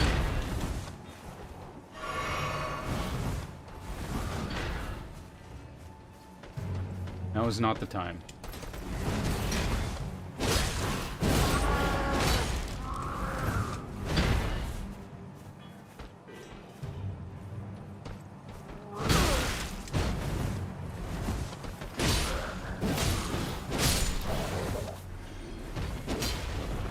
You opportunistic piece of shit.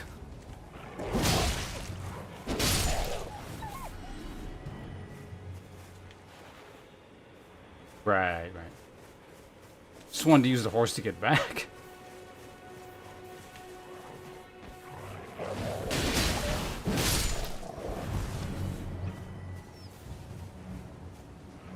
If I kill all of them, am I gonna get like a Estus Flask charge? That'd be nice. It is a pack, right?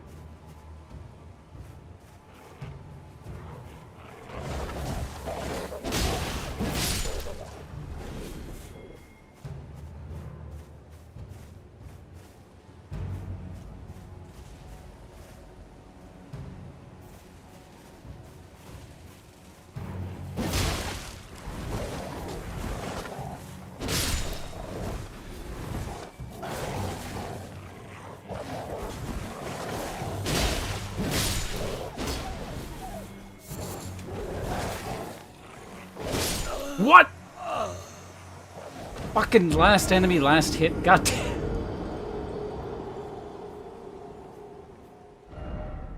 Fucker had to swap it up at the last second.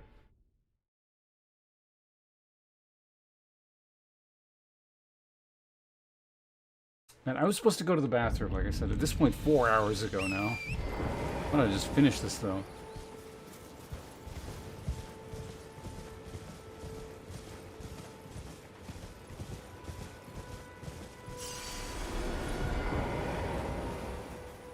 I wasn't even part of the camp either. That's the annoying part.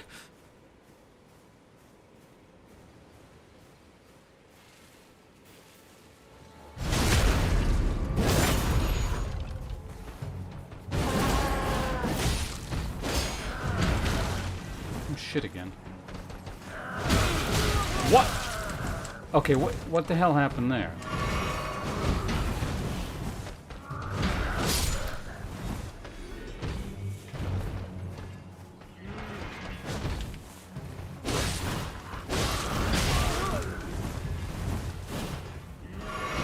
And their hyper armor makes things like really unpredictable.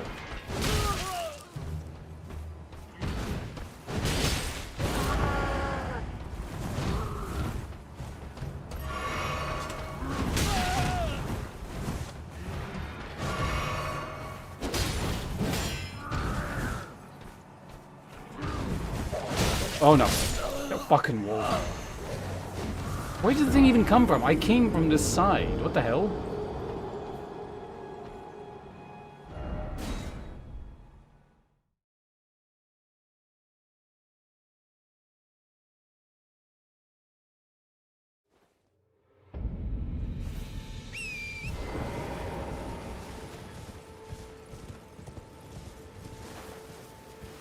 Yeah, where did the wolf actually come from? What the fuck?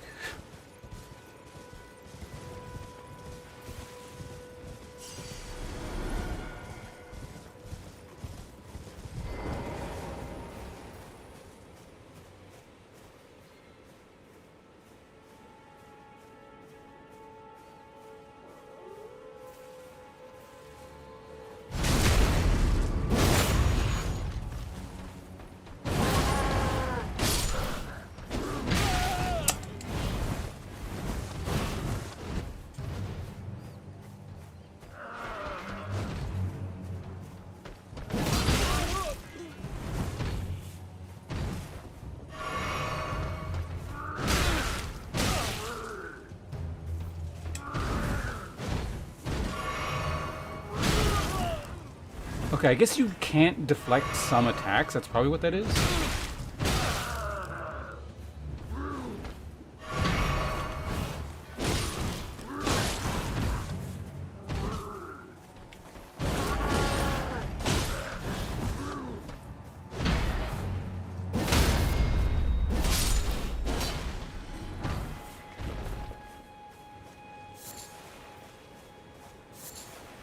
I don't know, it's really hard to say. Is that part of the... Are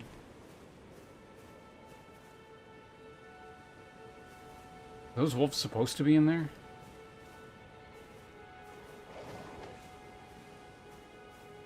What?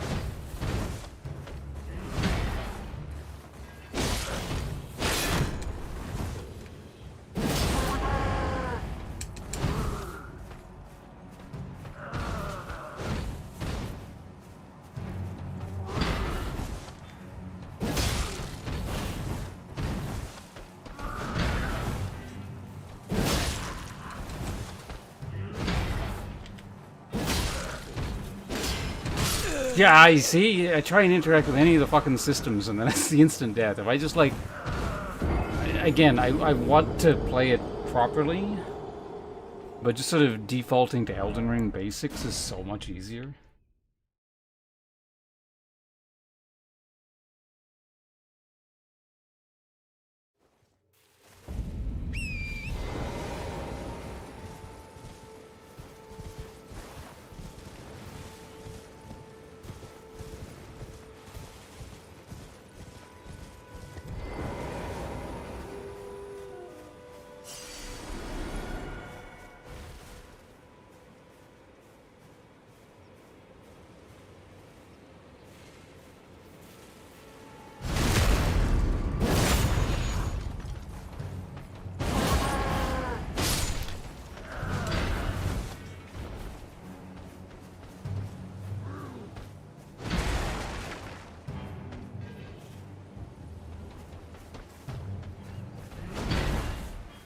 Camera, please never do that again.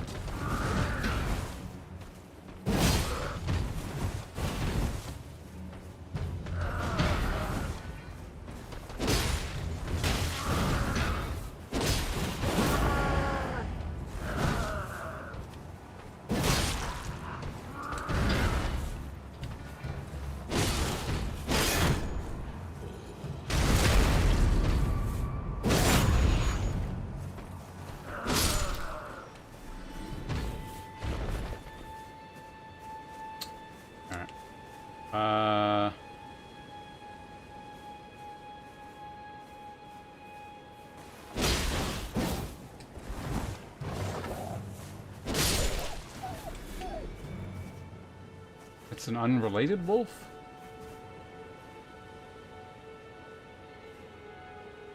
Cam's gone. Has it been gone this whole time? Or I guess I turned it off a while ago. It wasn't... When was that off? For the cutscene?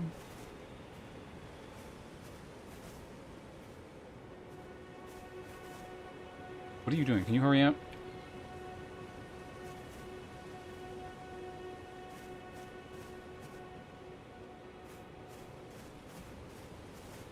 Yeah, I mean, like, camera, I don't really mind if it's on or off either.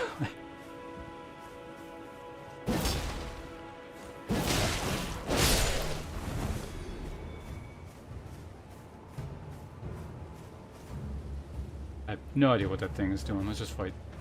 Okay.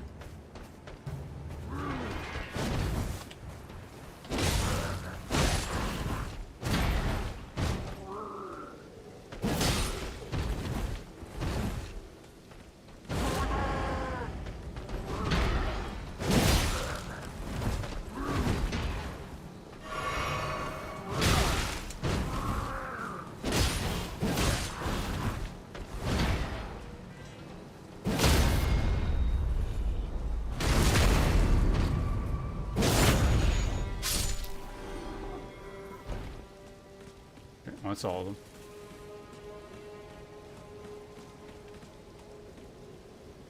So yeah, you know. I guess that was a bit of a hybrid. I kind of did both. Like, I was interacting with some of the new systems, but also just kind of playing like normal Elden Ring. And it's easy, but like, I don't know. I want to like fully embrace the mechanics of the system. It just seems more fun that way.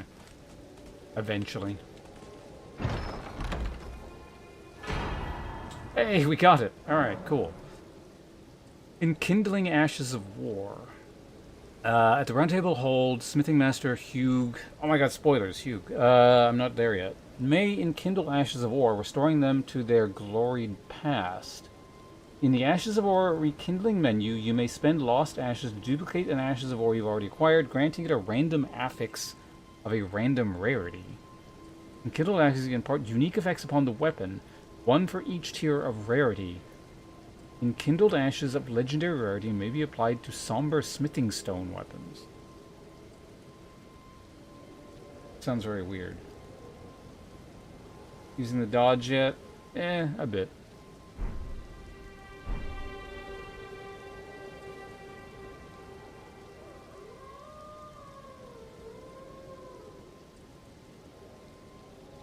I'm tired of fucking up a bit today. Just a bit?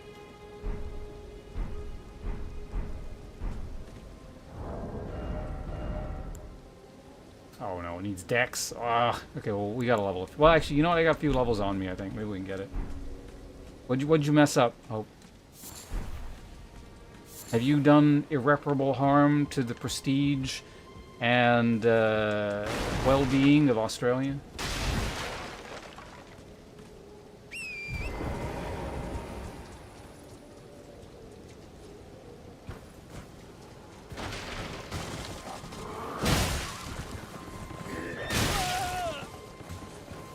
Oh, shit.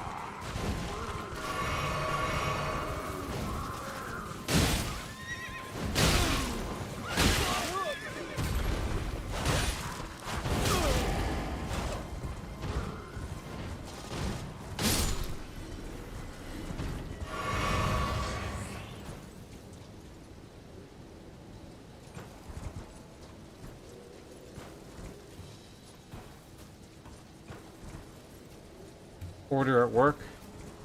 It's the end. You've done it now. Woolies will no longer survive the coming fiscal quarter.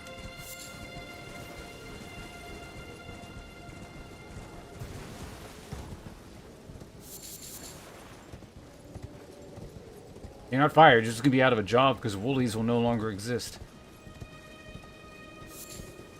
All those poor kids who you were managing over will no longer be able to afford their PlayStation 5s, which they were looking forward to for Christmas, or the Christmas puddings that they had to... You there? Could you help us out, Cully? Their families were counting on them to purchase. You? Yeah, you there. Stop pretending you can't see me. I'd forget where he actually is.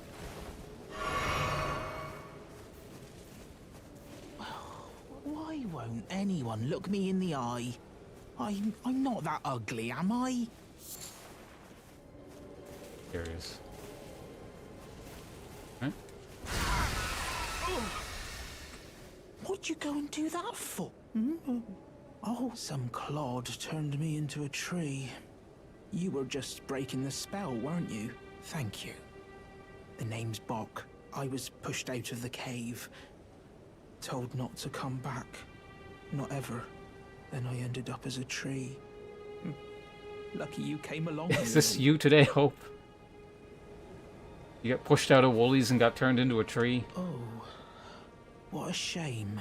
When they threw me out of the cave, they took everything I owned. And so this is all I have to express my thanks. I hope you can forgive me. Where are my mushrooms? I want my mushrooms, Hope. Or, well, if you can afford to wait for a while, I could sneak back into the cave and bring back something of actual value. Well, then I'd be of some real use to you, I reckon. Right, but I'll need a moment. I'm frightened of them. So I have to gather myself. Are you frightened of the people at Woolies as well? My knees start knocking, just thinking about that god-awful cave on the shore. Right, I'm frightened. The garbage. See, you messed up again. That's not where they belong. Alright.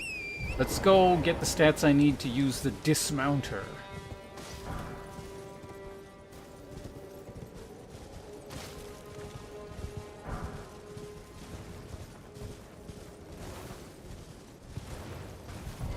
I don't want raspberries. Mushrooms is fine.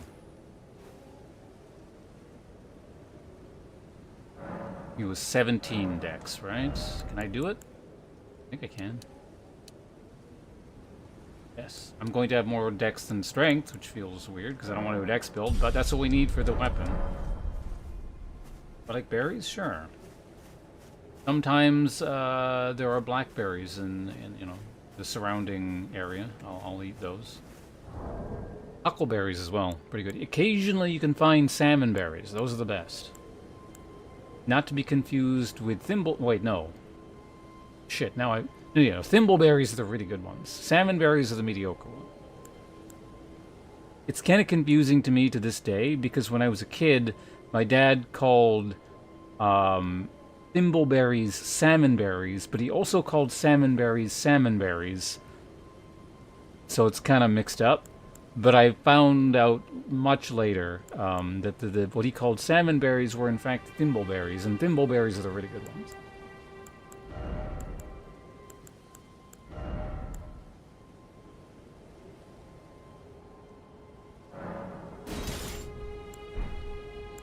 Okay, what about all that armor? Slightly increases maximum stamina. Cool.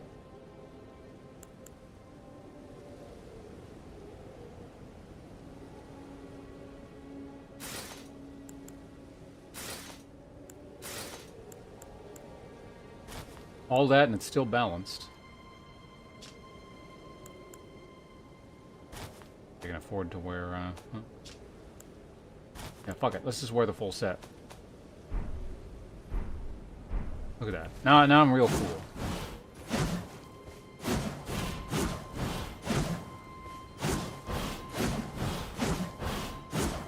Now that's an attack animation. Wait, that's new.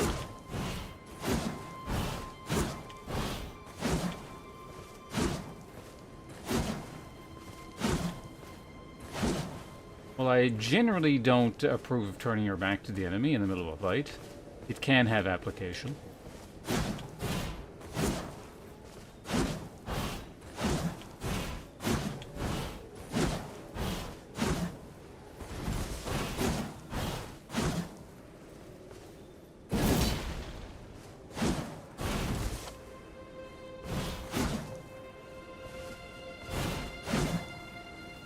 Honestly, just like starting a fight like this is not... That's not bad. I like it.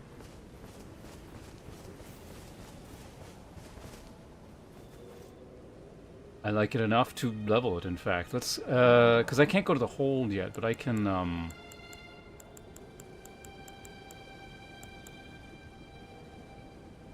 Oh, can I not warp yet?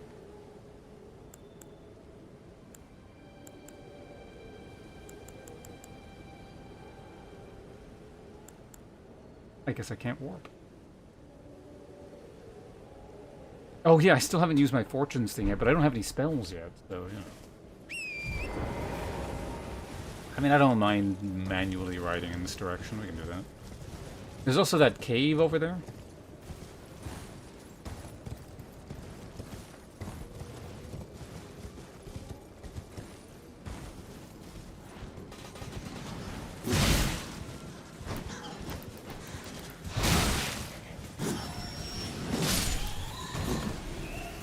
Die, bats.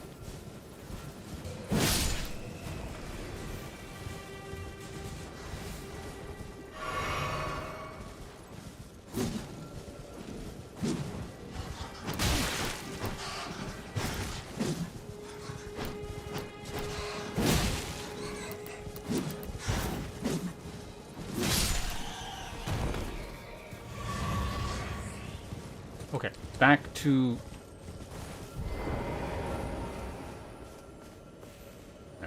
This is just health, right?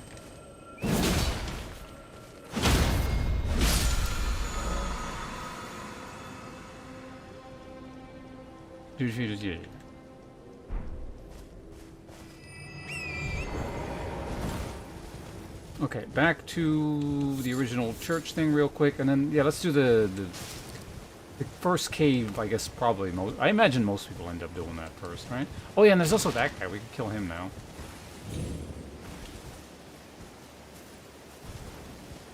Get off the horse, please.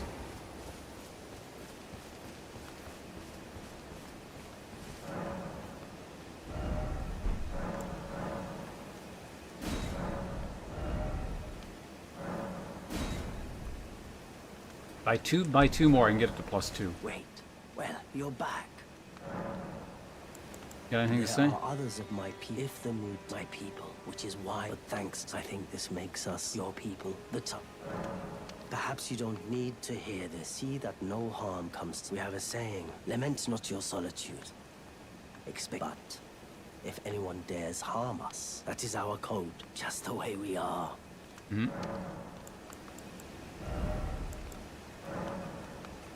Needed 2, right? Oh, you only got 1? Oh, shit. Well. That's all we get, I guess. What else do you sell here? Missionary cookbook, medic cookbook. Oh, you got... Well, let's buy 2 things. Goodbye. What did that result in? What can we make now? Invigorating. Robustness. Fire damage negation. Robustness. Is that everything? Oh, we also got this. And some arrows. 1 off. Very lame. Alright.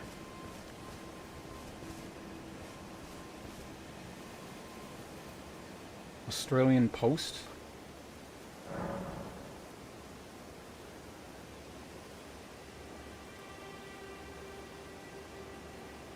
Easiest cunts I've ever met. They're working smart, not hard.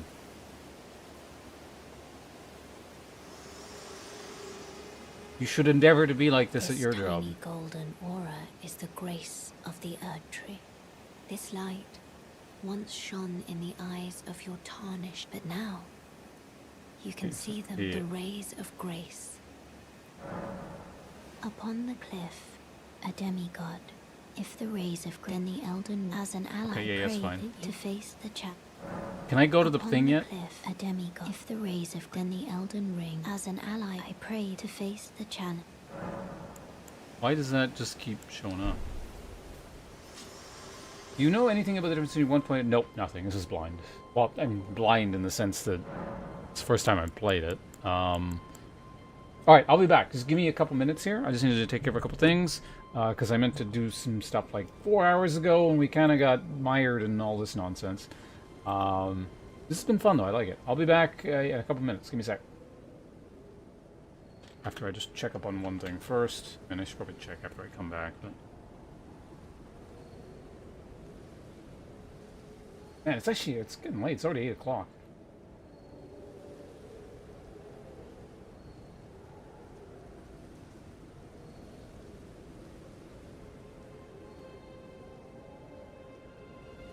I'll be right back. Wait, no. Let's do the other thing first.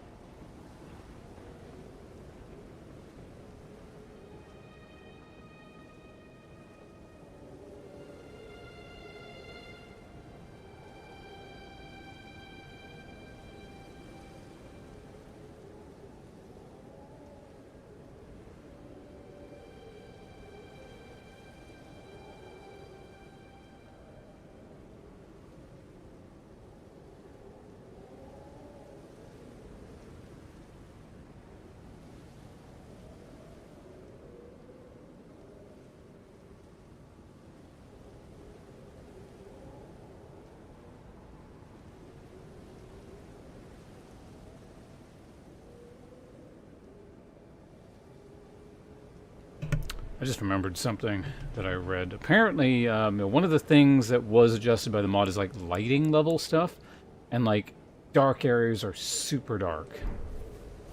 I'm gonna want like a lantern. Does this guy sell like a lantern or something? Wait. Well, you're back. A torch. But then I have to one-hand. I can't one-hand this weapon. Shit.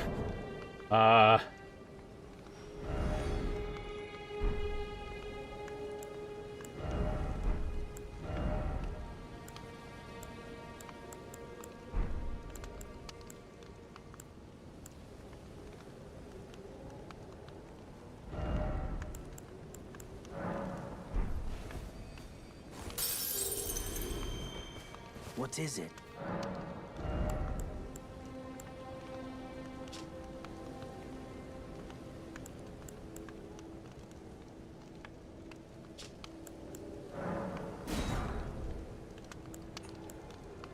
I just pick these things up as well. Goodbye. Now with like Nice to do bit. shitty runes. I have a bunch, don't I?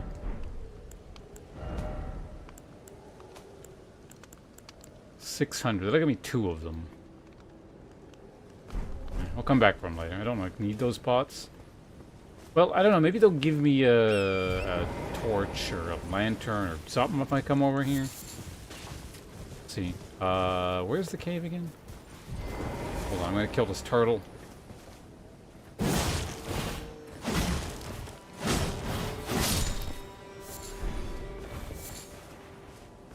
Gold-tinged excrement. Wonder if they've added a purpose to this pool yet.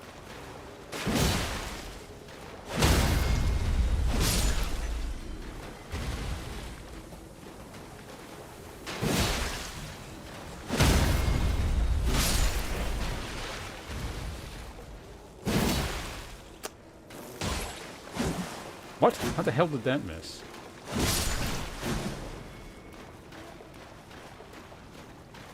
Nothing. What's this? Mushroom.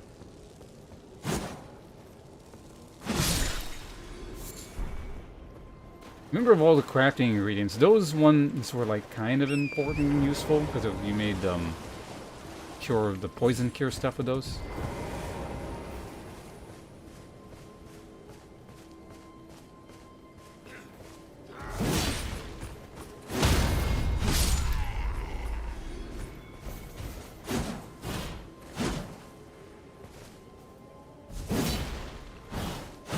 Man, the recovery thing on that is super delayed.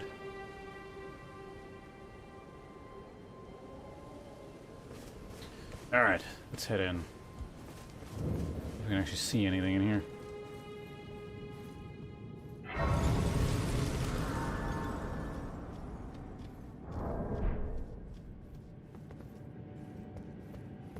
It's looking pretty dark. I mean, I guess I could sort of do this.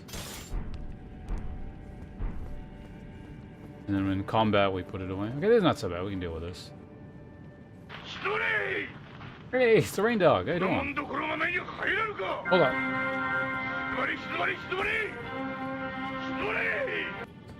Oh, hey, Lucy's there. Good to see you. Rain dog, thank you very much. Very kind of you. Gamer Zone, hello. Ever sick? There he is, the man himself. Rain Dog, thank you very much. All kinds of hosts today.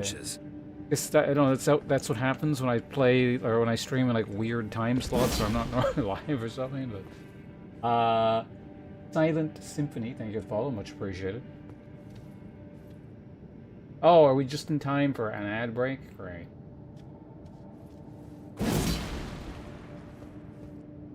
Well, I don't know, I mean, some of you guys can hear me, presumably. It's the way of things, isn't it? Just like in the middle of the... Right as the raid happens is always when the host is. Or when the ads kick in. So, I don't know, maybe I won't talk very much for the next... It's almost done. The ads are done in about 20 seconds. So basically I just have to talk about things that don't matter for about 15 seconds here, and I think then we're all good.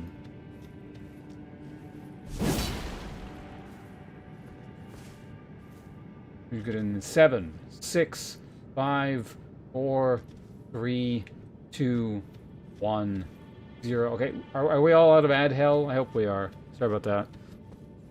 Twitch sucks. I don't know. That's all I have to say on the matter. Well, I guess, I don't know. I wouldn't run ads if it wasn't the only way to disable pre-rolls. Pre-rolls are the devil. Ads frozen. Yeah, that's been happening a lot to me lately, actually. Well, I guess you can't hear me, but... The ads will get, like, stuck, and then I gotta refresh, and it'll play the ads again. It's really annoying.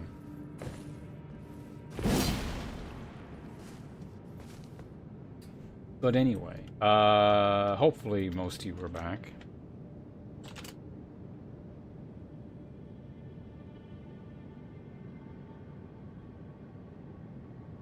Tolerating barely? Well, it's better than not tolerating, I suppose. Everyone, go follow the rain dog right now, or I'll murder your pets.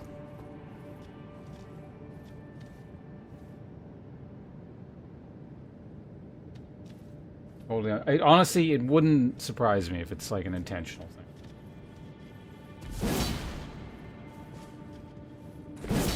I mean, that's how grave of a sin it is to not be following the rain dog after you've been informed of the existence of his stream in the event that you did not know before.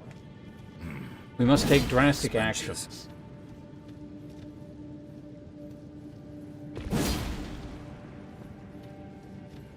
Or Zod will do that, yeah, apparently. You didn't get them when you refreshed? Amazing. Twitch is so incompetent they can't actually follow up on their own scam. But yeah, anyway, I think I'm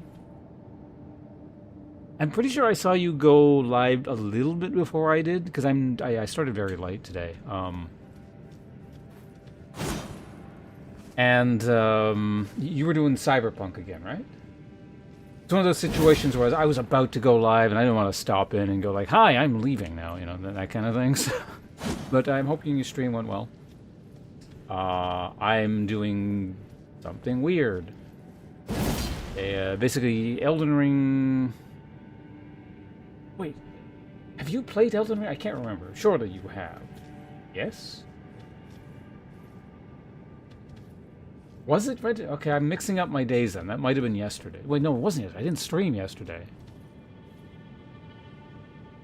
Was it Sunday? Are all my days blending in that hard? You have, okay. Well, I mean, it's probably a good thing that I'm just standing around, you know, just doing nothing and you're not getting rid of anything spoilery. But I am playing a total conversion mod of Elden Ring, which is why I felt like coming back to it. I haven't... well, yeah, basically the mod changes a lot. Yeah. I can't really summarize it particularly efficiently, but it drastically changes the game. So I figured it was worth another, at least attempted playthrough. It'll invariably turn into my usual thing with Elden Ring. It was like, hey, I want to do this again, or I want to play this mod, and I'll get through like halfway through the game, and then I'll just stop. But for now, we're having fun with it. Wait, is it total overhaul is what you call these types of mods? I think that might be the better term for it, yeah. But basically, it changes combat, it adds stuff, there's subclasses, there's... it changes how crafting works, bits and pieces of the maps are changed, balancing is different, enemies scale, its magic is totally different, well, not totally, but it's different. There's some kind of rune smithing mechanic, weapons have been changed and rebalanced, new stuff has been added, bosses function differently, there are multiple defensive mechanics aside from just rolling, and I mean, I guess parrying.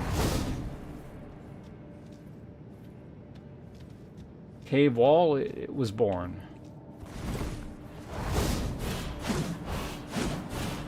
There's like a timing system to prevent, well, not prevent, but like to discourage spamming. See that little thing? There's like a window that opens, and if you attack again in the right window, you get better attacks afterwards.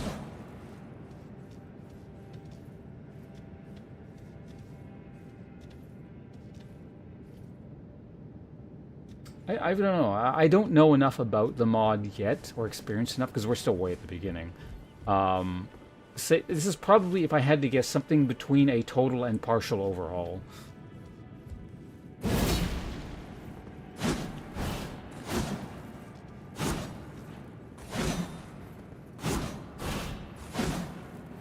You're gonna be lurking? Alright, well thanks for hanging out, Lucy. Appreciate it. Yeah, like, what came to mind was the Elder Scrolls games and their mods when you say total overhaul. Like, what was the total overhaul I first played? Well, that's the thing. It was called a total overhaul, and it was like... This was so long ago. This was, what the hell was this? This was, was it Oblivion?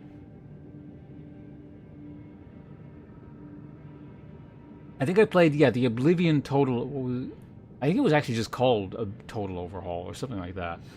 And it replaced the scaling system with something more like Morrowind, where every single mob and item was hand-placed.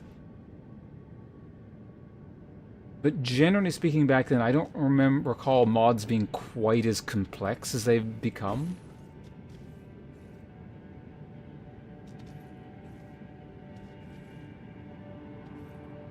You played that one? I remember, I think I actually... I don't think I actually beat Oblivion until I played it on that mod. Because I didn't like the scaling that they introduced with the game. And you get, like, the bandits wearing full Daedric armor, you know, all that crap, but...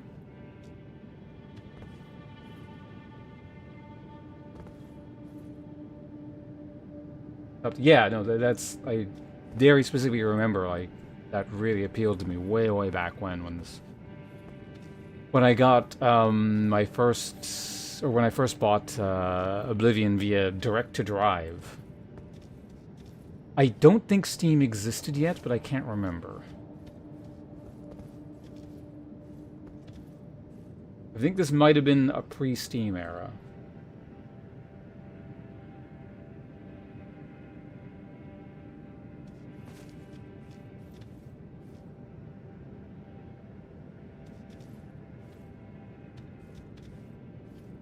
Ender, was that how it's pronounced? Enderall? I remember looking into that a while ago. It seemed neat. I never got around to playing it.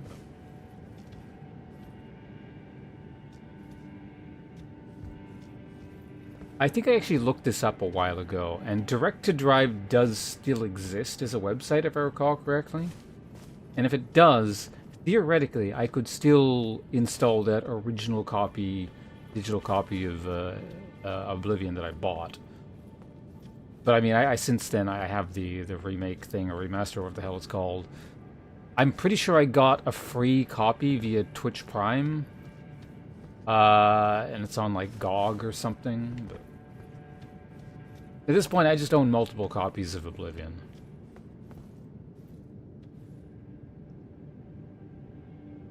But yeah.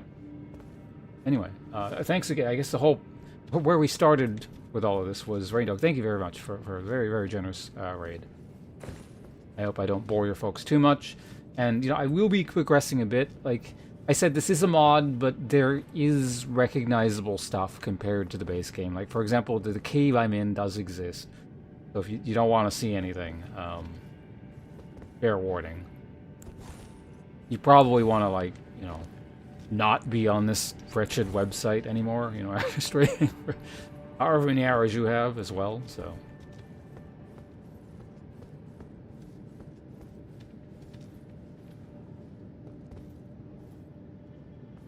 Do I just jump in, or do we go down and play it patient? Actually, what even happens when you go this direction? I guess you could just, like, walk down, right?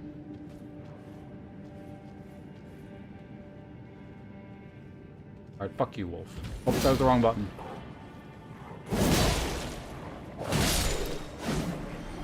Bit me. What the fuck?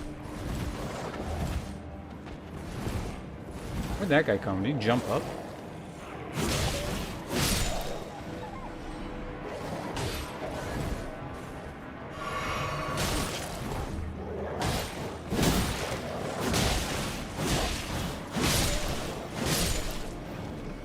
And wolves.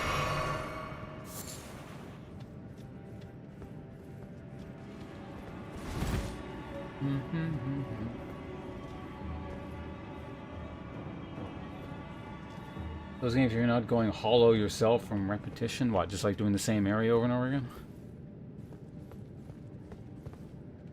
Yeah.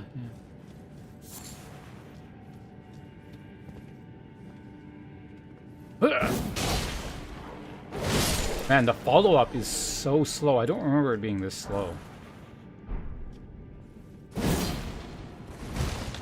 I feel like they nerfed jump attack or something, which is good.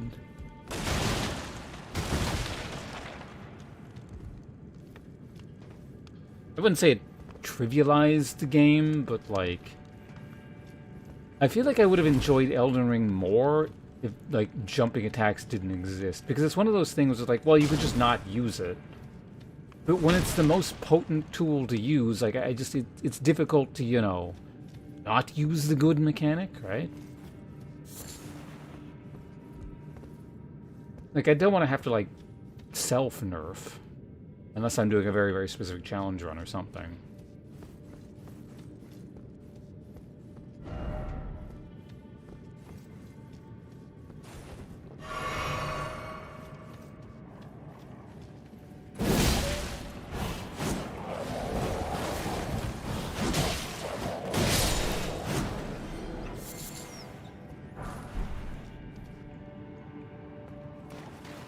Grab all this crap.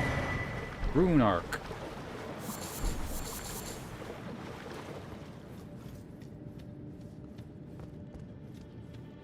I wonder what the, I don't remember what the boss is for this area.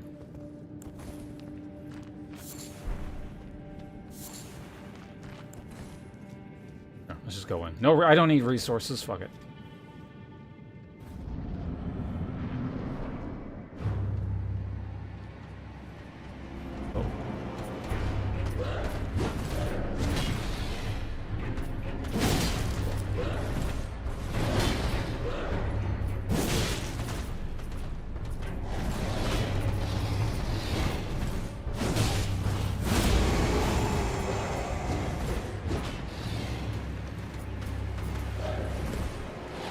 Oh, okay.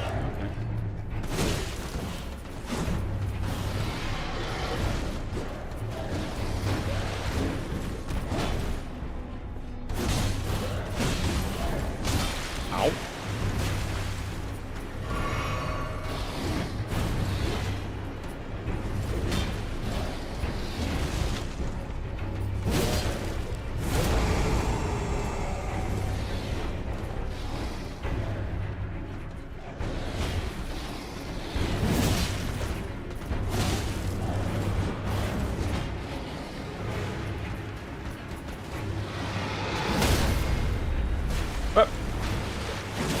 Damn it.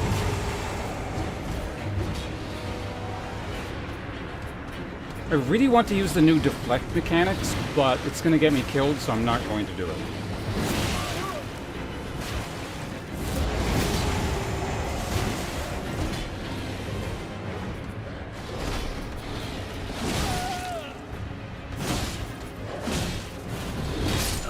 I'm gonna die anyway.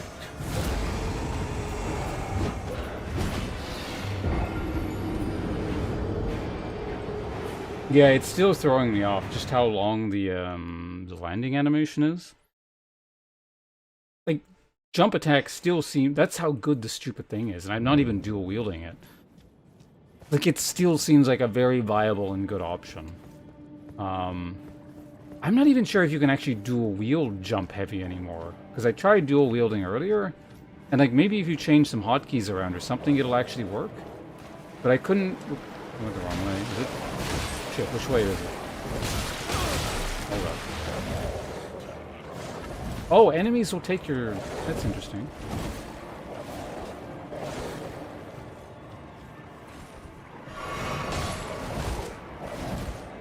So the souls are back on the enemy?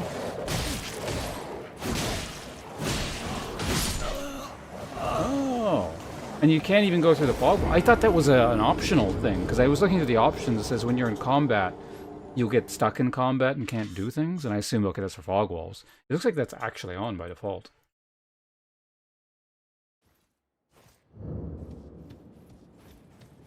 Good opening? Yeah, it seems like a good opener, mainly.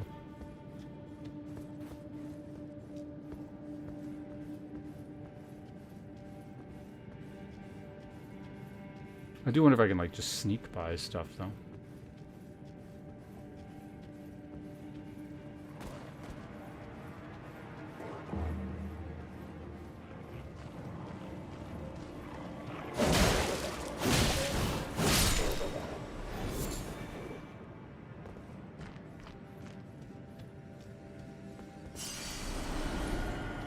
Wait, did I just need to kill that guy specifically to get... Yeah, I don't know. Not sure what's going on. I want to deflect.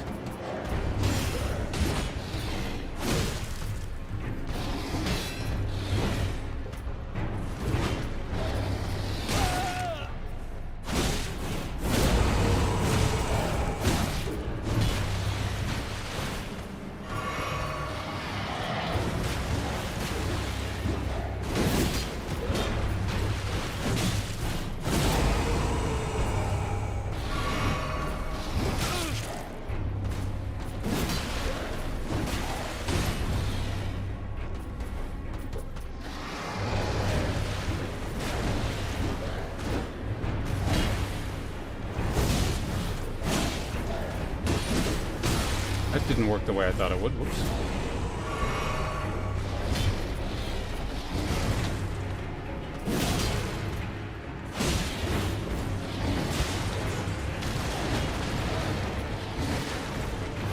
Safety here.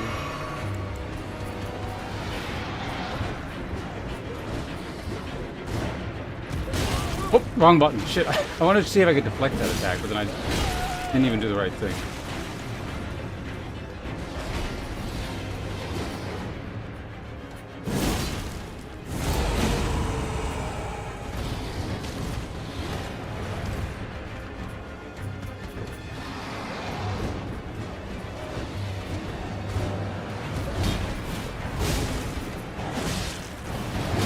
I forget how to do the follow-up thing on that. Is it just like light?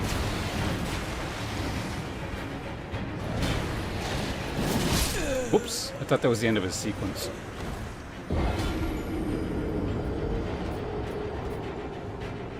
Actually, I'm going to test that. I was trying to remember what the spin attack is.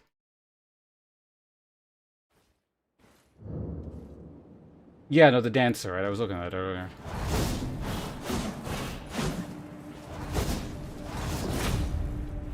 Oh, you just press it twice.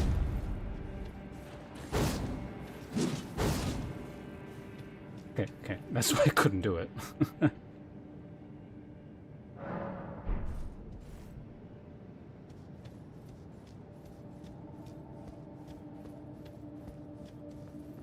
Hello, Queen Nuns. Mouse and keyboard? No.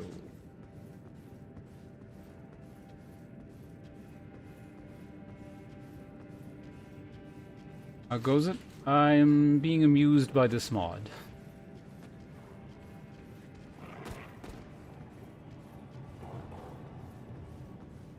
Okay, so let's see if I can actually... No, you can. Or you can... I don't know what that was about earlier, where I couldn't go through.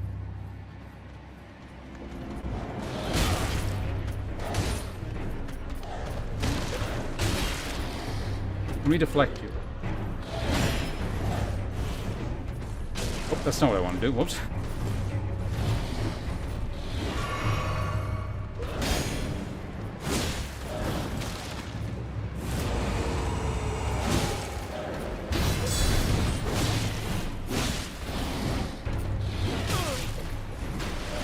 Man, it makes the combat look so much cooler, but it's so much harder.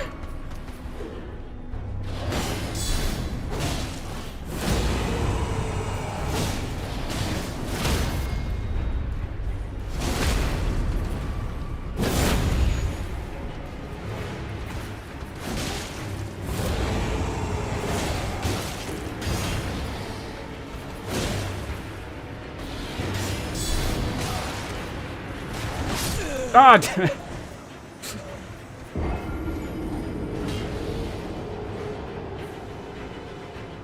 What's the mod do? Everything.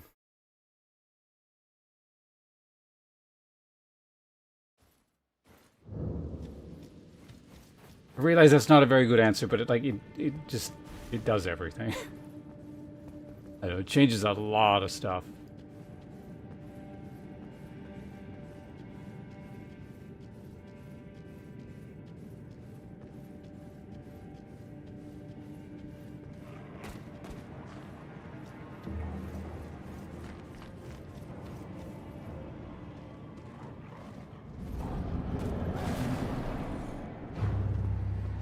Okay, we're gonna keep doing the deflect thing.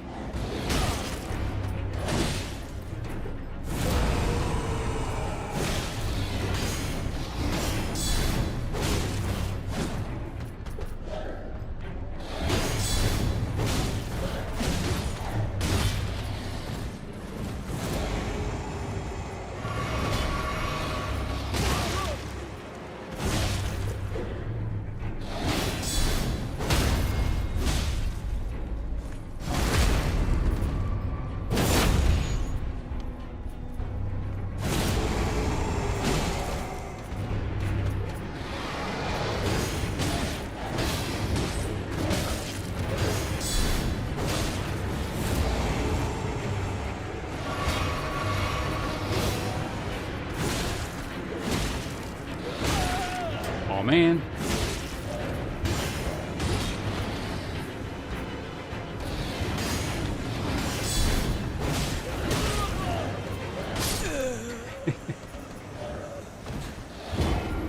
That makes it feel really Sekiro-like. It's amusing if you play it that way specifically.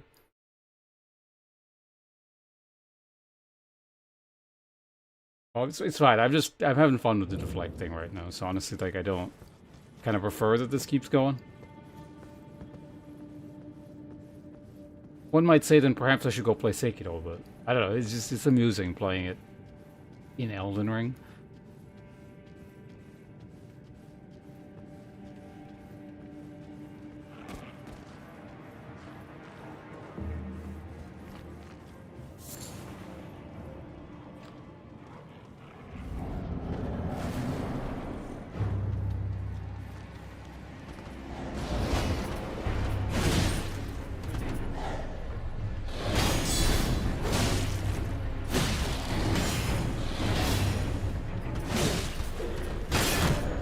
Oh god, he broke my stamina. If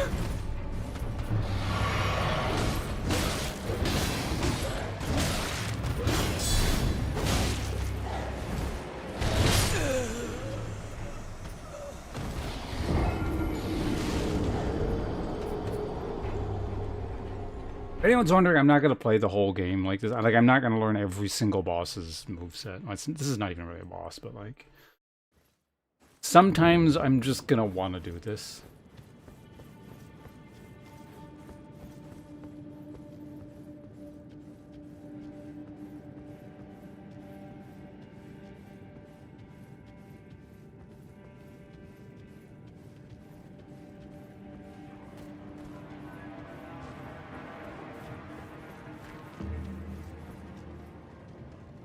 It would be, yeah. I imagine it'd be quite cinematic.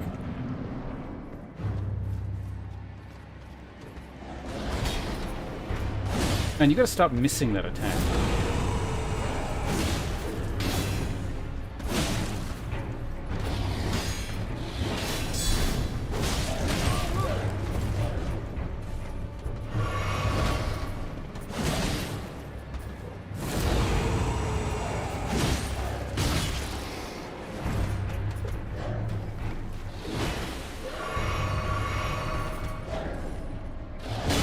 What? How'd that miss?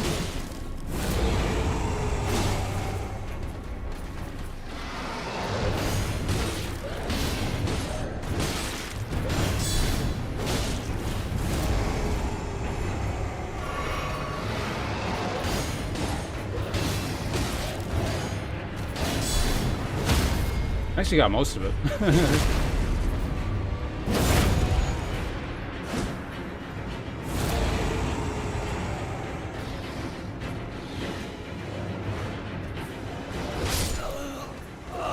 The one time it actually connects as a killing blow.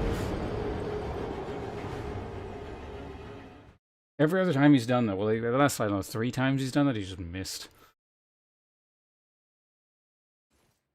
I want to parry that full combo. It's really cool.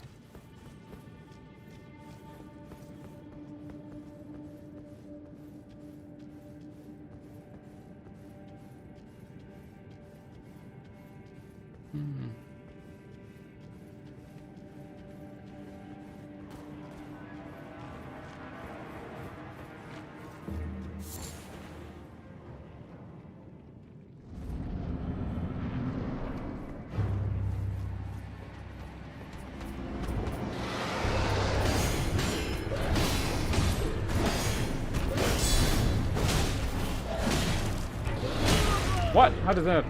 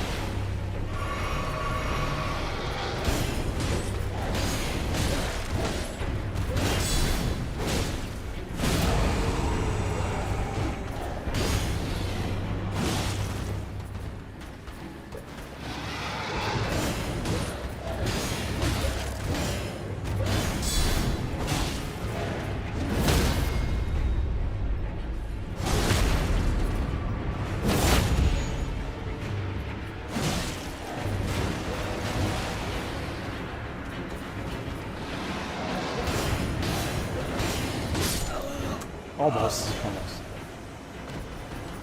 Oh, also, if anyone's wondering, because they came in recently, the mod is actually normally not this difficult. I'm playing it on extra hard mode. So that's why this guy has so much in terms of, or so many hit points, and why he's doing more damage. I have it set so that default mod, which is already harder, is...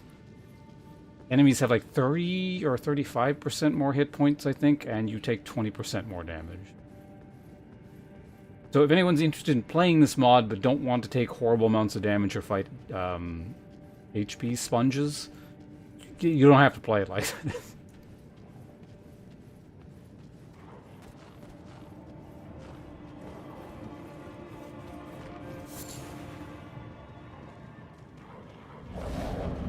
And you definitely don't have to rely exclusively on the parry system. Or deflect system or whatever.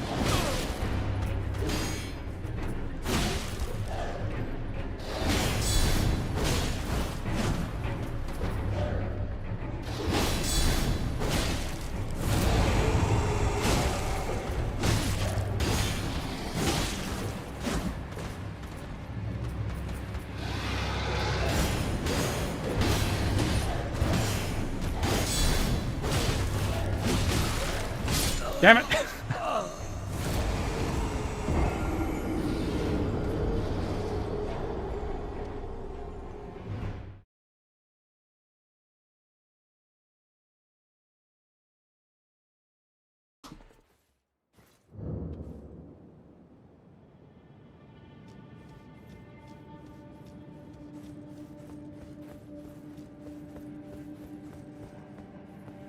Changes like enemy AI behavior?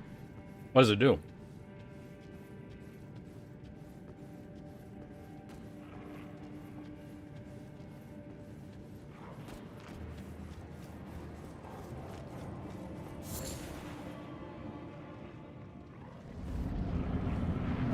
I'm assuming that pause gives enemies an opportunity to interrupt you.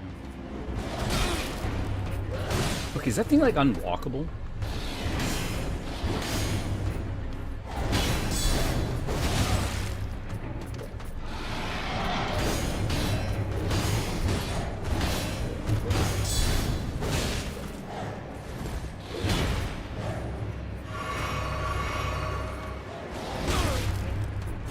I can't seem to deflect that one. It's really weird.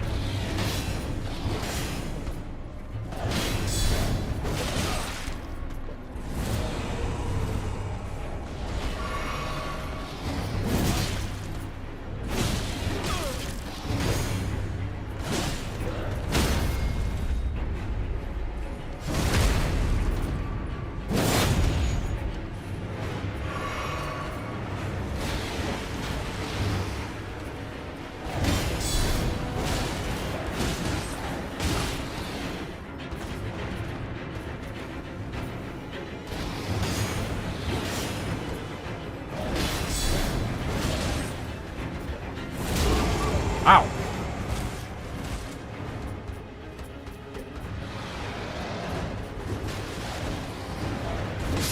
What? Oh, I thought I would outrange that, but I just got clipped by that up attack.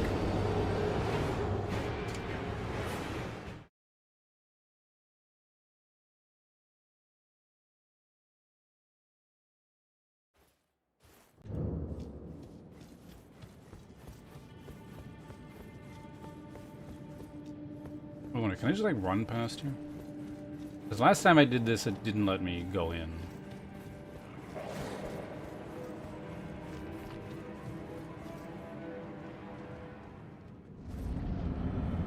Hmm.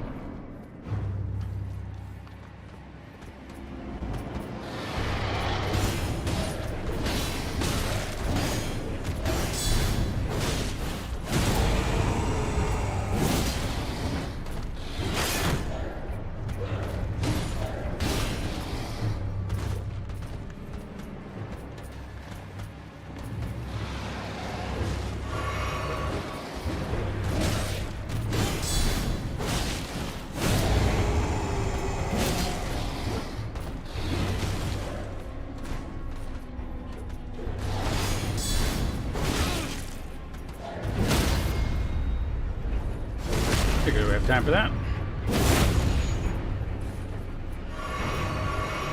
Whoop.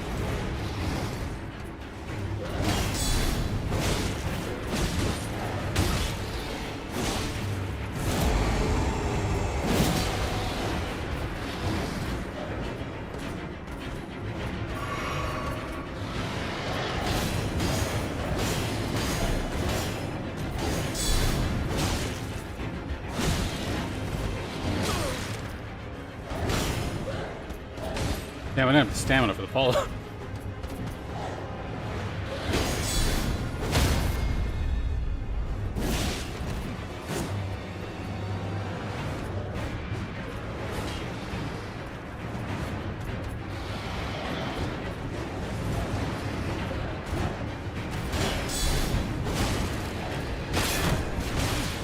Good.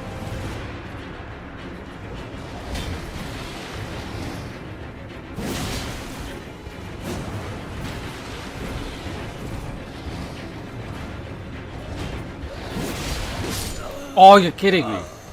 I forgot he did, I keep forgetting he does a spin thing at the end. So that wasn't like a, oh, I'll kill him in one hit. Like, I knew that wouldn't kill him, or I figured it wouldn't. I just keep forgetting he does a spin after he does the up thing. Oh well. More opportunities to mess around with the deflect. It's just, I don't know, it's really satisfying and fun. I don't know how to explain it better than that. The novelty will wear off. Probably, but...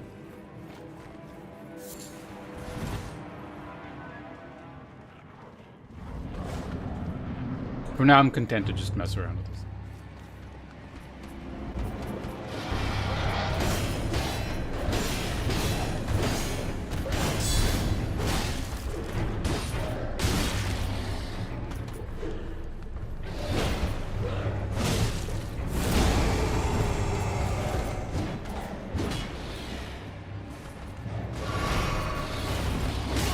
What?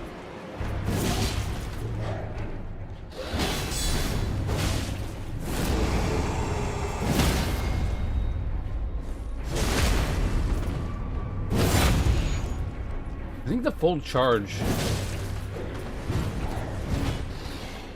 deals more than the visceral.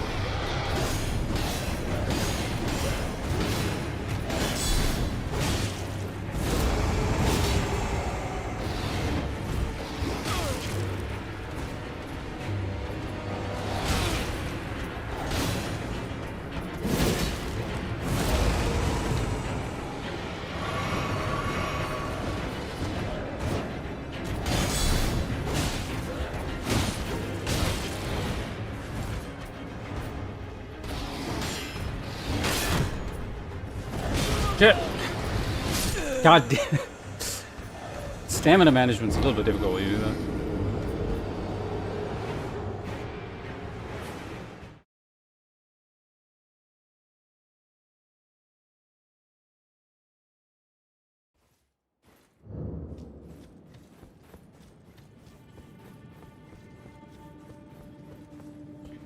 feel like there's probably also better weapons for this playstyle if I had to guess.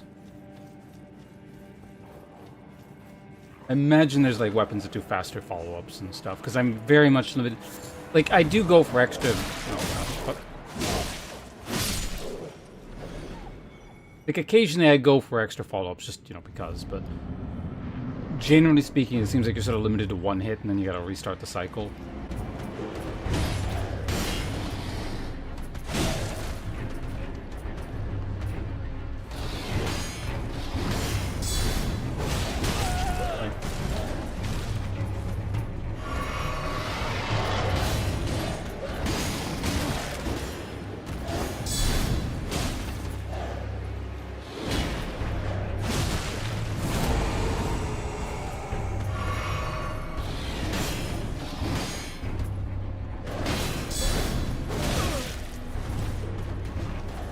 Keep mixing that up with a different combo.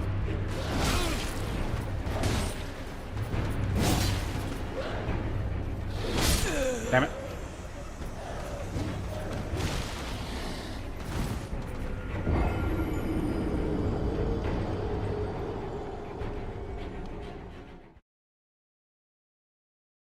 Deflect during the attack? We'll see. Like I said, I'm not beholden to doing this deflect thing for the whole game. Like, it's amusing to me now, that's why I'm just doing this exclusively here. But I'm not gonna... Yeah, no. We're not doing this the whole way through.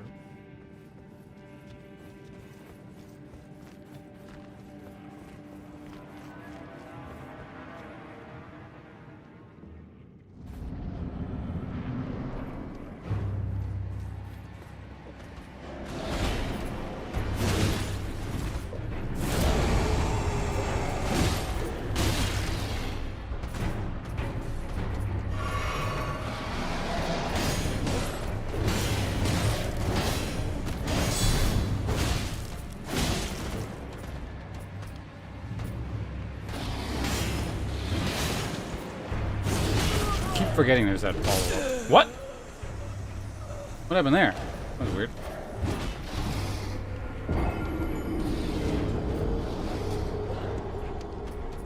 Okay, I think it's enough dicking around. Let's just kill this guy. Like, I'm still gonna do primarily deflect, but... He can die now. I'm good.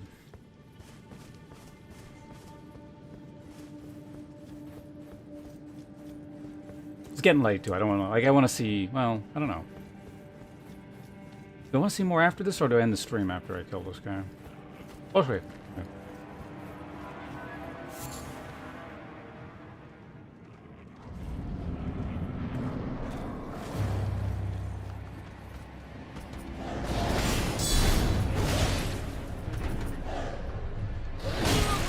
Okay, I don't understand why that fails sometimes. There's like this weird...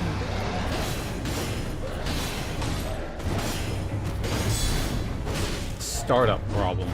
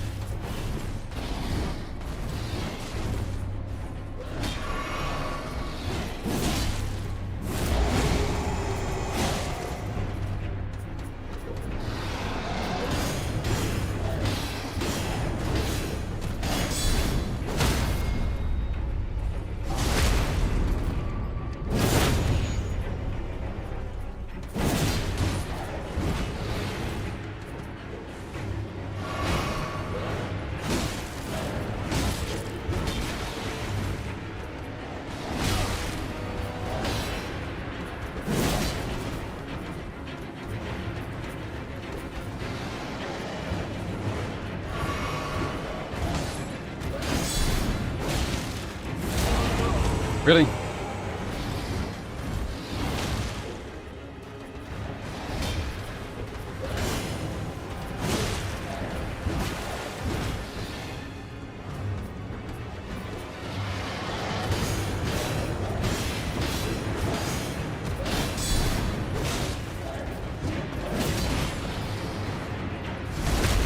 What? You can backstab that guy?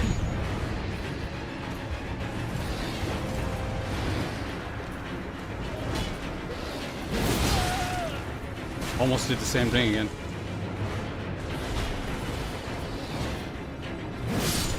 Alright. Flame Drake Talisman. Smithing Stone, which I actually need, and then the rune piece. Cool. That was fun.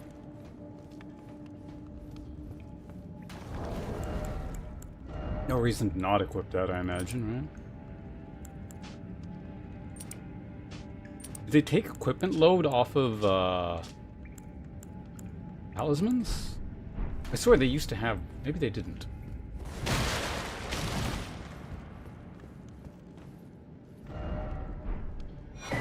Now, would you look at runes? They did used to have them, though, right? In the original Elden Ring? I feel like I remember that.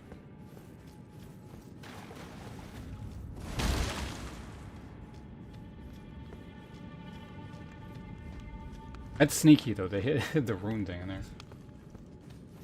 Yeah, I remember there was, like, it was kind of annoying that they did. Was they had weight. It would factor in, like, a lot more than you would think. Let's go to the entrance.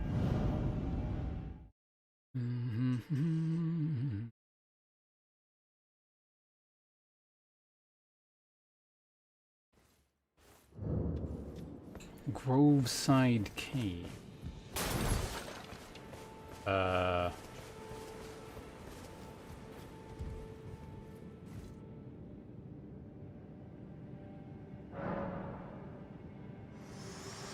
Can I go to the hold now, or what?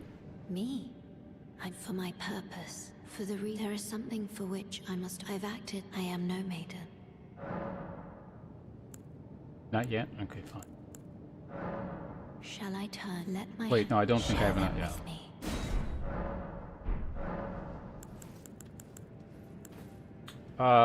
Beyond that, though, I don't have anything we need to do, right? Yeah.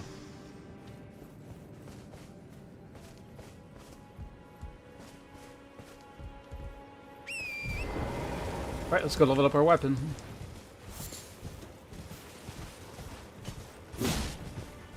Hit the turtle for no reason.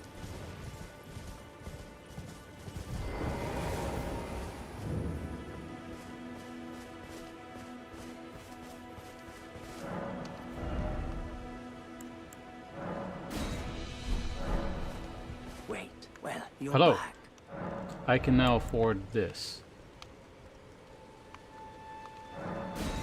I wonder if, these are any different. I may as well. Oh yeah, and those. Goodbye. We'll pick them up one day. Nice to do business.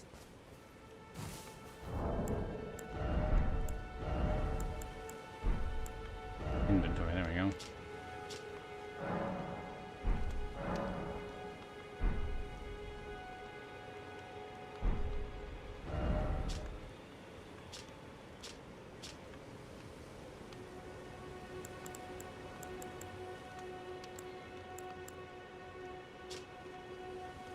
Oh, anyway, someone lurks among the waypoint ruins on the roads through Limgrave. Remains the third church of America north of Mistwood. Oh my god. Okay, anyway, we're done. Actually, you know what, while we're here?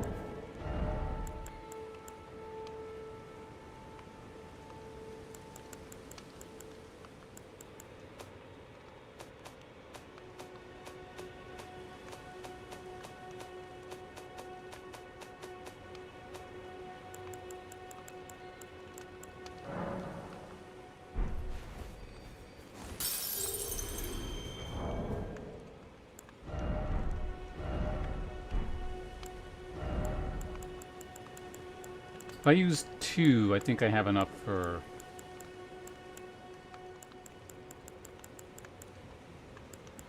Why is this thing so hard to spot? Where the fuck? There it is.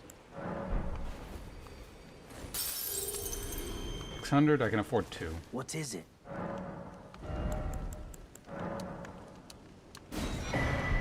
Goodbye. Bye. Alright, well.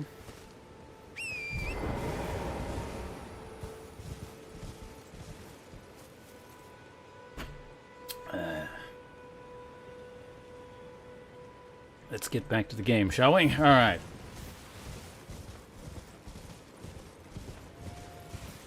Where do I want to go next? I want to pick up some spells so I can start actually doing the Spellblade playstyle. How much of a map do I have?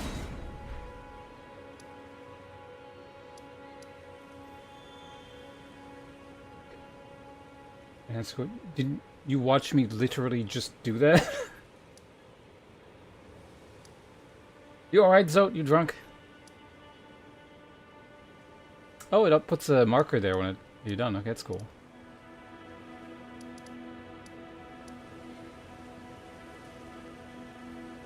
It's kind of nice because I actually, like, don't remember a lot of stuff at this point. Cop, don't be disgusting. Never insinuate something so gross and impinging upon my personal sense of honor ever again. Or I'll ensure that you suffer the indignity of being banned by Hope Horizons.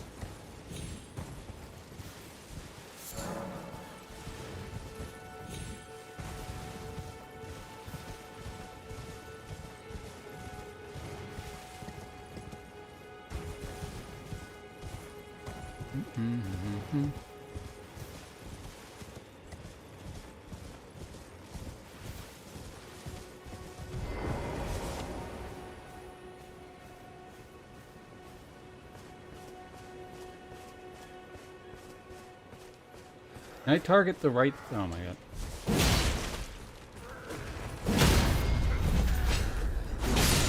Got it.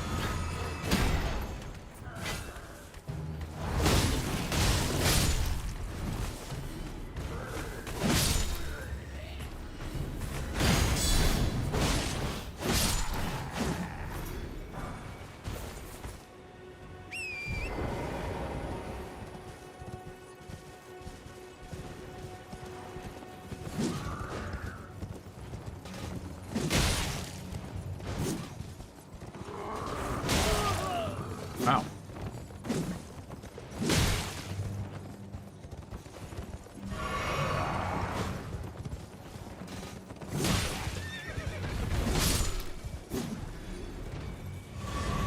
Mounted combat. What the hell are you doing, sir?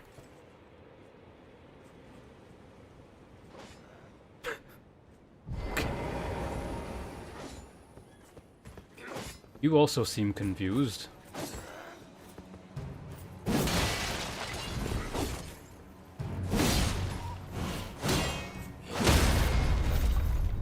Oh. You're not dead.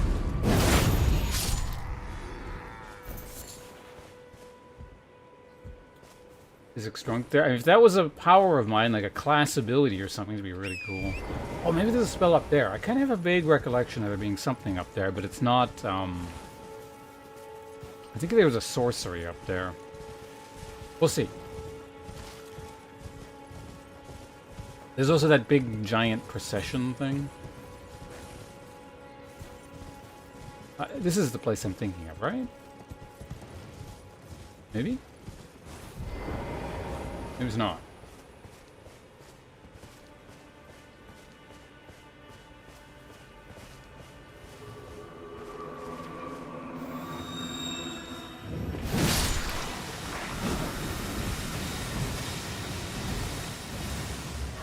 Say no to poison.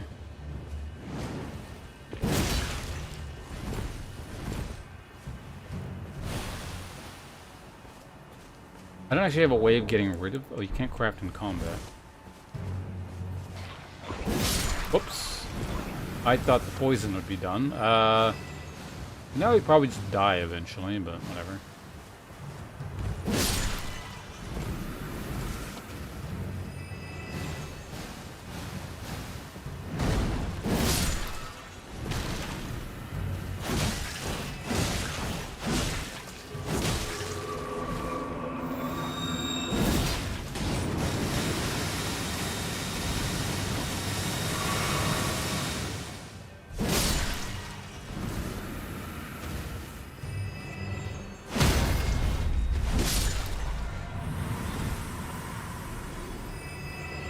I'm not even sure if I can craft the anti-poison thing. Oh, there's a thing down here.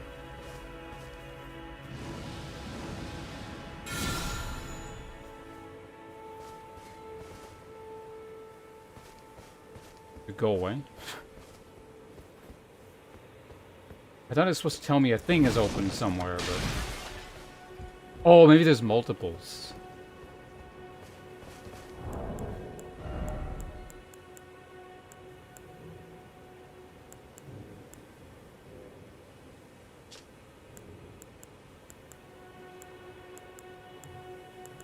I have a lot more to craft than I thought.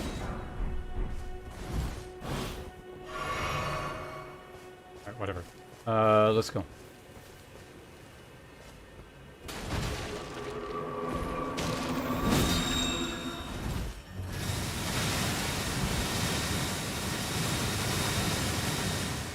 Huh? Oh, does that block? That's kind of neat. Ow, ow, ow, ow. I think there's like a holy status effect on me or something. Yeah, it's cool. Guess that spell must have done it.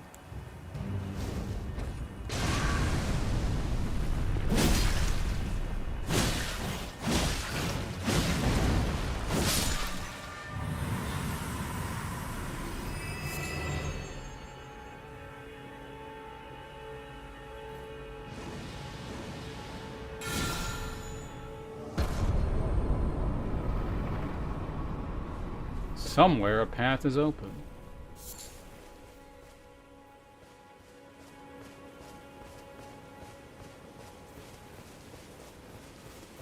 I think we just actually maybe if I kill these guys, I'll get the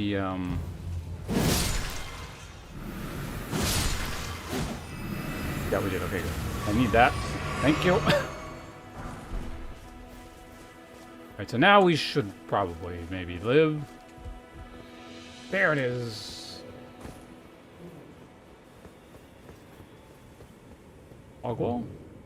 Hmm. Oh.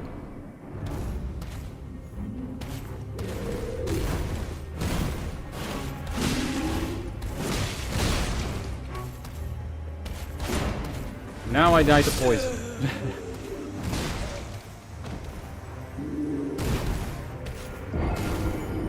That's fine. We opened it all.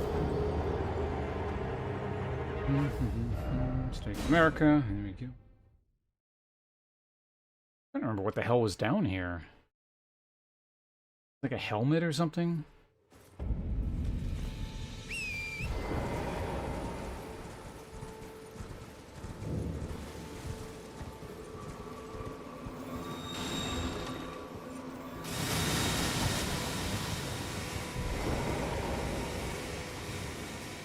Did they add more sticks?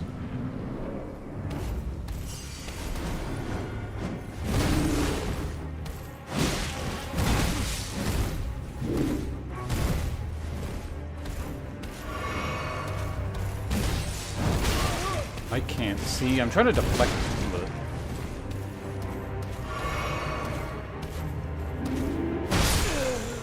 Whoa! I guess that wasn't a deflect, because I think perfect deflect is supposed to negate status effect stuff.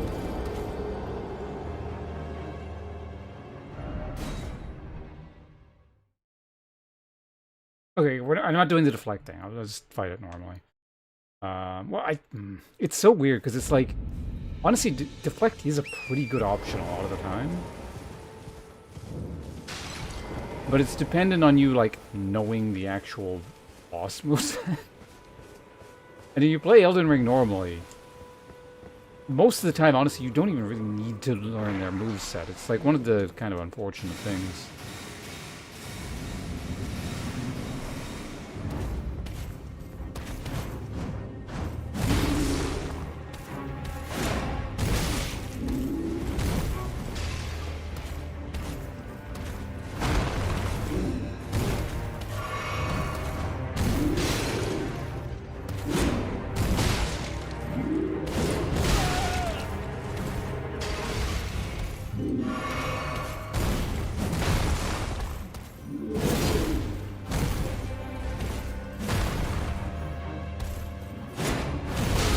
And because the attack... I guess I have to use mostly heavies.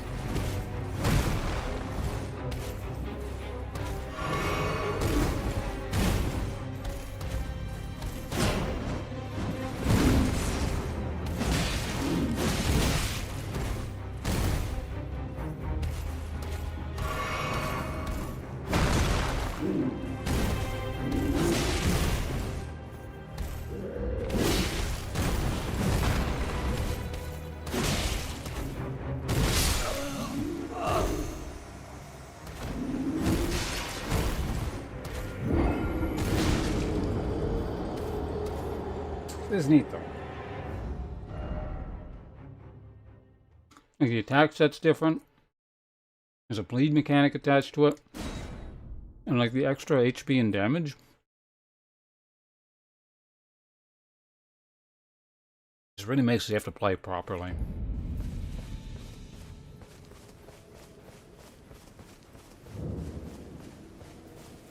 Or at least properly adjacent, anyway. What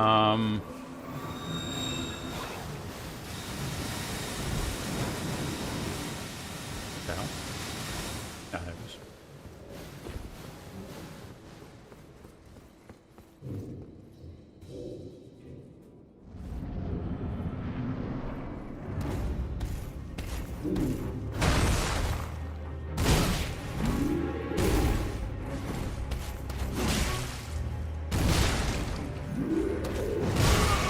Really?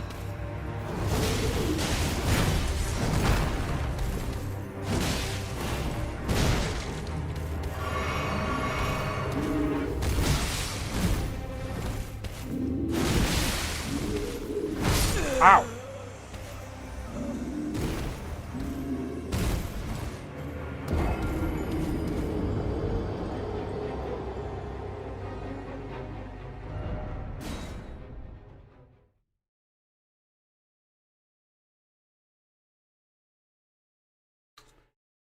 Yeah.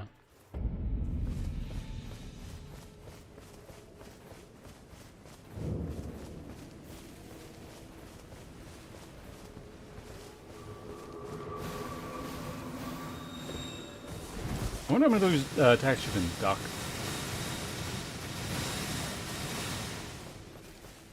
Probably a few of them.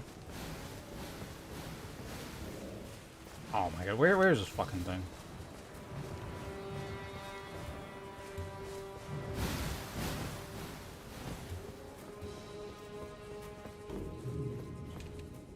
Like, I want to see his like side swipe you can probably duck. I kind of want to test it. Not that. That's okay. That's not a side. Can you do your side? Oh my god! Stop doing that. Do your side attack. Yeah, maybe none of them actually. Now that I look at it.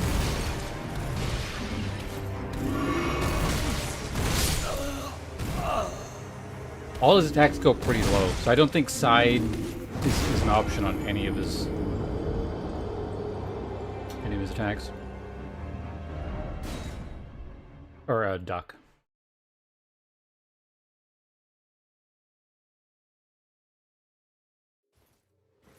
Weirdly, this boss is actually, yeah, I guess it's pretty straightforward in that sense, as in none of the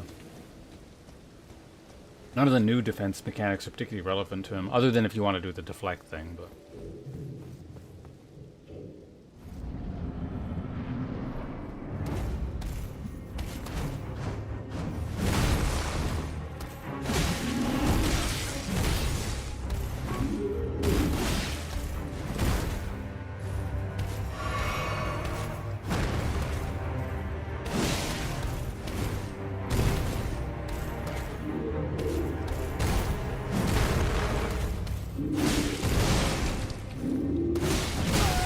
What?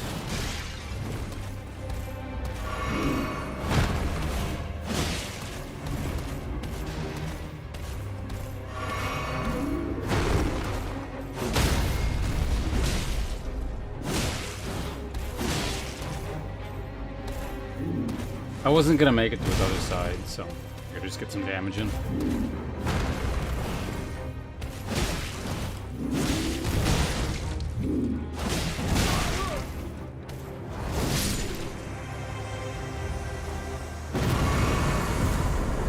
Hey, a rune piece. Smithing stone? Sure, why not? Bonfire down here?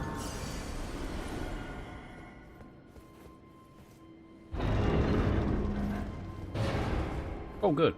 Yeah, give me spells. Tarnished, are we? I wonder you should turn up here. I am Selen, a sorcerer, quite plainly. Why are you here? One on sorcery. A yen for glintstone sorceries. Not the glintstone ones. I dare Gravity, say if possible. Your But proclivities are far from ideal. Oh well, perhaps nurture will defy nature.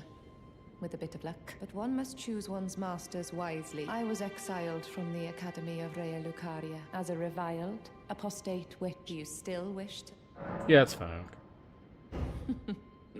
Well, you are a piece of work. Very well. You are now my protege in glintstone sorcery, but I refuse to coddle or cast kind words. Never. Anticipate grievances, young apprentice.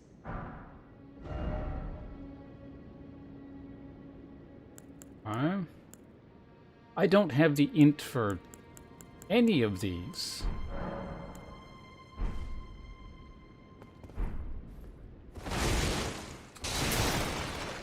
I'm gonna bust your room up. Young apprentice, you are a tadpole when it comes to magic. So, to become a sorcerer, for now.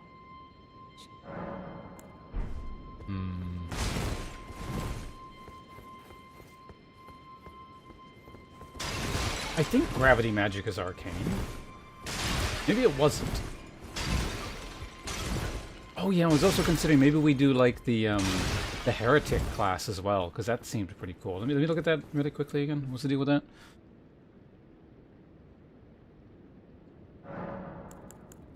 Fortunes, cunning, heretic. What's your deal again? Increases arcane, so it increases memory slots.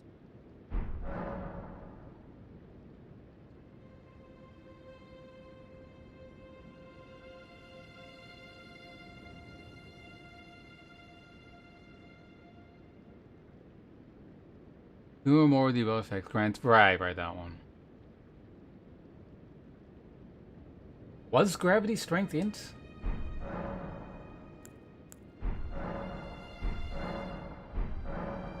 Been a while. I don't remember a lot of this stuff. I guess we'll see. Once I get to the round hold whatever, it'll probably give me some more options. Maybe.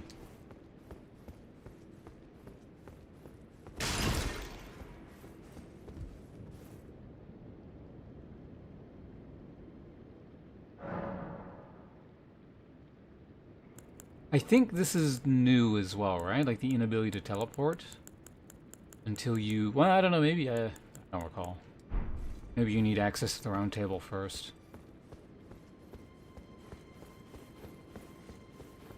Yeah, no, I know about Dragon Commune, but the Dragon... Well, actually, no, I guess there are like those quick claw spells and stuff. That I could do like that. That might be fun.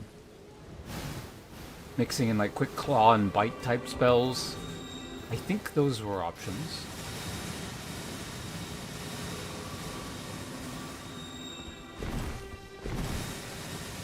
In amongst melee.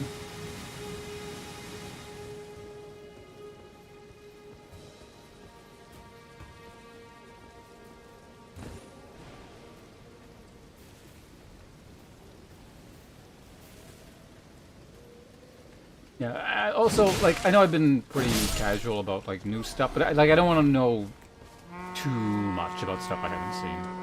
I know it's, like, kind of a fine line when it's, like, I don't really care about everything, but...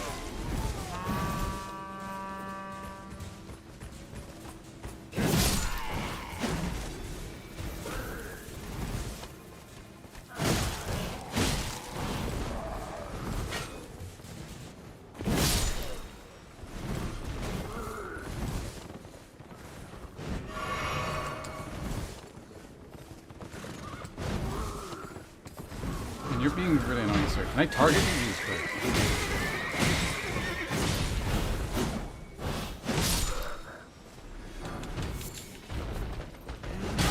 Oh, there's another one.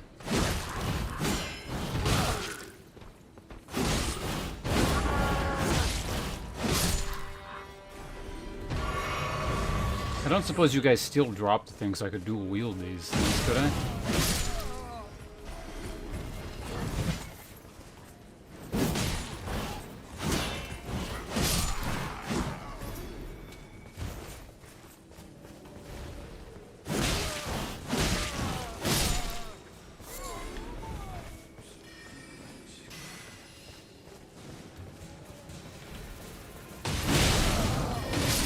Whoa, what?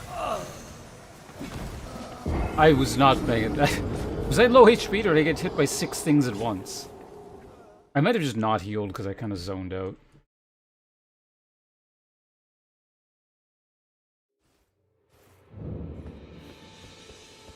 Yeah, okay, let's not... Okay, so basically I want to do this and I'm probably getting in the stream because I'm getting like really tired and I'm sort of not paying attention to what I'm doing.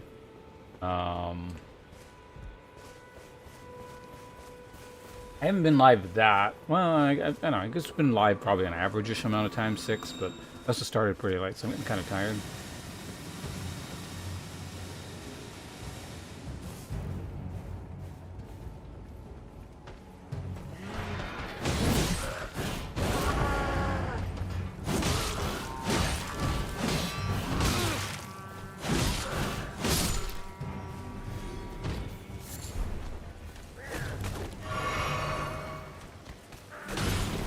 I'm stuck on like a wall or something.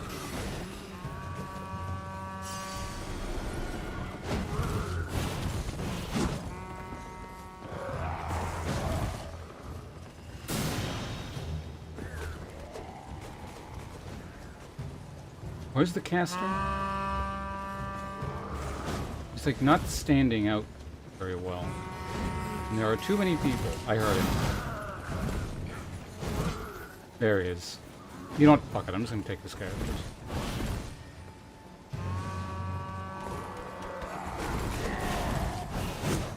Oh.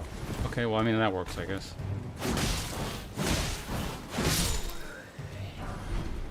Ah, we got his hat.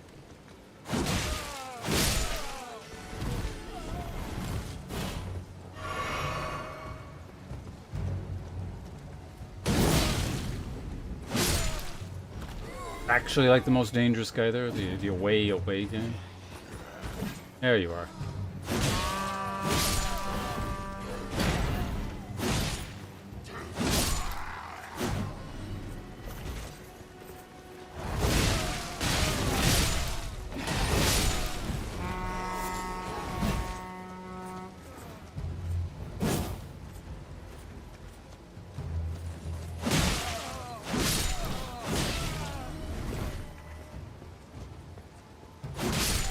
Blowing that horn. What the hell? No short-term memory, apparently. Can you stop running away? Oh my god.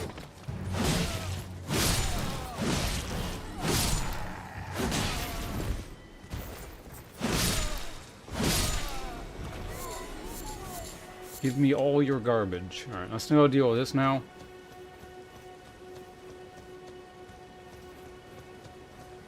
What?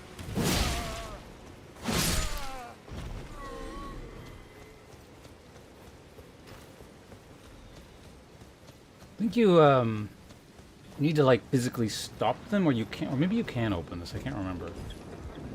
Yeah, you need to stop them, or they won't. You. Stop.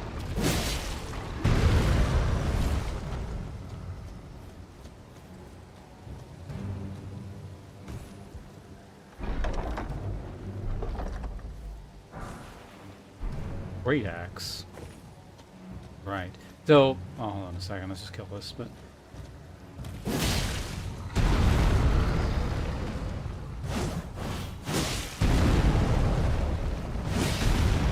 I wonder if we can deflect that.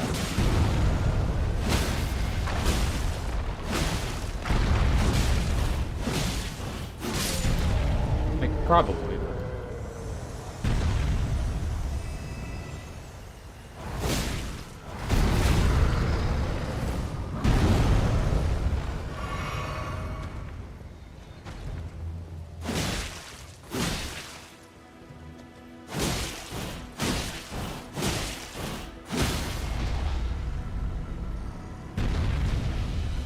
why not? Or I can just like, thank you, game.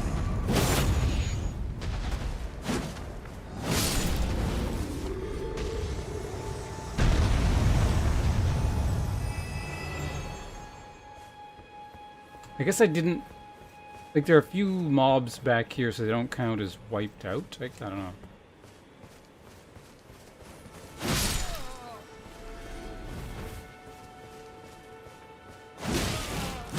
Oh yeah, the Cav guy, he didn't die. Because he fell off a cliff. Like, not far enough to die. I think he's just stuck down there or something. I'm surprised he didn't, like, come around and back up.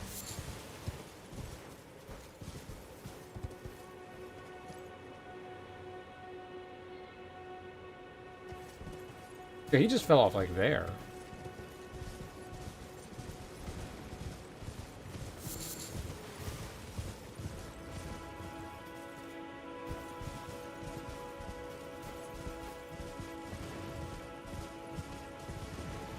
Anyway, let's head over here.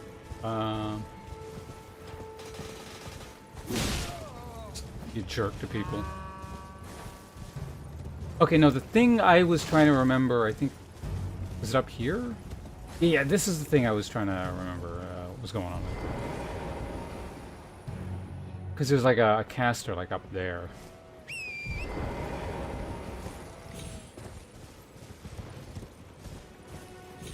And I don't remember if I'm remembering this caster or if there was an actual sorcery around here somewhere.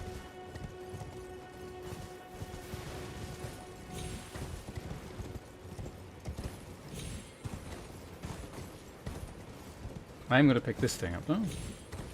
I feel like they had some kind of use other than, like, I think they restore FP or something. Now, does this count as a camp?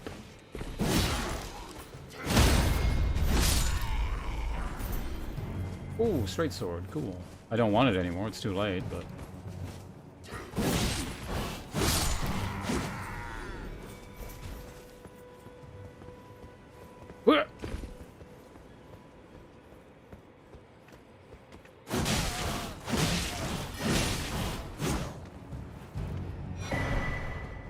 Ah, scroll.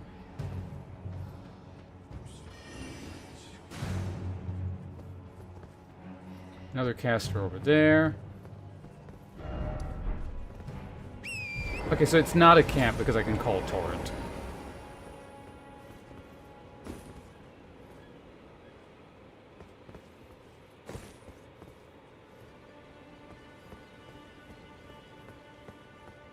But I will still murder all of you.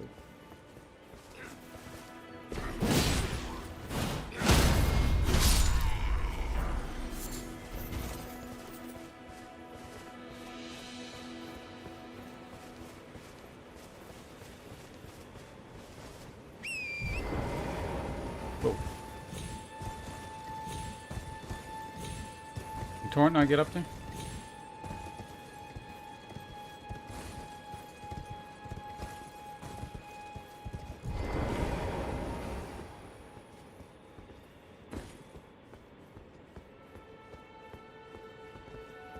Am I doing it right?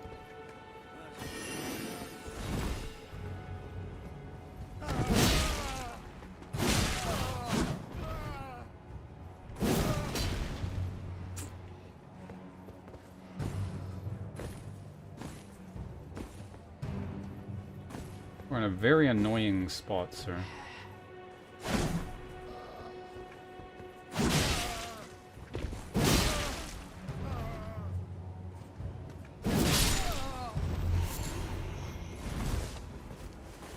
Wait, am I taking damage from falling? I have been. Okay.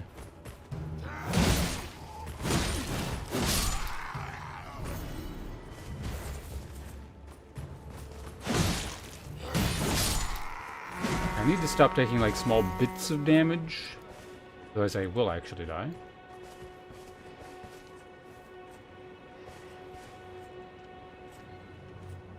Caster dude's back there.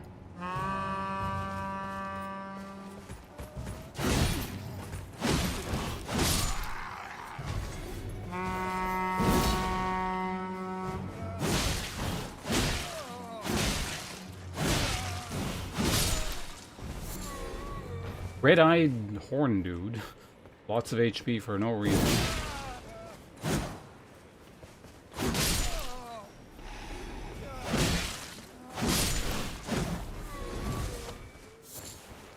Use probably more of those. Probably not a good idea to stand here. They can get shot with... that's probably not something I want to fight right now.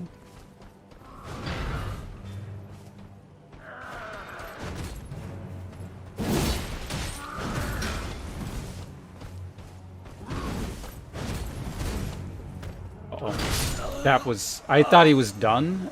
God damn it.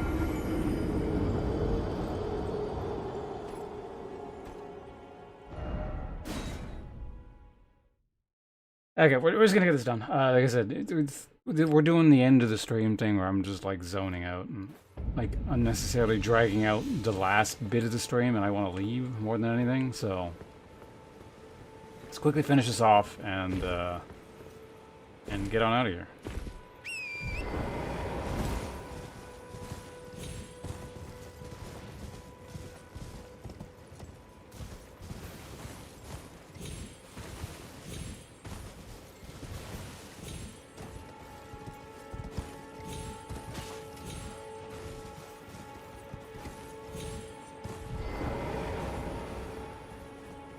If I hit him like this way, he won't fall off.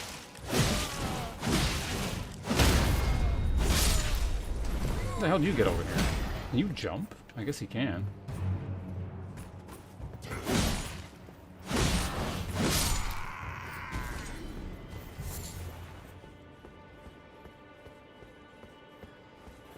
Alright, efficiency is the name of the game here. No fucking around. Kill everyone.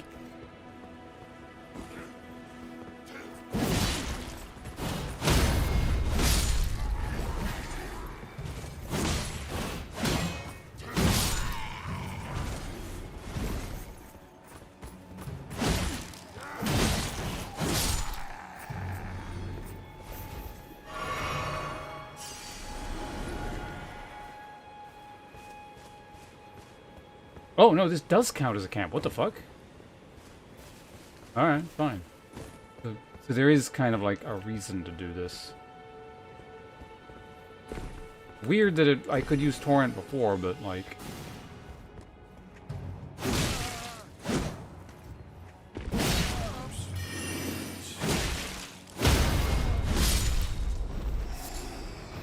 But not now.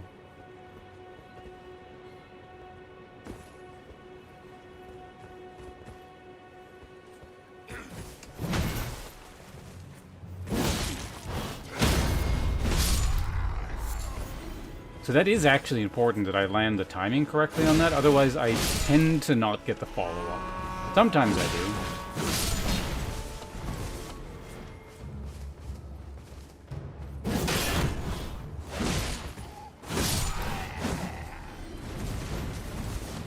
Okay, we're gonna drag you over here so I can see what the hell is going on.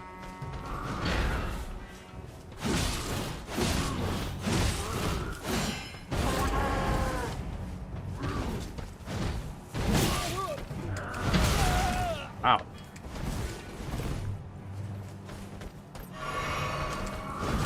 What the fuck?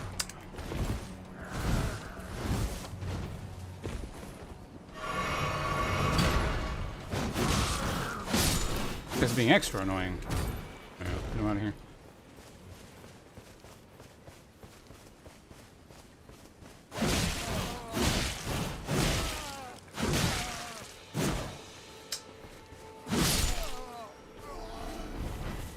That was the bot?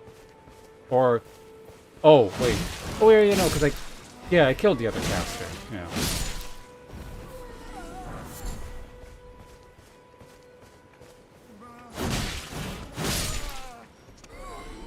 Actually, jump light attack seems like it's still got a pretty fast recovery. So yeah, jump light attack was never really an issue. Anyway, there's a treasure chest around here somewhere. Is this it? Oh, this must be it. Glintstone Staff, Great Epee, Lost Ashes. Cool.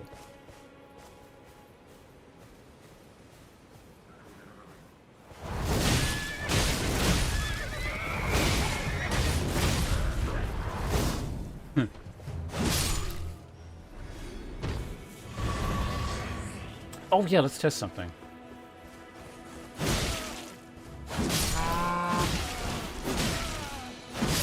That's a pretty small amount of magic I get back per hit. It's probably dependent on, well, I don't know, maybe it is dependent on the enemy. Like, if they don't have any hit points, I just don't get much back.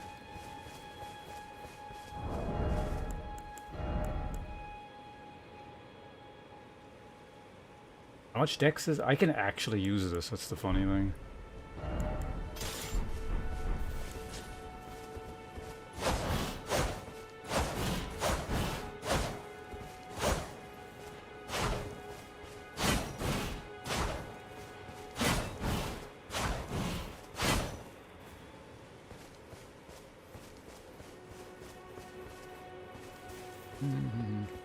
Interesting this even has a slashing motion.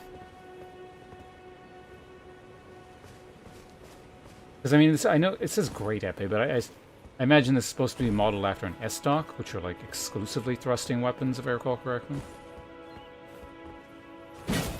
Like, in real life. Big anti-armor stabbing weapons.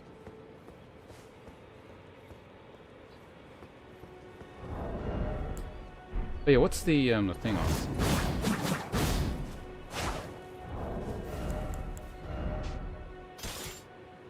Heavy thrusting, repeating thrust.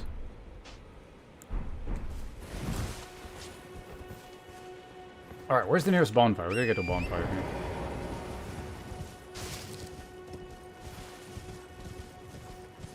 Because theoretically, if I put 1 point into int, I could start doing the subclass thing I've been meaning to do. Where the hell am I? There's an Everjail there. Is there, maybe there's a bonfire near the Everjail? I think this is the one...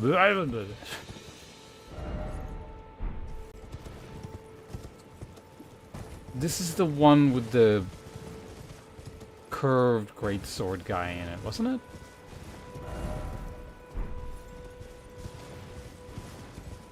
I don't remember. Fuck you. Just hit him and go.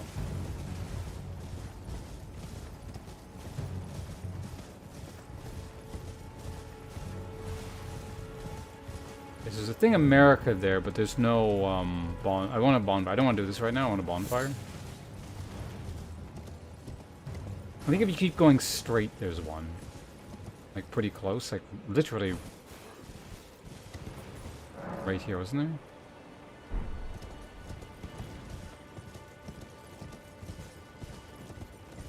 I thought there was one before the bridge.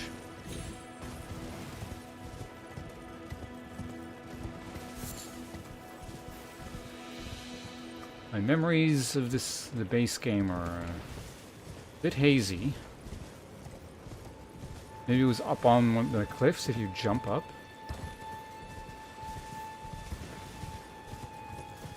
Or it was like right before this, maybe. Whatever.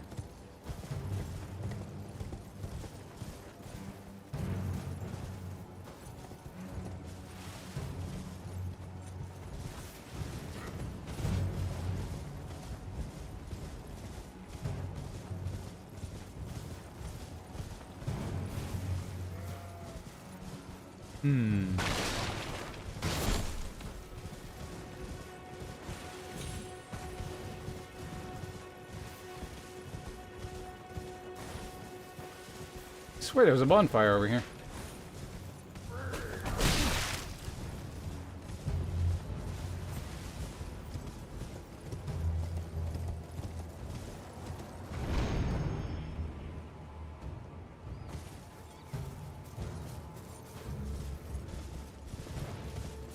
But I might be thinking of an area that looks a lot like this. It's maybe further over there or something.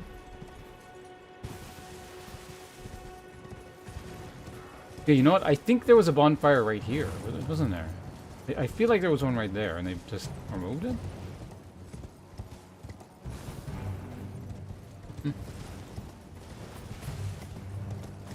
So let's try heading,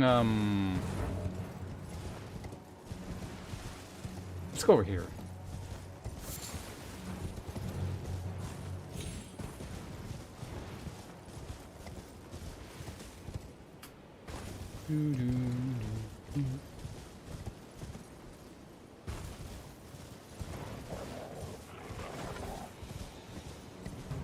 Kind of. These are the woods that lead. Oh, this is that guy's area.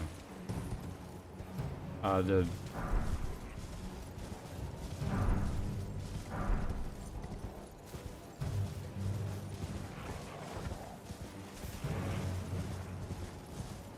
Can't let me steal your runes.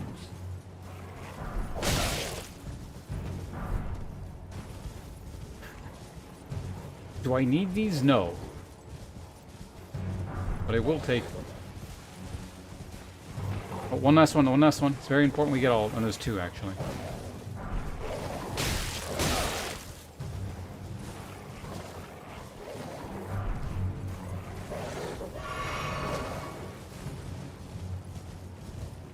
Surely we run into a bonfire somewhere.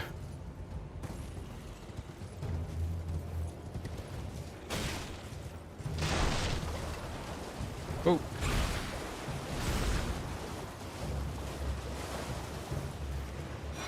Hey, I found it. Secret rune.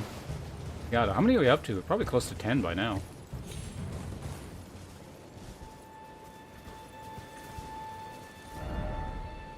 Be wary of dullard. What's going on here? Likely dog. What's with this, like, dog meme thing?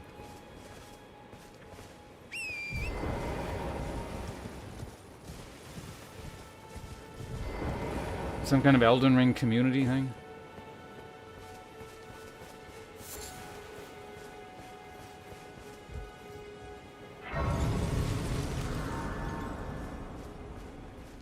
Is it good? I don't know if it is. It might be evil.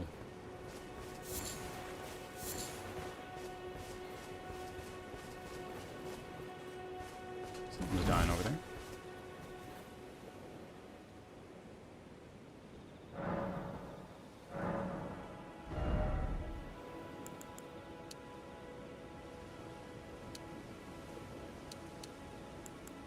Yeah, I want to be able to use these one-handed at some point.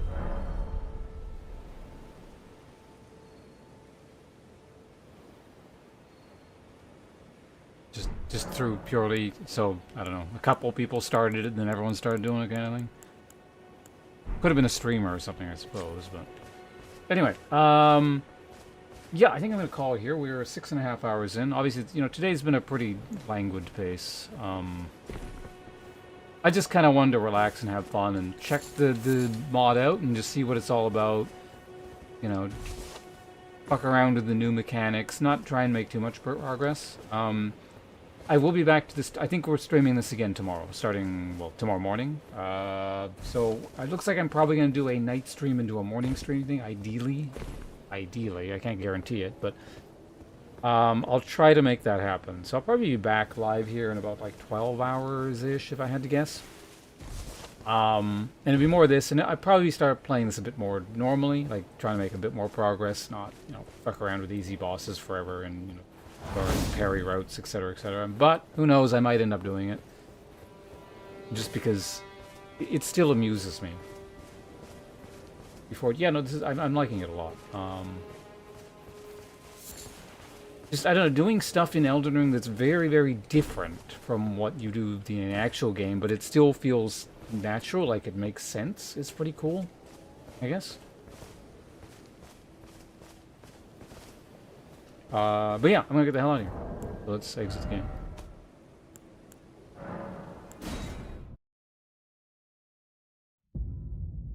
I probably played this actually at about as slow a pace as I did on my first actual Elden Ring launch day, if I had to guess. Just kind of dicking around. Well, I mean, I guess the first time I saw Limgrave would have been the test, but you know, whatever. I'm going. Again, thank you for hanging out, everyone.